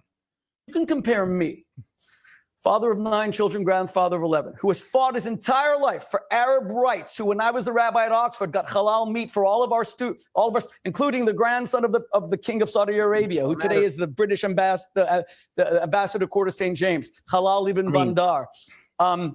The niece of the king of Jordan at the time. I have worked my entire life for Arab rights. And I will say something that I bet Omar, I'll challenge him to say it. Let me ask you, Omar, you're a Muslim, I assume. I will state unequivocally that this Nazi believes that every Arab life is absolutely equal to. Wrong. That is wrong, my friend John. That is wrong. That, and well, I'm more on the right than you know, but wrong. Like I said, if you take religious supremacy out of it, it's kind of Israel who started this. Like, hey, when you kind of buy people's land from under them, then you go in there and take it, what do you think is going to happen? I mean, October 7th is more like a boiling pot moment. It's like the pot's been getting hot and it finally boiled over. It's like, what did you expect? You expect to take their land? They're supposed to just be happy on your religious preference? Like, yes, please let us take your land because our book said so. Fuck what y'all want. Fuck what y'all talking about. Our book said this is ours now, so F y'all. Like, you think they was really gonna go for that? Would you have went to that if some random ass dude with some book you ain't never read before put up to your house saying this my shit because this book that you ain't never seen before in your life said so? Would you have went? No. Y'all sound ridiculous. To a Jewish life completely before God. I will also state that Islam is a great world religion that saved my people when they were kicked out of Catholic Spain by Ferdinand and Isabella of Aragon and Castile in 1492, and then King Manuel III to marry their daughter in about 1503. You know who took us in? The Muslims. That's why there are Jewish communities in Istanbul before Erdogan became an anti-Semite and invoked the Nazis. The Muslims saved us. We will never forget it. Islam, we only know about Aristotle and Plato, Socrates. The Catholic Church saw them as pagan philosophers and burned their books. It was Muslims who created the first year. Bro, you're incorrectly using Nazi and Muslim. Like, how can Nazi and Muslim go together? Like, bro, you sound like the liberal here at this point. Y'all putting words together that don't even align. Like a Nazi Muslim, bro. Really? I mean, first off, not all Muslims hate Jews. You know that, right? So it's damn near kind of racist to insinuate that all Muslims hate Jews when they don't. I mean, all Jews don't hate Muslims. We know that. Now, I ain't gonna lie. Maybe all Jews might hate Palestinians right now, but different, you know, that's a whole different line of reasoning right there. Let's not go down that road right now. But let's just go off on the fact that you, for some reason, think that the Palestinians are all in the wrong here when I'm not going to sit here and defend October 7th. It was bad. Yes, they did go through there, 1,500, kidnap, did bad things to the hostages. But so in your logic, that warrants 40,000 women and children. That warrants their death and civilians. That warrants their death. Bro, just say yes and that's cool. I don't really care. If that's what you think, that's what you think. I'm not going to be like, oh, you're just so evil. I'm just going to say, okay, that's just your religious preference. Okay, cool. 15 Jewish lives. Hey, that equals out to 40,000 Palestinian lives. That's your preference. It's cool. It's just not mine. And I think it's wrong. That's it. That is it. So, Omar, will you make the same statement? Is Judaism as great a world religion and equal before God as Islam? Yes or no? That goes without saying. For the record, by the way, I'm agnostic. But yes, I have no trouble acknowledging the fact that. But thank you. I appreciate that. So we're making some progress here. Well, let me ask Omar. Let me ask you. Hang on, Omar. I want to ask you a different question. Would you endorse what Aaron said, though, that Rabbi Shmuley is a successor to the Nazis. I'm a Nazi. Look, I'm personally, I mean, between Aaron and Rabbi Shmuley, they're both Jewish. I feel like there's more comfort in invoking that language.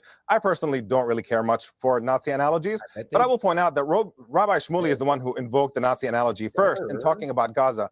And I just want to say that if what you're doing is defending a government that is credibly accused of genocide by every major human rights organization in the world, Like whom? and whose leaders What do you mean are genocide? wanted by the do you know International the definition of genocide? International Criminal Court. Who coined the word genocide? Can I finish my sentence? Yes, please. Forgive me. Have you ever You're let right. anybody else finish a sentence while complaining about Well, let's interrupting? stop the ad hominem. I apologize. Go ahead, please. The Israeli government is credibly accused of committing genocide in a concentration camp in Gaza. If we're talking about sectarian violence, there is no greater sectarian violence than the fact that you have people between Netanyahu talking about the Amalek, between the Israeli soldiers celebrating this genocide on TikTok. You can read endless statements from them.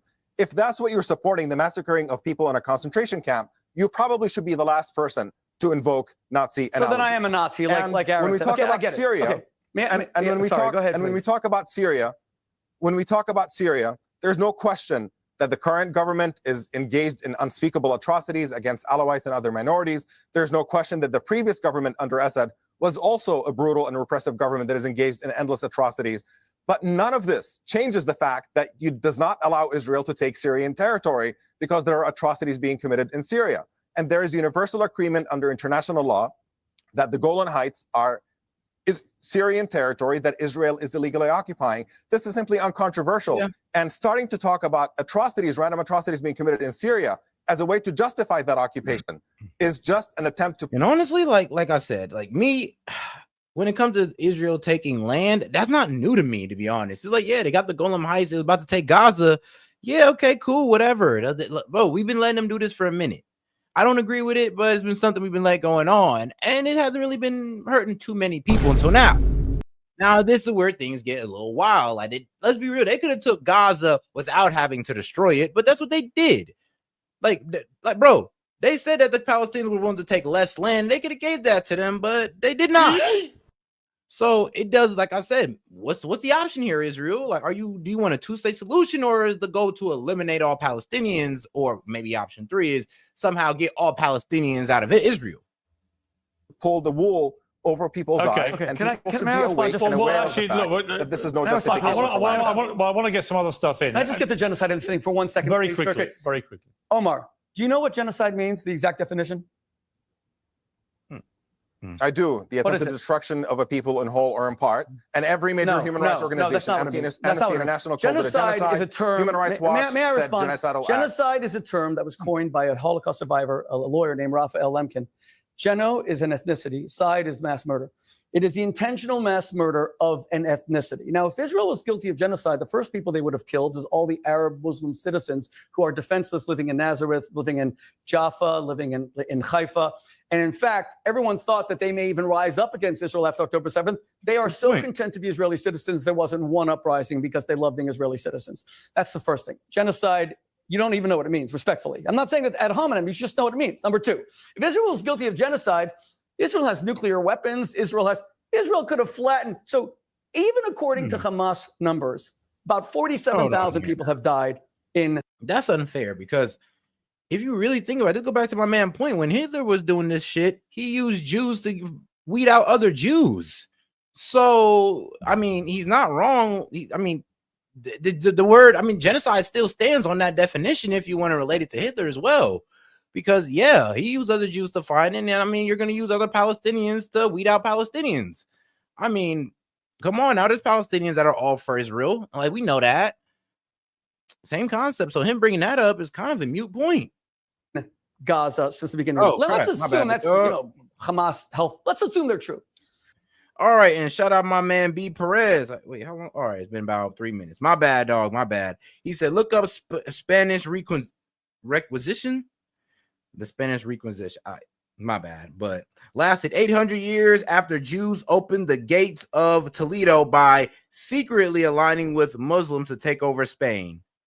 Oh, the Spanish Inquisition, or the Reconquista, and lasted 800 years after the Jews opened the gates of Toledo by secretly aligning with Muslims to take over Spain. Hey, man. It is funny. Hey. They used to, yeah, y'all used to work so well together. What happened? What happened, man? Y'all used to be so cool, and then everything got fucked up. Who knows? Israel and well, I know. Israel wants greater Israel. That's what they've been pushing for. I'm gonna be real with you. You can't really tell me they don't want anything else. They want greater Israel. They're pushing for it. If you want to give you my little prediction, I'm gonna go say about maybe go out good 5 years down the line. They're gonna try to attack like Jordan or something. They're gonna try to take parts of Jordan. Really, they're gonna try to finish up on Syria behind our back. And next, you know, we're gonna turn back 2 years from now, and Syria is, well, Golem Heights has been expanded all through Syria. Like, trust me, it's coming up if we let them continue. I mean, really think about what we're letting Israel get away with. And if you think they're gonna stop, well, why would they if they keep getting away with it? If they've been, bro, if we're letting them inch land inch by inch, why would they stop? Hamas both essentially say that it's about a 1-to-1. Israel even admits more than Hamas. Israel says it might be a 1-to-2, 1-to-1.2 of combatant to civilian deaths. Do you know what Winston Churchill was guilty of in the Second World War? 1-to-4. So you'll say that was non-precision, but it's not true because Churchill bombed at night because he didn't care about how many civilians he was killing. And the Americans used a special locator. They only did precision bombing during the day. America and Mosul under President Obama. That was a 1-to-4 combatant to civilian ratio. I could go on. Israel has the lowest civilian casualty ratio in modern times. And finally, you're speaking about the most densely populated place on earth. So given that, no, wait, let me just finish, please. Given that Saddam Hussein killed 800,000 Arabs, given that Bashar al-Assad killed 600,000 Arabs. I ain't gonna lie, bro. I looked up what you said, and this is one of the reasons why I have no religious bias because, man, it's like Christian forces trying to reclaim land from Muslim forces, and now what? The Jews gonna work with the Muslims. Now it's like, see, that's why I really don't have those religious biases because you just never know. You never know with them. No offense to my religious people. Trust me, y'all good people. It's just sometimes, man, y'all just overcomplicate life. And given that, even according to Hamas, Israel killed 47,000 and half are, and every one of them was too many, by the way. They're all Hamas's fault, and half are combatants. So you're telling me the 23,000 who are only killed as they live because Hamas puts their bases, their army bases in. John, don't be stupid now. Okay, now you're done. You're stupid. 40K. He said 40K for 60. Bro, no, that was in this one setting. Of this one conflict is 40K. If you want to give the big number, we'd probably be in the millions by now. So for that one, you're gone. You're in timeout. Go chill out about 5 minutes. Then you can come back in and be deranged again. It's okay. I ain't that mad at you, but you are tripping. In kindergartens and in nurseries and in hospitals, that's a genocide. That's the purpose of targeting of an ethnicity. Read about Raphael Lemkin. He was a hero. He got the 1948 anti-genocide agreement to which 183 nations are party to. And by the way, to all my Irish friends who are watching who accuse Israel of genocide, Ireland signed a document that said that if a genocide is going on, they have to accept all those people guilty of it. Suffering under it into Ireland. Do you know that Ireland hasn't taken one Palestinian refugee? You know that Britain hasn't taken, I think, like 100 refugees? If it's a genocide, why aren't you clamoring for all the nations to finally take them in? Because you don't really believe it. Okay. I mean, that's a banger point. I ain't even gonna lie to you. That is a banger point. It's like, yeah, if y'all really claiming it to be a genocide, why aren't y'all taking them in? But then hold on, here's my rebuttal to that banger point. Well, why aren't y'all letting people in? I mean, y'all not even letting Red Cross in to assess the situation. So I doubt these countries can get in to pick up some of these people who are being victims of this genocide that the ICC, the international courts, have deemed a genocide. So yeah, I mean, how is that going to work, my friend? How are they even going to get people when we can't even get like aid to these people? We can't even get these people aid. But you're talking about how come we can't get them out? It's like, bro, you're being ridiculous. Okay, let me go to. Can I? Well, I'm very quickly. But I want to go to Aaron on something else, but very quickly respond. Sure, I'll keep this very brief. First of all, the rate of the killing of civilians in Gaza is unprecedented. Yes, there are other civil wars throughout the Arab world in which more people cumulatively were killed over a period of many years, but the rate of killing Palestinian children, especially in the opening months after October 7th, they were killing 136 children per day. That is a number that is unprecedented. Now, yeah, I ain't gonna lie, that is wild. He said no one wants to take our victims. Must not be a genocide. I'm like, Yo, what type of logic is that? That is some crazy logic y'all coming up with right there. Oh man, that man literally did say that. He's like, well, if it's really a genocide, why ain't nobody taking them in? I'm like, bro, you're not even letting aid in. And then, well, let's also go to another point, because this is where we do gotta flip it back on the Muslim countries. Like, why aren't y'all taking in these people though? You know, Egypt, Jordan. I mean, Jordan was throwing a hissy fit about taking in Palestinians. And I've heard some things about Palestinians that, you know, you bring them into a country and they try to overthrow it for some reason. Like, I've heard things. So I'm not saying that both sides are without, you know, wrongdoing. I'm not saying that the Palestinians are the perfect people, nor am I saying that the Israelis are. It's just in this certain conflict, one side, it does seem to be the overly aggressive one. Leading into the tens of thousands of Palestinian children. So we are seeing a rate of killing and destruction that is actually unprecedented. And it is demonstrated not just when we your talk source about, for 136 a day, your source, please. Omar, your source, please. A program. What's your source, please? I'm happy to provide them all. No, you should be able to say it on TV. Come on, don't tell me. I mean, Rabbi, that's the crazy thing about Rabbi Smoothie. He'll call. I'm like, well, wait, where's your sources? Where is your sources, my friend? You're going to use, Chat GPT. Yes, don't Chat GPT debate me. Well, actually, I can tell you the source is the Hamas-run health authority. Hamas is your source. Thank you. But, and it's important. Well, hang on. It's an important but. Hamas's figures previously, before October the 7th, in terms of casualty numbers, have later been pretty accurate, it turned out, and accepted by Israel. Oh, I said that. It's about 47,000, 1-to-1 combatant to civilian ratio, lowest in modern history. Yeah, it's not 1-to-1. That part is a lie as well. But also, the key point is the 50% of the population of Gaza is under 18.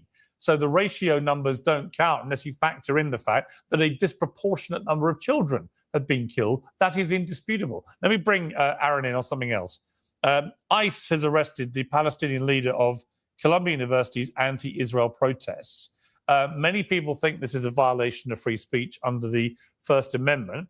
Others think that given Hamas is a terror group prescribed in America, that they're perfectly entitled, this administration, to start deporting those who openly supported Hamas. What do you say about this? The guy's name was Mahmoud Halil. He's a Palestinian refugee raised in Syria. He was the lead student negotiator for the pro-Palestinian encampment at Columbia. And Columbia, of course, became a kind of epicenter of pro-Palestinian student protests then. Many Americans were genuinely extremely offended by a lot of the pro-Hamas sentiment and insignia that was being seen on these protests. And it looks like now the Trump administration is moving on them. Here's what you call pro-Hamas. I would just simply call anti-mass murder. That's what these brave Columbia. Literally, like, bro, what y'all call pro-Palestinian, pro-Hamas propaganda, bro, is literally just I'm just anti-mass murder. That's it. It ain't got nothing to do with them. I just don't like the fact that they're able to mass murder these people, and we're just framing it under the guidelines of religion, of religious like biases, or framing it under what their holy land. Like, really? Like, bro, like, I mean, if any other country was to do this, we'd be kicking in their doors. If any other country was to do this, we'd be kicking in their doors. Let a Muslim country try to do this to another country. We literally knock their ass out. We literally bomb them the next day. Like, that's what is so crazy about this. Let this be any other country. Oh my God, it'd have been over for them. Students were protesting, and I think it's an egregious attack on free speech that a permanent resident with a green card, he's married to a U.S. citizen, she's 8 months pregnant, has been snatched from his home. He's not charged with anything. No one's indicted him for providing material support to Hamas or any other group, because this whole action is simply political. It's an attack on free speech. These students who put up these encampments on campuses last year, I think that was one of the most courageous acts of moral conscience that we've seen in the U.S. in many years. And it outraged a bunch of students just shouting and yelling outside. It's not that courageous. I think the point that people are making about why it was so offensive and egregious was the open, brazen support that so many of them seem to have specifically for Hamas. If you were there protesting, supporting Palestinian civilians, okay, the Palestinian people. But the moment you are directly endorsing and supporting a terror group, surely all bets are off then. Why should America allow you to remain in the United States if you're endorsing a terror group. Secretary of State Marco Rubio said on X about the arrest of Mr. Halil, said, we'll be revoking the visas and or green cards of Hamas supporters in America so they can be deported. Many Americans will agree with that. Again, first of all, you have the right to free speech to support whoever you want. You can support Hamas if you want to. Now, I went to these encampments. But you can't endorse terrorist activity, can you? Well, that's inciting terrorism. There was an endorsement of the right to resist military occupation, which is an internationally recognized right. But if you endorse Hamas's behavior, you are endorsing terrorism, which is a crime, isn't it? If you promote and incite no, it's not a crime. Terrorism. That's why he hasn't been charged with it. Well, he hasn't yet. If it's a crime, then why hasn't he been let's wait and see. He hasn't been charged with it. Let's wait and see. Well, he's not going to be charged with it because this is an attack on free speech. Okay, well, Rabbi Shmuley, an attack on free speech. Many have said that. What do you say to that? Deport him now, because he's not promoting free speech. He's promoting incitement to violence. Hate speech is actually outlawed in the United States. I love the First Amendment, but you cannot incite violence for people to be attacked. Now, when they go to these encampments in Barnard or Berkeley, they're not just protesting. They're calling for intifada now. They're calling for for violence. They're calling for the murder of Jews. And they are endorsing Hamas. Aaron is being disingenuous. So many of them openly they have no shame telling the AP, telling CNN, Fox, MSNBC, that they are absolutely pro-Hamas. And intifada now is a call for violence. Incitement to violence in the age of the greatest tsunami of anti-Semitism since the Second World War, since the Holocaust, where Jewish students are harassed, intimidated, punched, beat up, kicked, spat on. We've seen it all. They're not even, you see, what October 7th did with Hamas filming their atrocities is inspire everyone else to do the same, which is why we're seeing al-Julani kill the Alawites, and they're all filming it. They're not even worried about the ICC prosecuting them, and that's what these students at Barnard do. He should be deported. I understand he's married to an American wife. There's a problem, though. I mean, they don't even know who the leader is, who's really leading that. That's the thing. Once you find out who the leader is, breaks doing that my stuff, heart. But he's the one who did this to himself. But Jewish students can go to university without fear of being murdered. And I would say one thing to you, Aaron, if I may. You say just one second, please. No one's afraid of being Aaron, murdered. you started. By the way, I didn't know you were Jewish. You're my Jewish brother. Nothing will change that. May I just say, I've been disappointed by many Jews since October 7th. One of the last times I did Pierce's show, I debated Mohammed hijab. One of his supporters attacked me in the Fontainebleau Hotel, one of the most famous hotels in Miami Beach, Florida, 1/3 Jewish. And he came and said Mohammed hijab, and he threatened to murder me. It was filmed 4.5 minutes.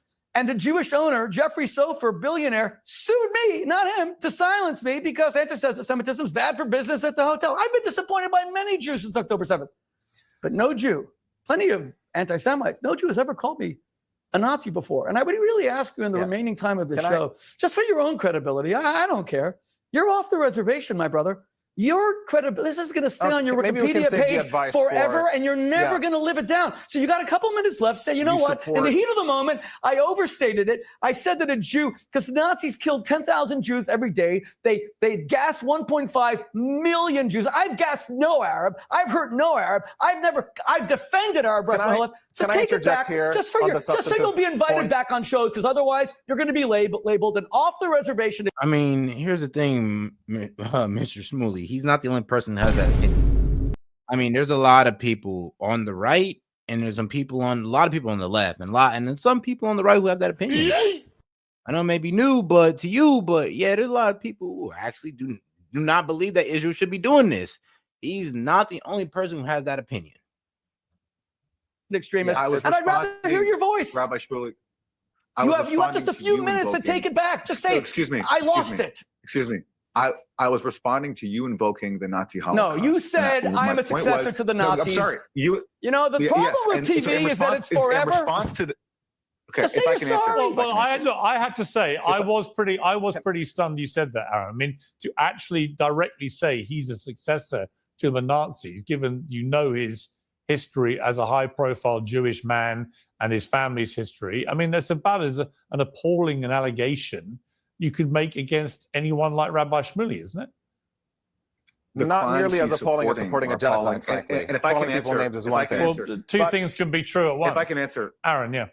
He invoked the Nazi Holocaust to actually say we should not be negotiating with Hamas, who he compared to the Nazis. And my point was, if we're going to be making analogies to the Nazi Holocaust, and the fact is you have a Jewish supremacist state that believes it's superior, has more rights than the Palestinians of that land, has put the people of Gaza under a medieval siege, subjected them to mass murder, put them in a concentration camp.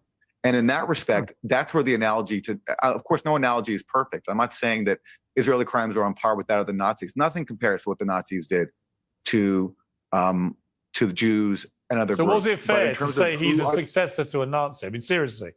I'm saying my point was, if you're going to be invoking the Nazi Holocaust, the current successor to the Nazi legacy of supremacy and mass murder are Israel and its Okay, fine. apologists. Yes. Okay, I got it. So I'm a Nazi, Israel's Nazi. Aaron, wait, one second. A point of historical fact, please. Of the students, a point of historical fact for a moment. Omar, I will come to you, just 1 second. A point of historical fact.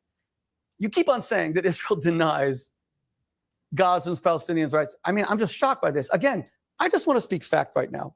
Israel has 1.9 million Arab Muslim citizens who not only enjoy every right that an Israeli has, they enjoy more rights. If Israel's an apartheid state, it's that they're actually oppressing Jews. I'll prove it easily. My sons had to go to war, even though they're Americans, because there's a draft only against Jews. Now, if you think a draft to go to war, and for me and my wife to not sleep for the past 10 months as our sons were forced to fight the Hamas terrorists in Gaza, the Hamas terrorists of Hezbollah in Lebanon, that's not easy. Every time we saw 972 code number, we couldn't sleep at night. What tore America apart in the 1960s, where it was even more divided than right now under Trump? It was the draft. It was the draft. It was the draft. It was the draft. So Arabs have complete rights. Israel is not, Gaza's not an Israeli state. What do you mean Unless Israel they're in denies Gaza, them rights? Rabbi Israel Shmuley, withdrew. Wait 1 second, please. Unless they're in One Gaza or second, the West please. Bank, I'm a which historian of the terrorized. Holocaust. I wrote a book called The Holocaust Holiday. When you say that Gaza is a concentration camp, let me get this straight. Have you ever visited Gross Rosen, Mouth? You know, so wild. You know, people forget that Hamas and the Palestinian people are basically the same thing. Yes. Did you forget that this is their government that they voted for? Like, so whatever Hamas was preaching, they was with it. So, do you not understand that the majority of the Palestinian people, since they voted for these people in, have the same beliefs as Hamas, at least politically, or how their country should be ran? You know that, right? So when you say eliminate Hamas or all of Hamas, it's like it almost is saying eliminate all Palestinians, because, like I said, who do these people vote in? And I haven't seen too many Palestinians on Gaza pretty much saying, yo, we don't got nothing to do with these guys. Kind of sounds like they're all in it together for some reason. Like, yeah, and it is that, because you got Hamas out there protecting shelters and all that good stuff as they blow them up.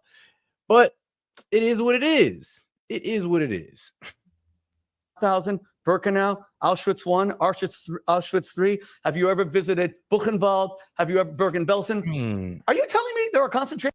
Now, we could say Hamas is the biggest bunch of cowards in human history, but I mean, at least they put boots on the ground. I mean, what did Israel do besides stay in the sky and bomb them? They don't even want to put boots on the ground, meet them face to face like Hamas did them.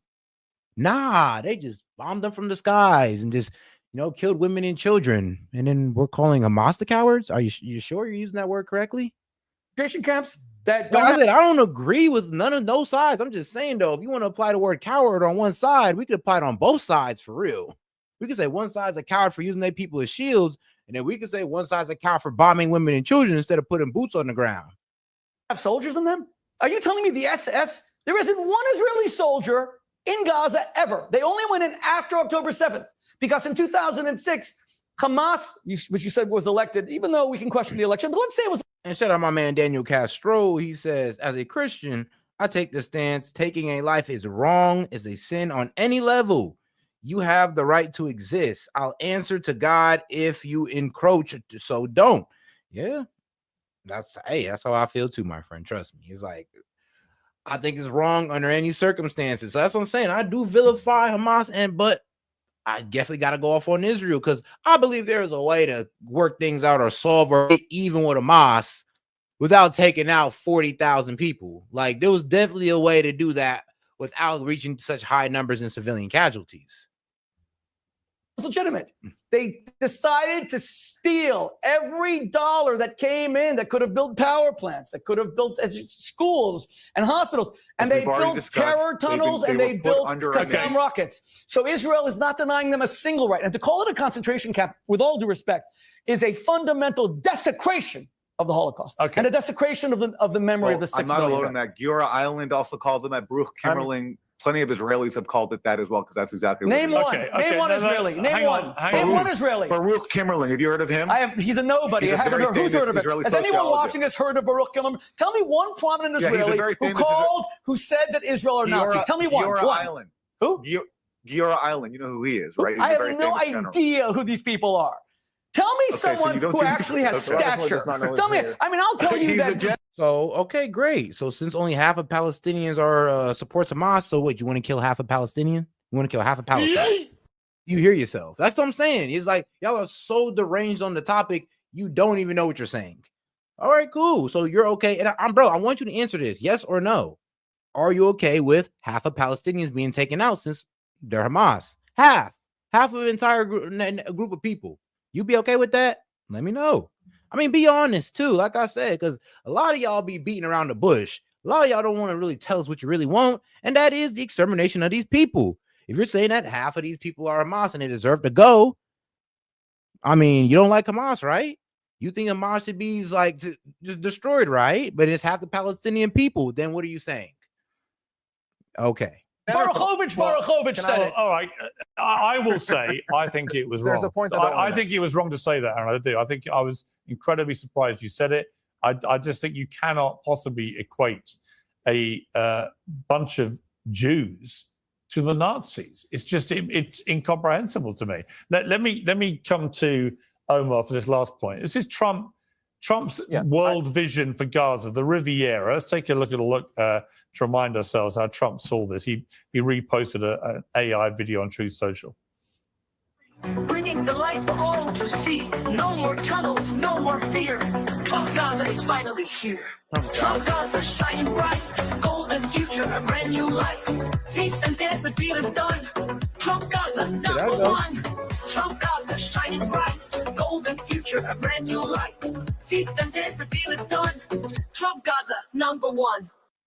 No, it's been roundly ridiculed, that obviously, but the effect of it is exactly what I thought might happen, which is it was such an outlandish idea that Trump had that all the Palestinians would simply leave and you'd build a new Riviera there and so on, that has forced the Arab world to come together and to come up with an alternative plan, which they now have, a $53 billion plan for the post-war reconstruction of the Gaza Strip. You know, sometimes you have to look, as I say, Trump will take things to the nth degree to force people to a negotiating table to actually get stuff done. I mean, do you see a bit of method to the madness there? Yeah, I'm not entirely convinced, to be honest, that this kind of vision is part of the reason why other countries were pushed to come up with a plan. Even y'all guys that, you know, hate Hamas and hate Palestinians and all that good stuff and hate Muslims. I mean, we can all agree on Trump Gaza, though, right? We can all agree on Trump Gaza, right? Okay. As quickly, maybe sped it up, came up with it a little bit faster. But the only plan that you need for Gaza is for Israel to get the hell out of Gaza, and just whatever happens from there happens. It's just not Israel's business. But Piers, I don't want this segment to end without me addressing the student issue that you mentioned a little bit earlier, because this kid, Mahmoud Khalil, has basically been smeared by the Trump administration, by Marco Rubio on Twitter, by accusing him of being a Hamas supporter and a terror supporter. Well, is he? This student has said nothing of the kind. He's guilty of being a part of a protest in which people are protesting genocide, and then maybe every once in a while somebody might say something that is off-putting or awful. But how do you know he's not a Hamas supporter out of interest?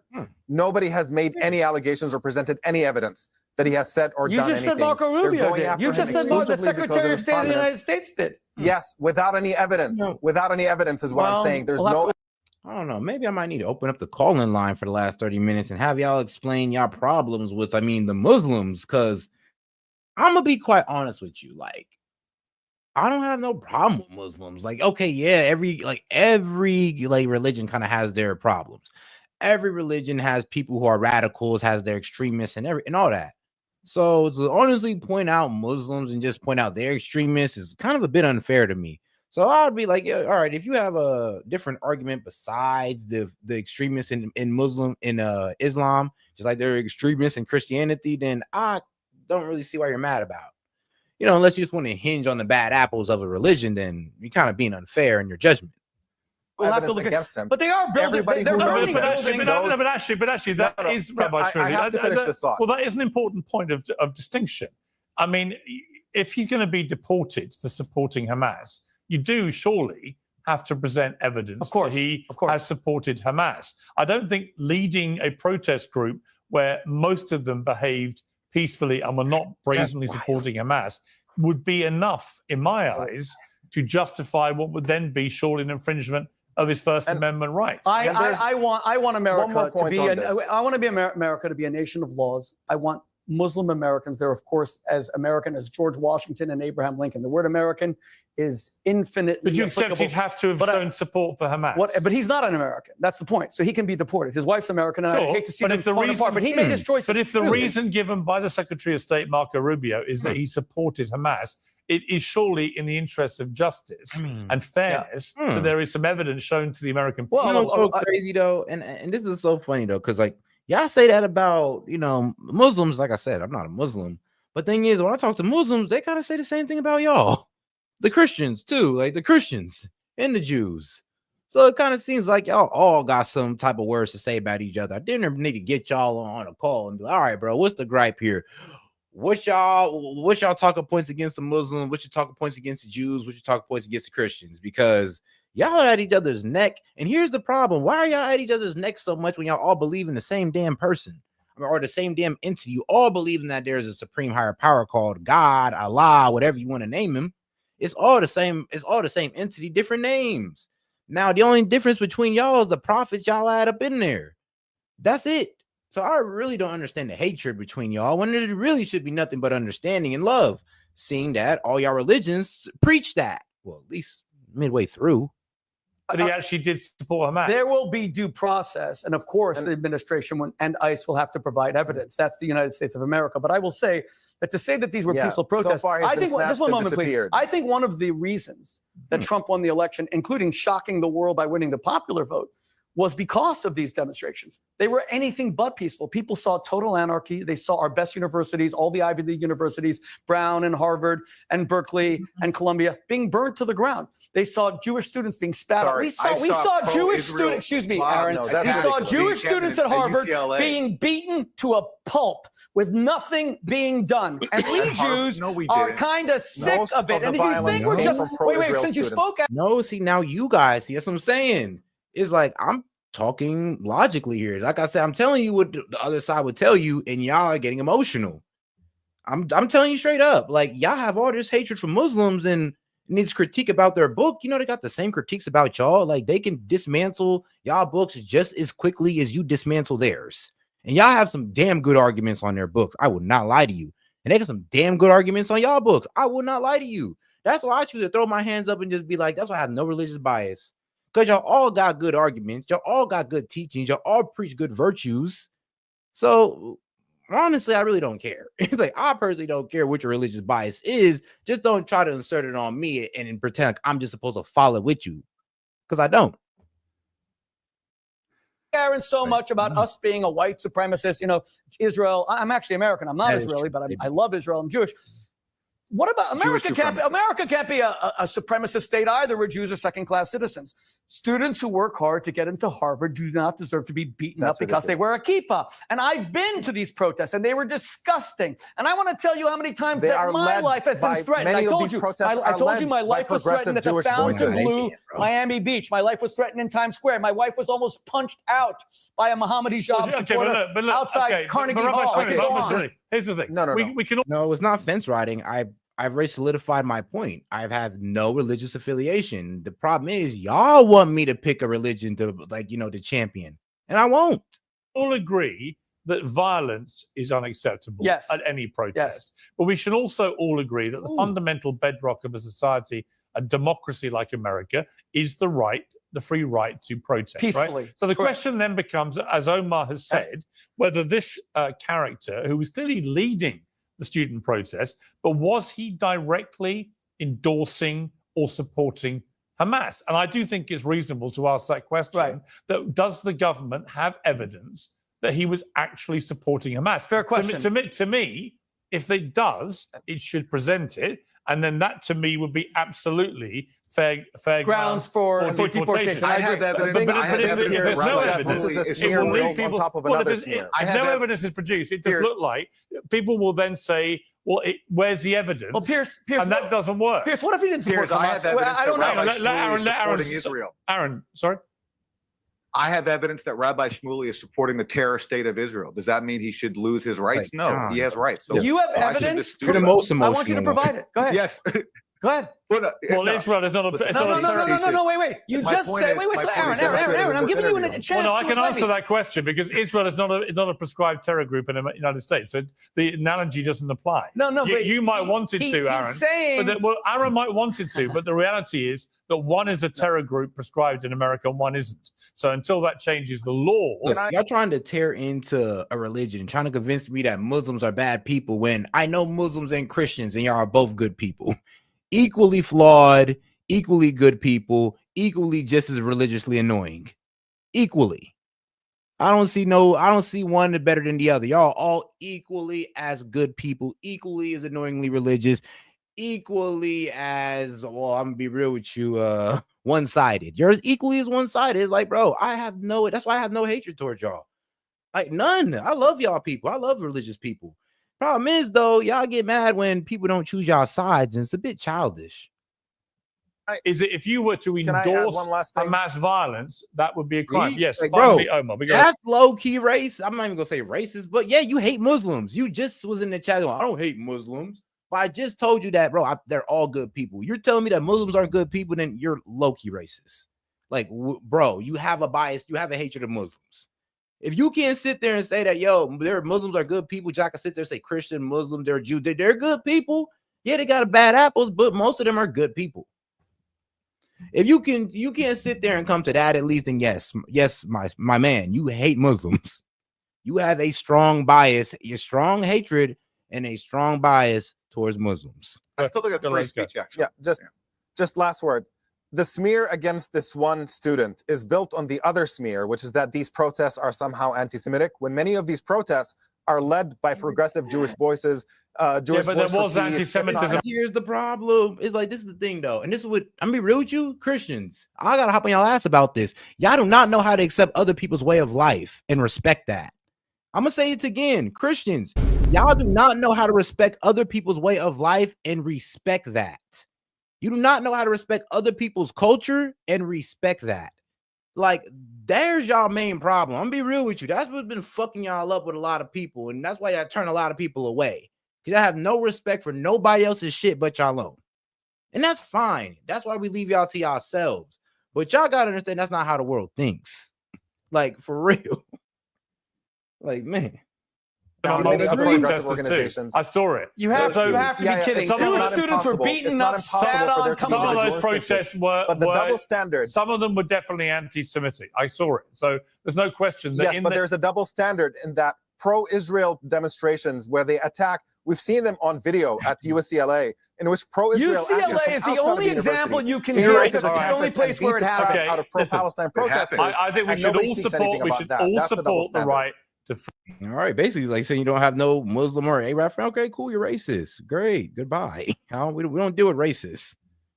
Free protest, and in America, it should be a bedrock. But if people openly support an illegal prescribed terror organization, or engage in violence, like burn down the or engage in violence, then either of those things, if you're not an actual American citizen, there should be grounds for deportation. Of which he's not but I do think Omar's raised a good point. Let's see some evidence. Let's show the American people how this guy. Bro, I'll say this, and bro, I'm gonna attack both sides. I'm gonna attack both sides on this. Muslims, they have a supremacy towards their shit. Like, if you're not Muslim, you ain't one of them. They think they're better than you just because they believe in Allah. Christians, y'all just think y'all just the most holiest of thou, and y'all shit don't stink. And let's be real, like I said, you don't respect other people's way of life.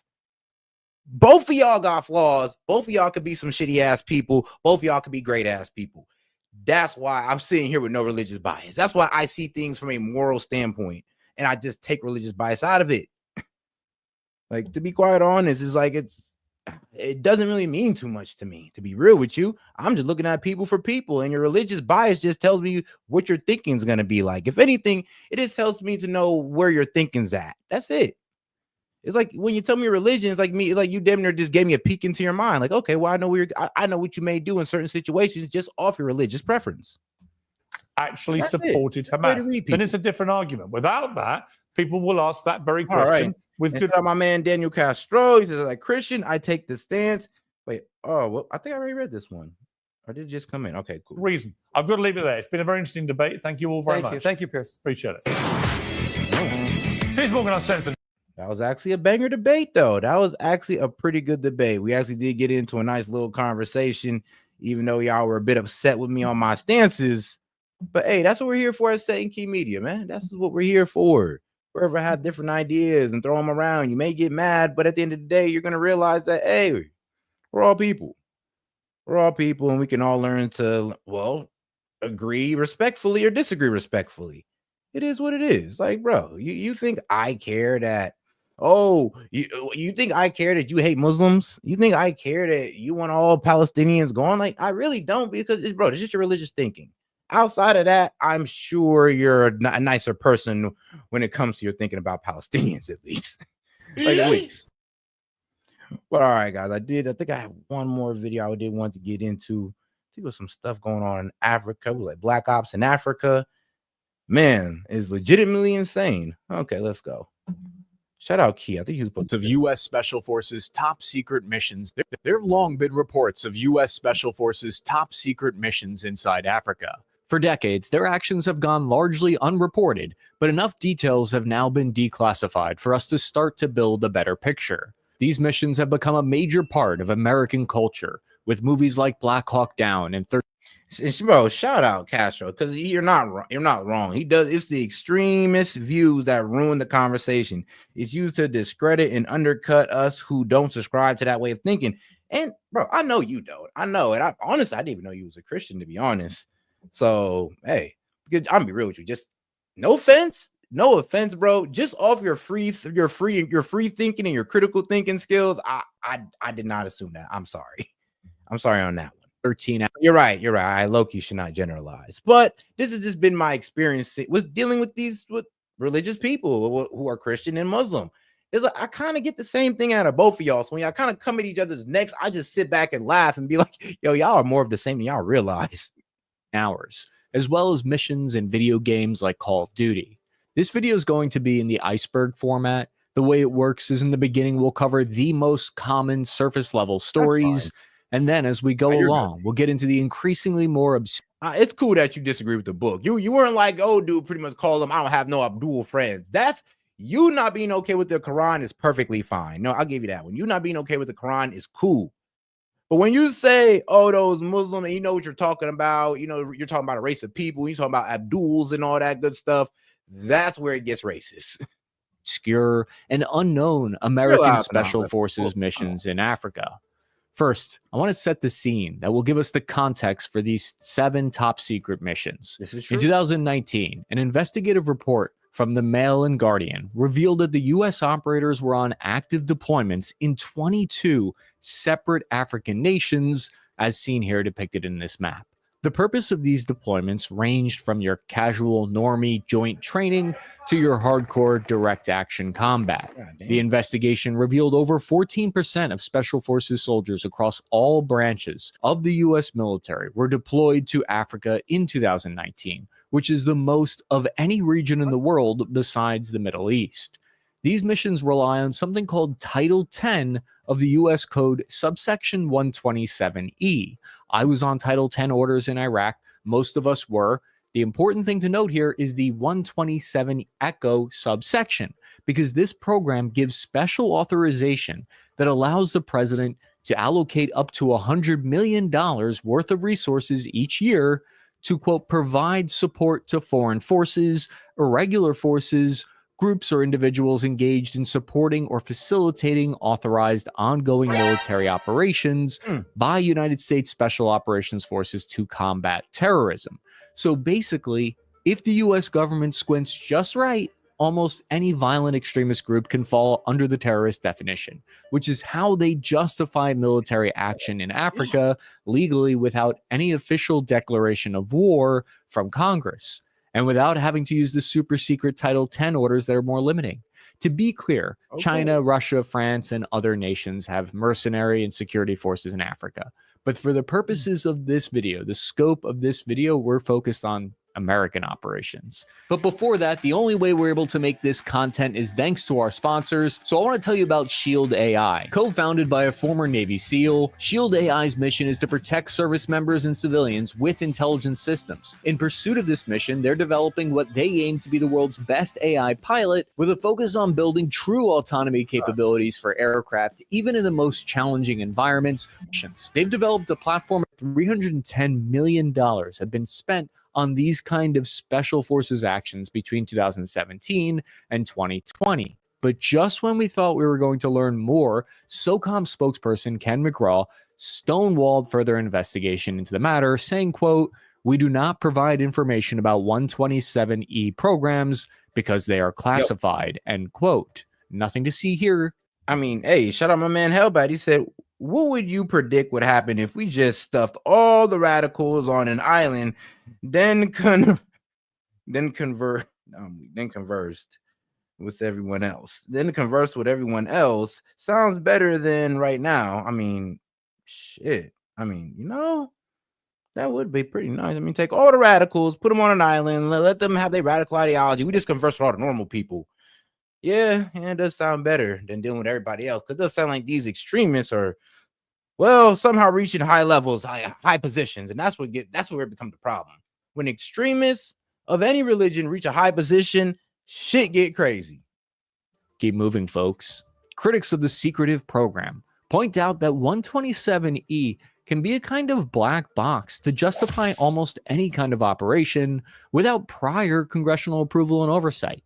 If I had to guess, I would say many Americans who are listening right now are thinking, what the heck are we even doing? It's such a simplistic plan, though. It's like, oh, you know, throw them over there. We'll just converse with everybody else. Doing in Africa, let's get the heck out of there. Some believe these actions amount to a secret war being waged in Africa. Even members of Congress were shocked at the scale of U.S. involvement in the region when a 2017 ambush in Niger led to the death of 4 U.S. soldiers.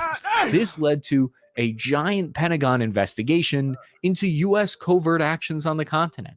I'm going to paraphrase Catherine Ebright of the Brennan Center for Justice here, but she basically said that the Department of Defense is likely using 127E to engage in combat beyond what's normally authorized in a way that goes against constitutional principles. I put that into my own words because she used too many big words that I had to look up in a dictionary. The African continent holds over 40% of global reserves of cobalt, which is essential for high-tech lithium-ion batteries used in many important technologies today. They also have valuable oil and uranium deposits. And geographically, it sits between major global trade routes connecting Europe to the... Yeah. No, as I was saying, but yeah, that's what we got the African children picking. You know, I always did make the joke is like, you know, we got African slave children picking lithium so you can ghost ride the Tesla. Yes, that's exactly what we're doing. We are enslaving African children so you can ghost ride the Tesla. Bruh. Remember that next time you ghost ride your Tesla. Middle East. It's no surprise to me that America, Russia, China, France, and others all have private security and investments there. When it comes to the U.S. military, there are 7 separate special forces units. Each one of them is assigned their own area of operations in the globe that they specialize in. So 3rd Group is currently the unit that is focused on operations in Africa. They're home stationed in Fort Bragg, North Carolina, and these soldiers mostly learn French, actually, because out of the estimated 1,200 different languages spoken in Africa, France is the one that's most common. Operators also need to take classes on the history and the culture of the region so that they're aware of the long history of colonialism that overshadows perceptions of any action they take there.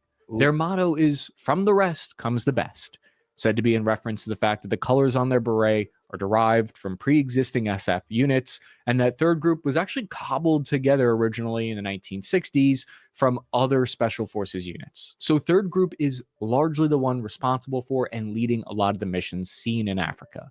The first mission we're going to talk about happened in 2017, and it went totally unreported for a year until 2 awards for valor came out, revealing that the elite Marine raiders had been involved in a firefight in Africa.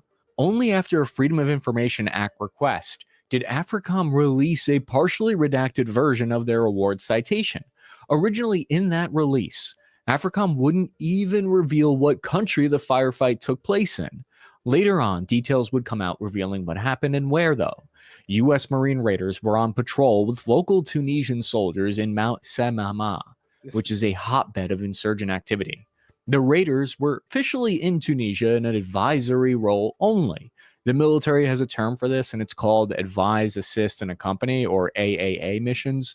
But the thing is, a lot of times these missions can be kind of interchangeable with combat. No, sir, I wasn't shooting at the enemy. I was advising my bullets to hit his face. So, what were they doing there in the first place? When you look at it from the U.S. interest point of view, they wanted Tunisia's democracy to stay intact, so they sent more aid money and military assistance during this time period than to any other country in North Africa besides Egypt. Tunisia sits directly across from the southern European nations, which makes them a key player in managing migration routes to Europe. They also have important posts for trade, and so all of this are reasons why stability here is important from the U.S. perspective. I've heard a theory that says that basically all of American troop presence abroad are concentrated, focused on keeping world trade moving, and that explains why you see concentrations of American bases almost exclusively near important trade routes to them and their allies.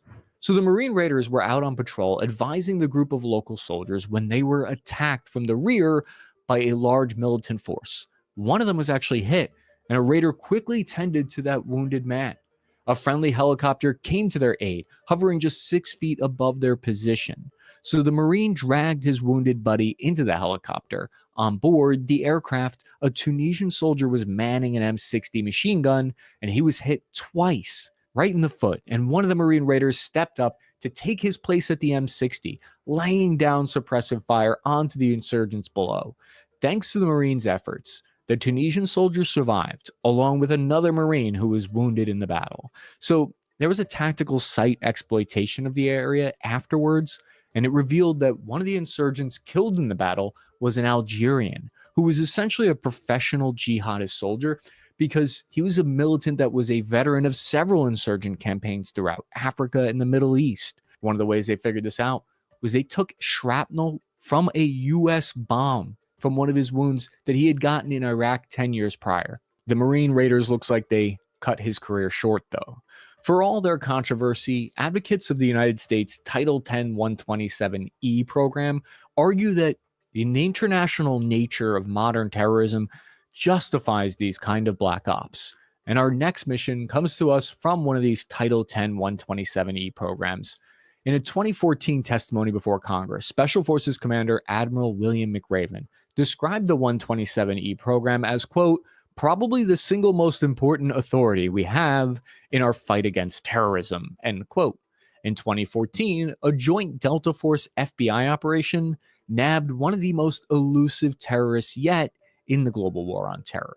Ahmed Abu Khattala was a prime suspect in the 2012 attack against the American diplomatic compound in Benghazi that resulted in the deaths of U.S. ambassadors and U.S. Foreign Service member and 2 CIA security contractors. So Benghazi was another covert mission in Africa that was largely unknown from the public. And you probably already know and are aware of that whole story in Benghazi, but you likely don't know about the follow-up revenge mission to track down the guy who's responsible for it. Eyewitnesses testified that a man by the name of Khattala was one of the leaders of the attack. This gave him a one-way ticket to the top of America's most wanted list. Knowing the U.S. was after him, this is crazy, Khattala publicly taunted the United States authorities. He even granted an interview to the New York Times while he was casually sipping on a strawberry frappe on the rooftop of a luxury hotel. I don't know why I walked into that, but hey, I ain't gonna lie, that guy was, hey, he had no cares in the world. top of the FBI list, chilling. 2 years, Katala continued to evade capture, thumb his nose at the U.S. military, but he forgot we spend like $800 billion a year on defense. So the FBI tried a different approach. They got an informant to try to lure him in. The informant set up a meeting at an isolated villa in Libya on the coast. Once Katala arrived, they sprang the trap. Katala drew a handgun. He started firing at the American commandos. They were able to subdue him with non-lethal force and brought him aboard the USS New York to transport him back to the States. So Katala was in Washington, D.C. in court, and he was tried, and he was sentenced to 28 years in prison for his involvement in the Benghazi attack. And the next mission also involves Libya and has all the aspects of a classic covert mission. Operation Mount Hope 3 comes to us from the tail end of the Cold War in 1987. Take a look at the Wadi Doum airfield. It's located in the middle of nowhere desert of Chad. In May 1987, there sat a juicy prize for the US government here, a fully operational Mi-25, which is the export version of the Soviet Mi-24D Hind attack helicopter. Here's a photo of the exact helicopter we're talking about. The US had known about the Hind for a decade at this point, but only through like secondhand intelligence from foreign conflicts. The CIA was dying to get their hands on one of these to discover its full performance characteristics and its limitations. If successful, they could reverse engineer ways to shoot it down more effectively or avoid its weaponry.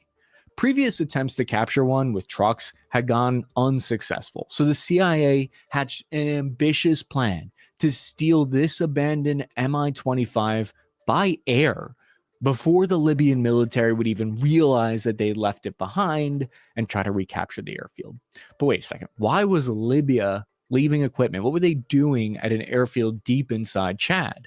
For the past decade, on the North African continent, two countries had been at war. Libya and Chad were engaged in a series of border skirmishes over a region called the Aouzou. Libya had lost 7,000 soldiers and about $1.5 billion worth of equipment in this short war. So when the Libyan troops fled in chaos, they abandoned some military equipment behind that was scattered around the desert, most importantly of which was the Hind helicopter. So the Hind was notoriously deadly with its 12.7 mil rotary cannon, ability to knock out tanks at a distance with anti-tank missiles. Listen, the US government needed to exploit this chance to capture what was essentially the holy grail of military tech for them. This request went right to the 160th Special Operations Aviation Regiment, aka the Night Stalkers. The 160th was only 7 years old at this point. They're made up of basically the most experienced, hot shot, hot rod, elite helicopter pilots in all of the Army. The unit had only about a month to prepare for the mission, rehearsing the heist at White Sands Air Force Base in New Mexico. They practiced dry runs with simulated Hind helicopters. This mission was like if Ocean's 11 was done by Special Forces operators. Meanwhile, the CIA and State Department negotiated with the government of Chad because there was all these kind of legal loopholes that they needed to jump through. They had even gotten clearance from the team. They needed the clearance to fly through the airspace. Chad agreed to the operation in exchange for like $2 million and a shipment of Stinger missiles that they could use against Libya. It was a bargain of a deal from the U.S. perspective. On the night of June 11th, it was go time. Flying from the N'Djamena airport in Chad, the Night Stalkers departed on the 550-mile-long journey with two Chinook helicopters. They were specifically stripped down and modified with extra fuel tanks to make the long trip with the excess weight of the Hind cargo. The mission required absolute secrecy, right? Because they couldn't have the Libyans figure out what they were going to do. They might bomb and destroy the prize. So the pilots flew low across the featureless desert in complete radio silence, and with the most basic of external navigation aids. Remember, this is no easy task. Back in the days before GPS and satellite navigation, the Chinook landed in the early morning and quickly rigged the Mi-25 Hind in a sling. With the heavy load underneath, the Chooks were limited to only 90 knots forward airspeed, and they had to jettison their extra fuel tanks in order to lift the 18,000-pound Hind helicopter. The Chinooks needed to make 2 refueling stops on the way back because they dumped their extra fuel. This ate up valuable time and also risked damage to the precious cargo from each complicated landing process. Each moment the Night Stalkers were in the air, with the stolen Hind was more time for the Libyans to spot the heist, scramble jets, or for weather to take a turn for the worse. A storm was already brewing in the area, kicking up dust that choked the crew, clogged the oil systems, and reduced visibility. The expert pilots stuck to the plan, but it was only a matter of time before the full force of the storm reached them and damaged the cargo or worse. As the night stalkers neared the airport, the storm was so strong that a wall of sand rose 3,000 feet into the air, and the pilots had to rush and land their choppers without even turning into the wind. I've seen sandstorms before. When they come at you, it really is like just a wall of sand, and it's almost like it's snowing dirt. It had taken every ounce of the piloting skill, but the Night Stalkers had done it, stealing an operational Soviet Hind. Once the storm cleared, the stolen prize was loaded onto a C-5 Galaxy, transported back to Fort Rucker in Alabama for assessment. I would love to have been the guy that could have been sitting in Alabama and seen a Soviet Hind just pull up to the base. Once they reassembled it and poured over every inch of the Soviet chopper, test pilots put it through the paces, and the Hind even flew as OP-4 opposing forces in training exercises. It now resides on display at the Southern Museum of Flight in Birmingham, Alabama, if you want to go check it out. But while they were able to get away without firing a single shot in that mission, this next mission is the complete opposite. This was the largest and most well-coordinated ground attack in Somalia since Black Hawk Down. And surprisingly, I'm willing to bet you've never heard of this story. And it didn't even involve special forces mainly. It was a group of New Jersey National Guardsmen who got caught up in all this. What? Somalia has long been a hotspot in Africa. Their strategic location on the Gulf of Aden means stability there from an American perspective has been non-negotiable. Just look at how on the other side of the Gulf, there are the Houthis who are already hostile to U.S. interests. So from a security point of view, they can't allow Somalia to fall as well. Because of this, there has been a contingent of... Yeah, you're welcome, Somalia. Like, why I'm coming over here talking shit. But I love y'all the same, but you're welcome. Man, it's like, all we do is protect countries, and all they do is come over here and disrespect us. Like, man, if you'd only know what these people be saying.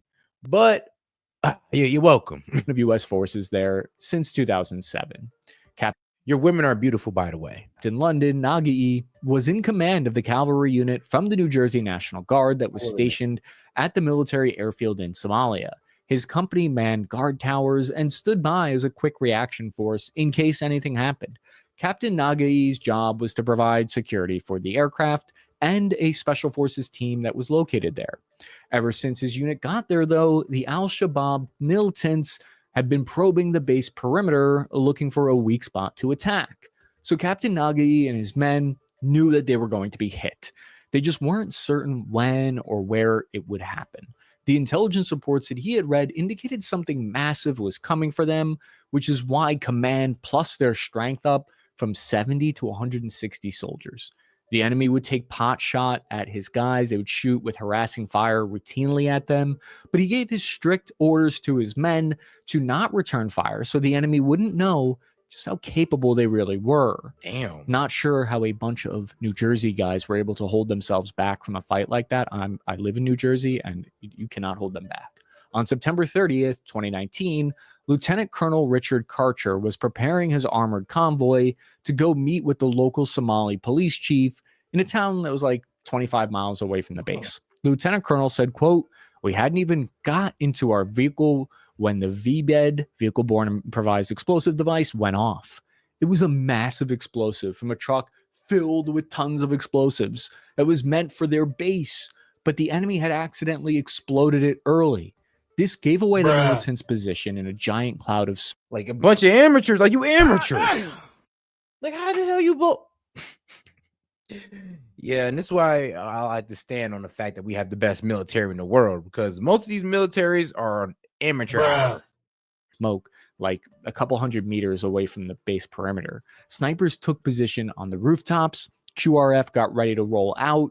That's quick reaction force. They used cameras that were tethered to an aerostat up in the sky so they could clearly observe a picture of the battlefield in real time. Captain Nagai said, quote, "The key was not engaging with the enemy until they were committed to utilizing a specific route that would ultimately be a fatal choice for them," end quote. basically the modern day equivalent of the famous American officer William Prescott's orders to, quote, don't shoot until you see the whites of their eyes. Hey, we got almost 300 y'all in here, man. Do me a favor and double tap that screen and like the video, or hit the 3 dots up there in the corner, and also subscribe to the channel, man. We do this every night, man. So come on and join us on the journey. As they held their fire, a second explosive truck sped toward their base.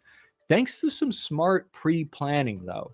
They had an engineer platoon about a month prior go out and dig a giant ditch around the airfield, like a moat, like a Castle Day meta here. So it got stuck. The explosive truck got stuck in a ditch as they tried to reach the perimeter with the second bomb. And then the New Jersey Guard soldiers just started going weapons free. They shot the vehicle and the driver to pieces. Then the vehicle blew up with its 5,000 pounds of explosives. The FBI later on found out that it was like the biggest explosive device in African continent and like forever.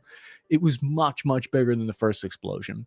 New Jersey Army Guard Sergeant Robert Karch said, quote, the explosion was massive. On the other side of the base, there was an old Russian hangar that had reinforced doors. Those doors were concaved in. Can you imagine the force of the blast that could knock in like metal doors? It reportedly blew a hole 20 feet deep in the earth. You could see a photo of it here, and sent shrapnel flying all over the base and knocked down like the initial perimeter fence. That's when the ground assault really occurred. Another truck drove up, the third one now, and a dozen al-Shabaab fighters jumped out of the back.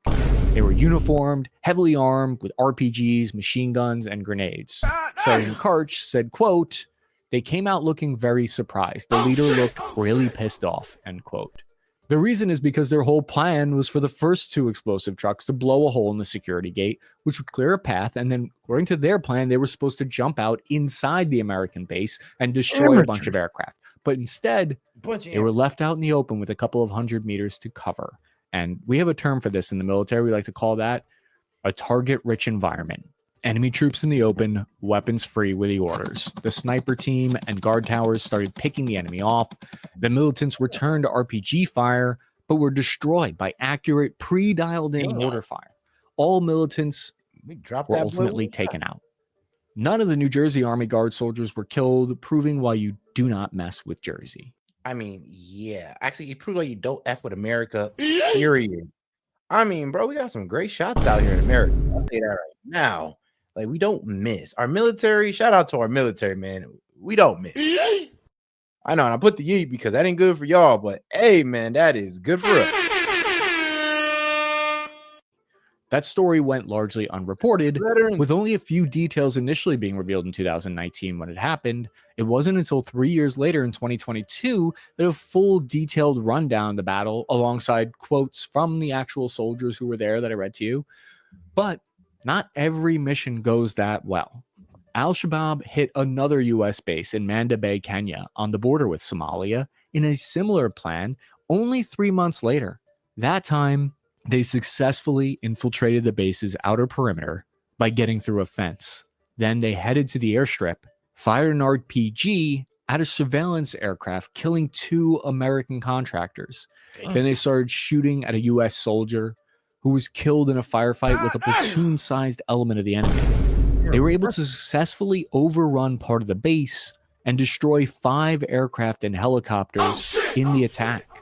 A dozen Marine raiders, some like special forces types in the Marines, who were stationed there, led a counterattack with some local Kenyan Rangers, and the firefight waged for over an hour before they were able to disperse the insurgents. There was actually a whole investigation into this attack, and you might not have heard about it because it was seen, even the DOD admitted that the enemy had some success here, and it was really just a major kind of a disaster from the U.S. point of view. This next mission is also a little-known Africa mission and one of history's longest-range hostage rescue missions ever conducted, and it involves parachuting behind enemy lines.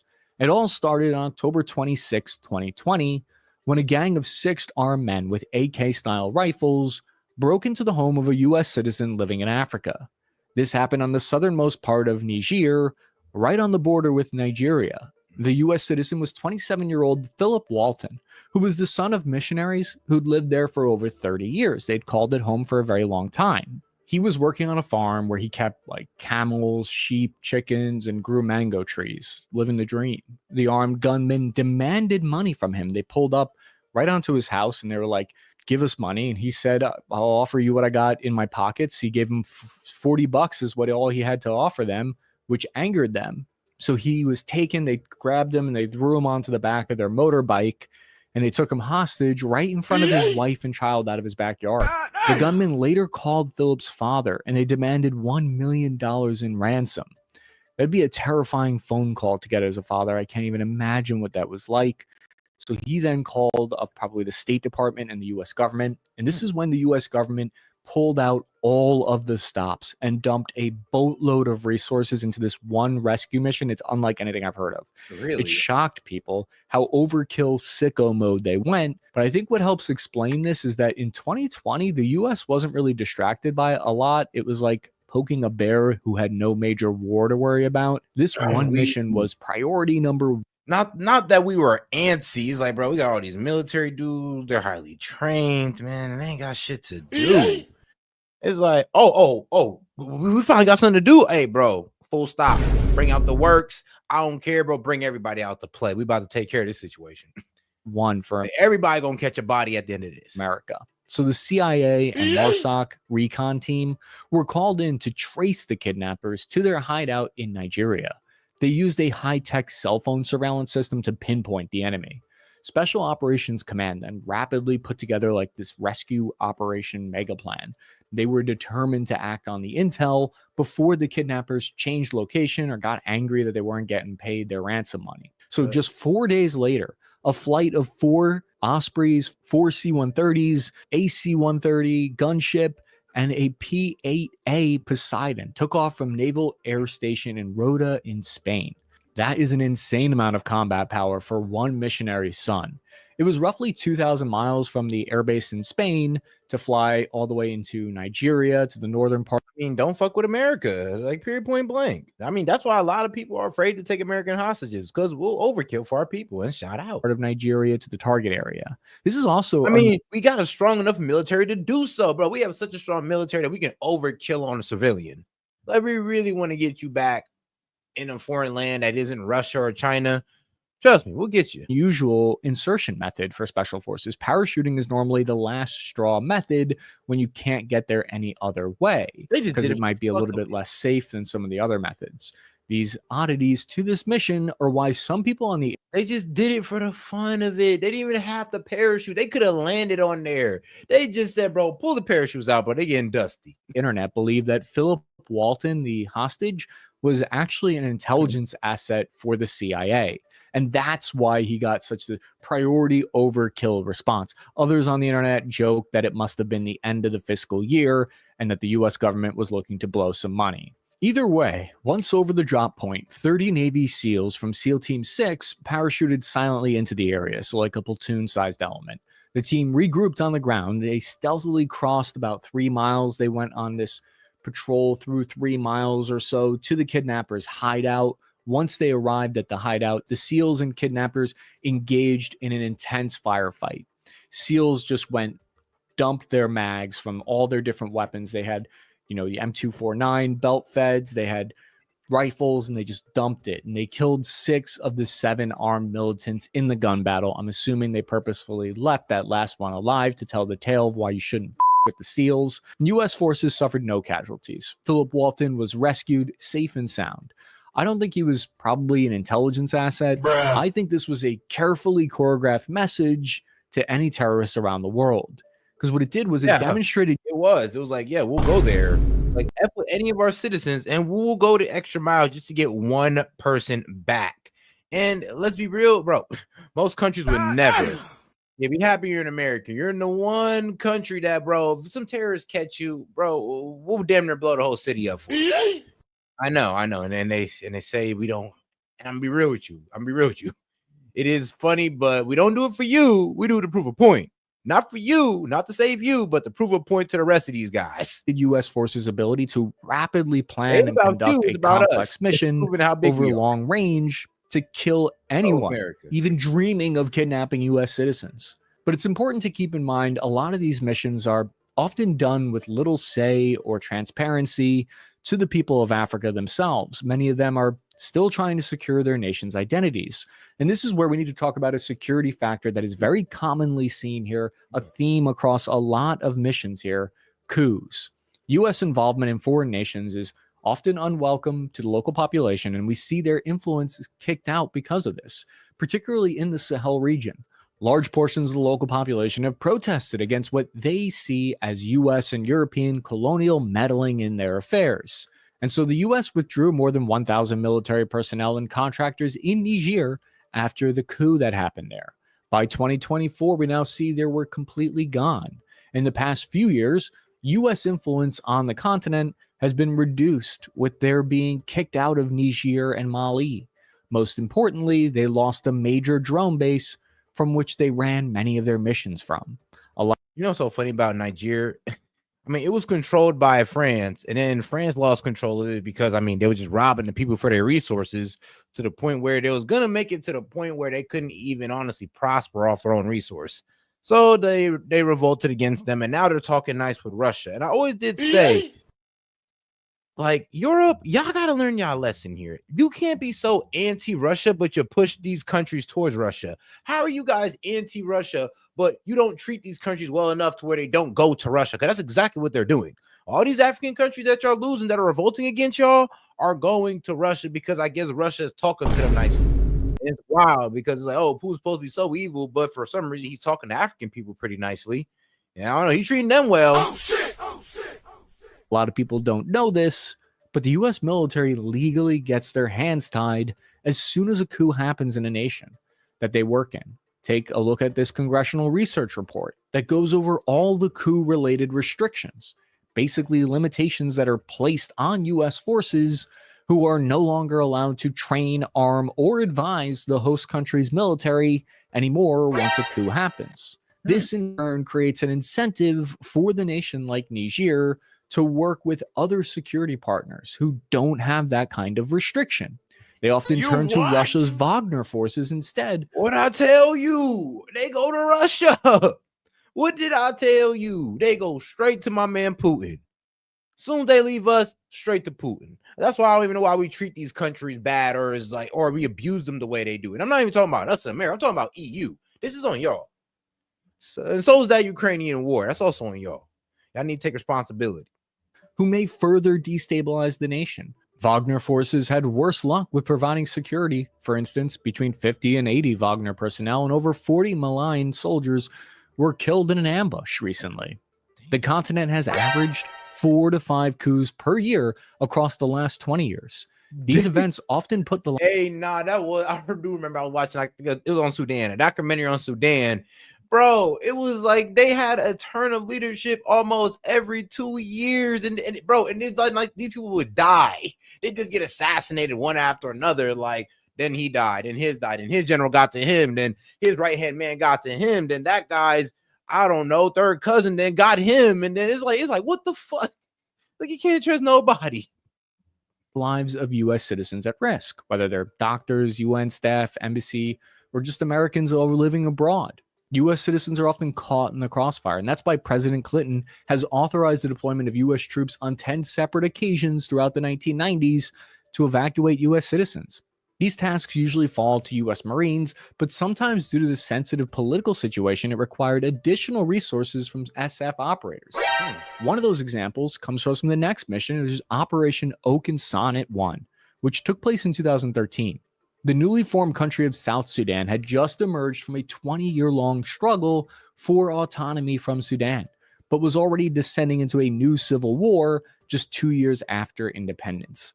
Ethnic tension, corrupt politicians, open rebellions. Yo, bro, trust me, I'll be studying geopolitics. I'll be knowing stuff that be going on in Africa, Asia, Germany. And trust me, I know.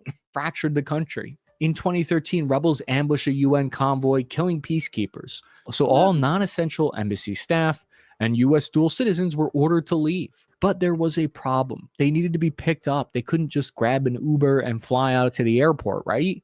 They needed a personal private jet. And the U.S. Air Force sent 2. They got C-130s to evacuate 120 civilians from the capital of Juba. 3 Ospreys with a squad of Navy SEALs and pararescuemen were also sent as security. The pickup from Juba went off without a hitch, no problem. Upon returning to base, though, the crew received word that there were more U.S. and UN personnel at Bor that needed to be evacuated. This mission would be far more risky because Bor was an even more chaotic city. I mean, risky and expensive. Because I'm thinking about this. I'm like, hold on, all this shit costs money. All this costs money. This shit ain't free. This is all on our dime. Back-to-back flights, like the gas, the bullets, all of it. It's all on us. What are we doing this for again?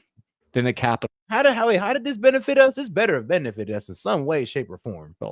And the intelligence was spotty. The airfield at Naval Base Camp Lumine in Djibouti was over 1,000 miles. What the fuck we need in Djibouti? No, never mind. Fuck it. Let's just away. So 2 additional C-130s, the combat shadows, were assigned to provide in-flight refueling capability. Still, mission planners were assured by the government and rebel forces that they had both agreed to the evacuation. So they had this expectation that they were going into what was called a permissive environment, or that they wouldn't be contested. The crews prioritized a speedy rescue during the daytime instead of trying to sneak in at night because they thought, hey, we're going to be safe here. The LZ was right next to the UN camp outside Bor, so one of the Ospreys flew over the area in a low-altitude pass to scout around for any signs of trouble. Everything looked clear, so the 3 tilt rotorcraft started their final approach, engines tilted upright for a vertical landing on the makeshift LZ. However, just before touching down, that lead Osprey, call sign Rooster 73, began taking heavy fire. Machine guns, RPGs, even anti-tank guns lit up the air around Rooster 73. Meanwhile, 2 other Ospreys watched in horror as tracers filled the air. Bullets started ripping into all 3 aircraft. Rebel fighters had hidden amid the crowd, waiting for just the right moment before springing the trap. All 3 Ospreys gunned their engines. They were trying to get out of the chaos. Rooster 74 visually confirmed a near miss by an RPG, and all 3 aircraft had taken multiple hits from just about every caliber of firearm under the sun in South Sudan. Rooster 73 flight engineer was manning the 50 cal machine gun. He was on the aft loading ramp, and he took a direct hit to the chest. He was only saved by the ceramic plate of his body armor. With the rebels mixed in with the civilian crowd, he couldn't really return effective fire, and the evacuation had to be entirely scrubbed. There was no way to secure the LZ landing zone, and the Ospreys were too badly damaged. The Ospreys narrowly escaped the ambush, dodging away from the tracers best they could, relying on these built-in redundant systems to keep them in the air. Fuel tanks, hydraulic lines, electrical, and flight control systems had all been hit in multiple places, yet the birds were still somehow flying. But with the leaking fuel, there was another problem. They wouldn't make it to the nearest base at Entebbe. Entebbe was over 500 miles away. Hey, bro, that's some fantastic engineering. I mean, hold on. Props to whoever made that plane, because they still going, taking heavy fire, still pushing. I mean, that's a blessing. I mean, shoot, if somebody roll up on me and shoot up my car and I'm still pushing and I'm just slightly losing gas, oh, that's a blessing. I'll be real. Rooster 73 had taken a hit to the only part of the fuel system that couldn't be isolated, so there was no way of knowing if they could make the trip without constant refuel. What's worse, 3 of the Navy SEALs aboard Rooster 73 were in critical condition. Entebbe didn't have medical facilities that could treat the SEALs, so they'd somehow have to transport sailors to a hospital in Nairobi, which was even further away. To top it all off, the Air Force PJs were on a different Osprey, unable to treat the wounded SEALs until the flight landed. The PJs then talked the SEALs through advanced medical care over the radio. As the whole flight limped its way home, the PJs surveilled each airman and sailor to coordinate blood types. That means they were stitching each other up in that mug, pretty much. That's what they mean by advanced medical care. Like, yeah, they had to stitch themselves up, probably remove some bullets, wild stuff. The pilot pushed their throttles to the max, redlining the engines to try and make it to Entebbe in time in order to save the wounded. Hey, yo, redlining the engines, bro. They was pushing that mug. Against all odds, the whole flight made it back. Thanks to immediate blood transfusions, all 3 wounded SEALs made it to Nairobi and survived. While walking on the tarmac, a 4th SEAL realized he'd also been shot and hadn't even realized it yet because of the adrenaline. Battle damage. Hey, adrenaline's a motherfucker. I'll tell you, bro. When I got shot, yeah, that's how it was. shoot, I thought I only got shot once, but really I got shot like 3-4 times. I was like, oh wow, I didn't even feel these. Analysis revealed the Ospreys had taken 119 hits from various calibers. All 3 were repaired and returned to service. As for the American and UN personnel in Bor, civilian helicopters managed to extract them to Juba the next day, and they were all safely evacuated in a follow-up flight. Many nations in Africa have recently reassessed their security concerns. As of September 2024, Chad is now reconsidering the presence of U.S. troops and training programs that could see even closer ties than before. The official stance of AFRICOM's U.S. military command that oversees Operations Africa, they say that they seek partnerships with African nations, not puppets. AFRICOM planning documents show that at one point there was a total of 29 U.S. bases located in 15 different countries. Africa is a huge continent with security problems that are wide-ranging as their population and languages. U.S. Special Operatives of Tomorrow will continue to advise, train, and assist in this region in the coming years. Their goal is to help these nations secure a more peaceful and prosperous future. Whether or not that will really happen is difficult to tell, but let me know what you think of the region's covert missions. What other region would you like to see us cover next? I'm your average infantryman, Chris Cappy. And alrighty now, I ain't gonna lie.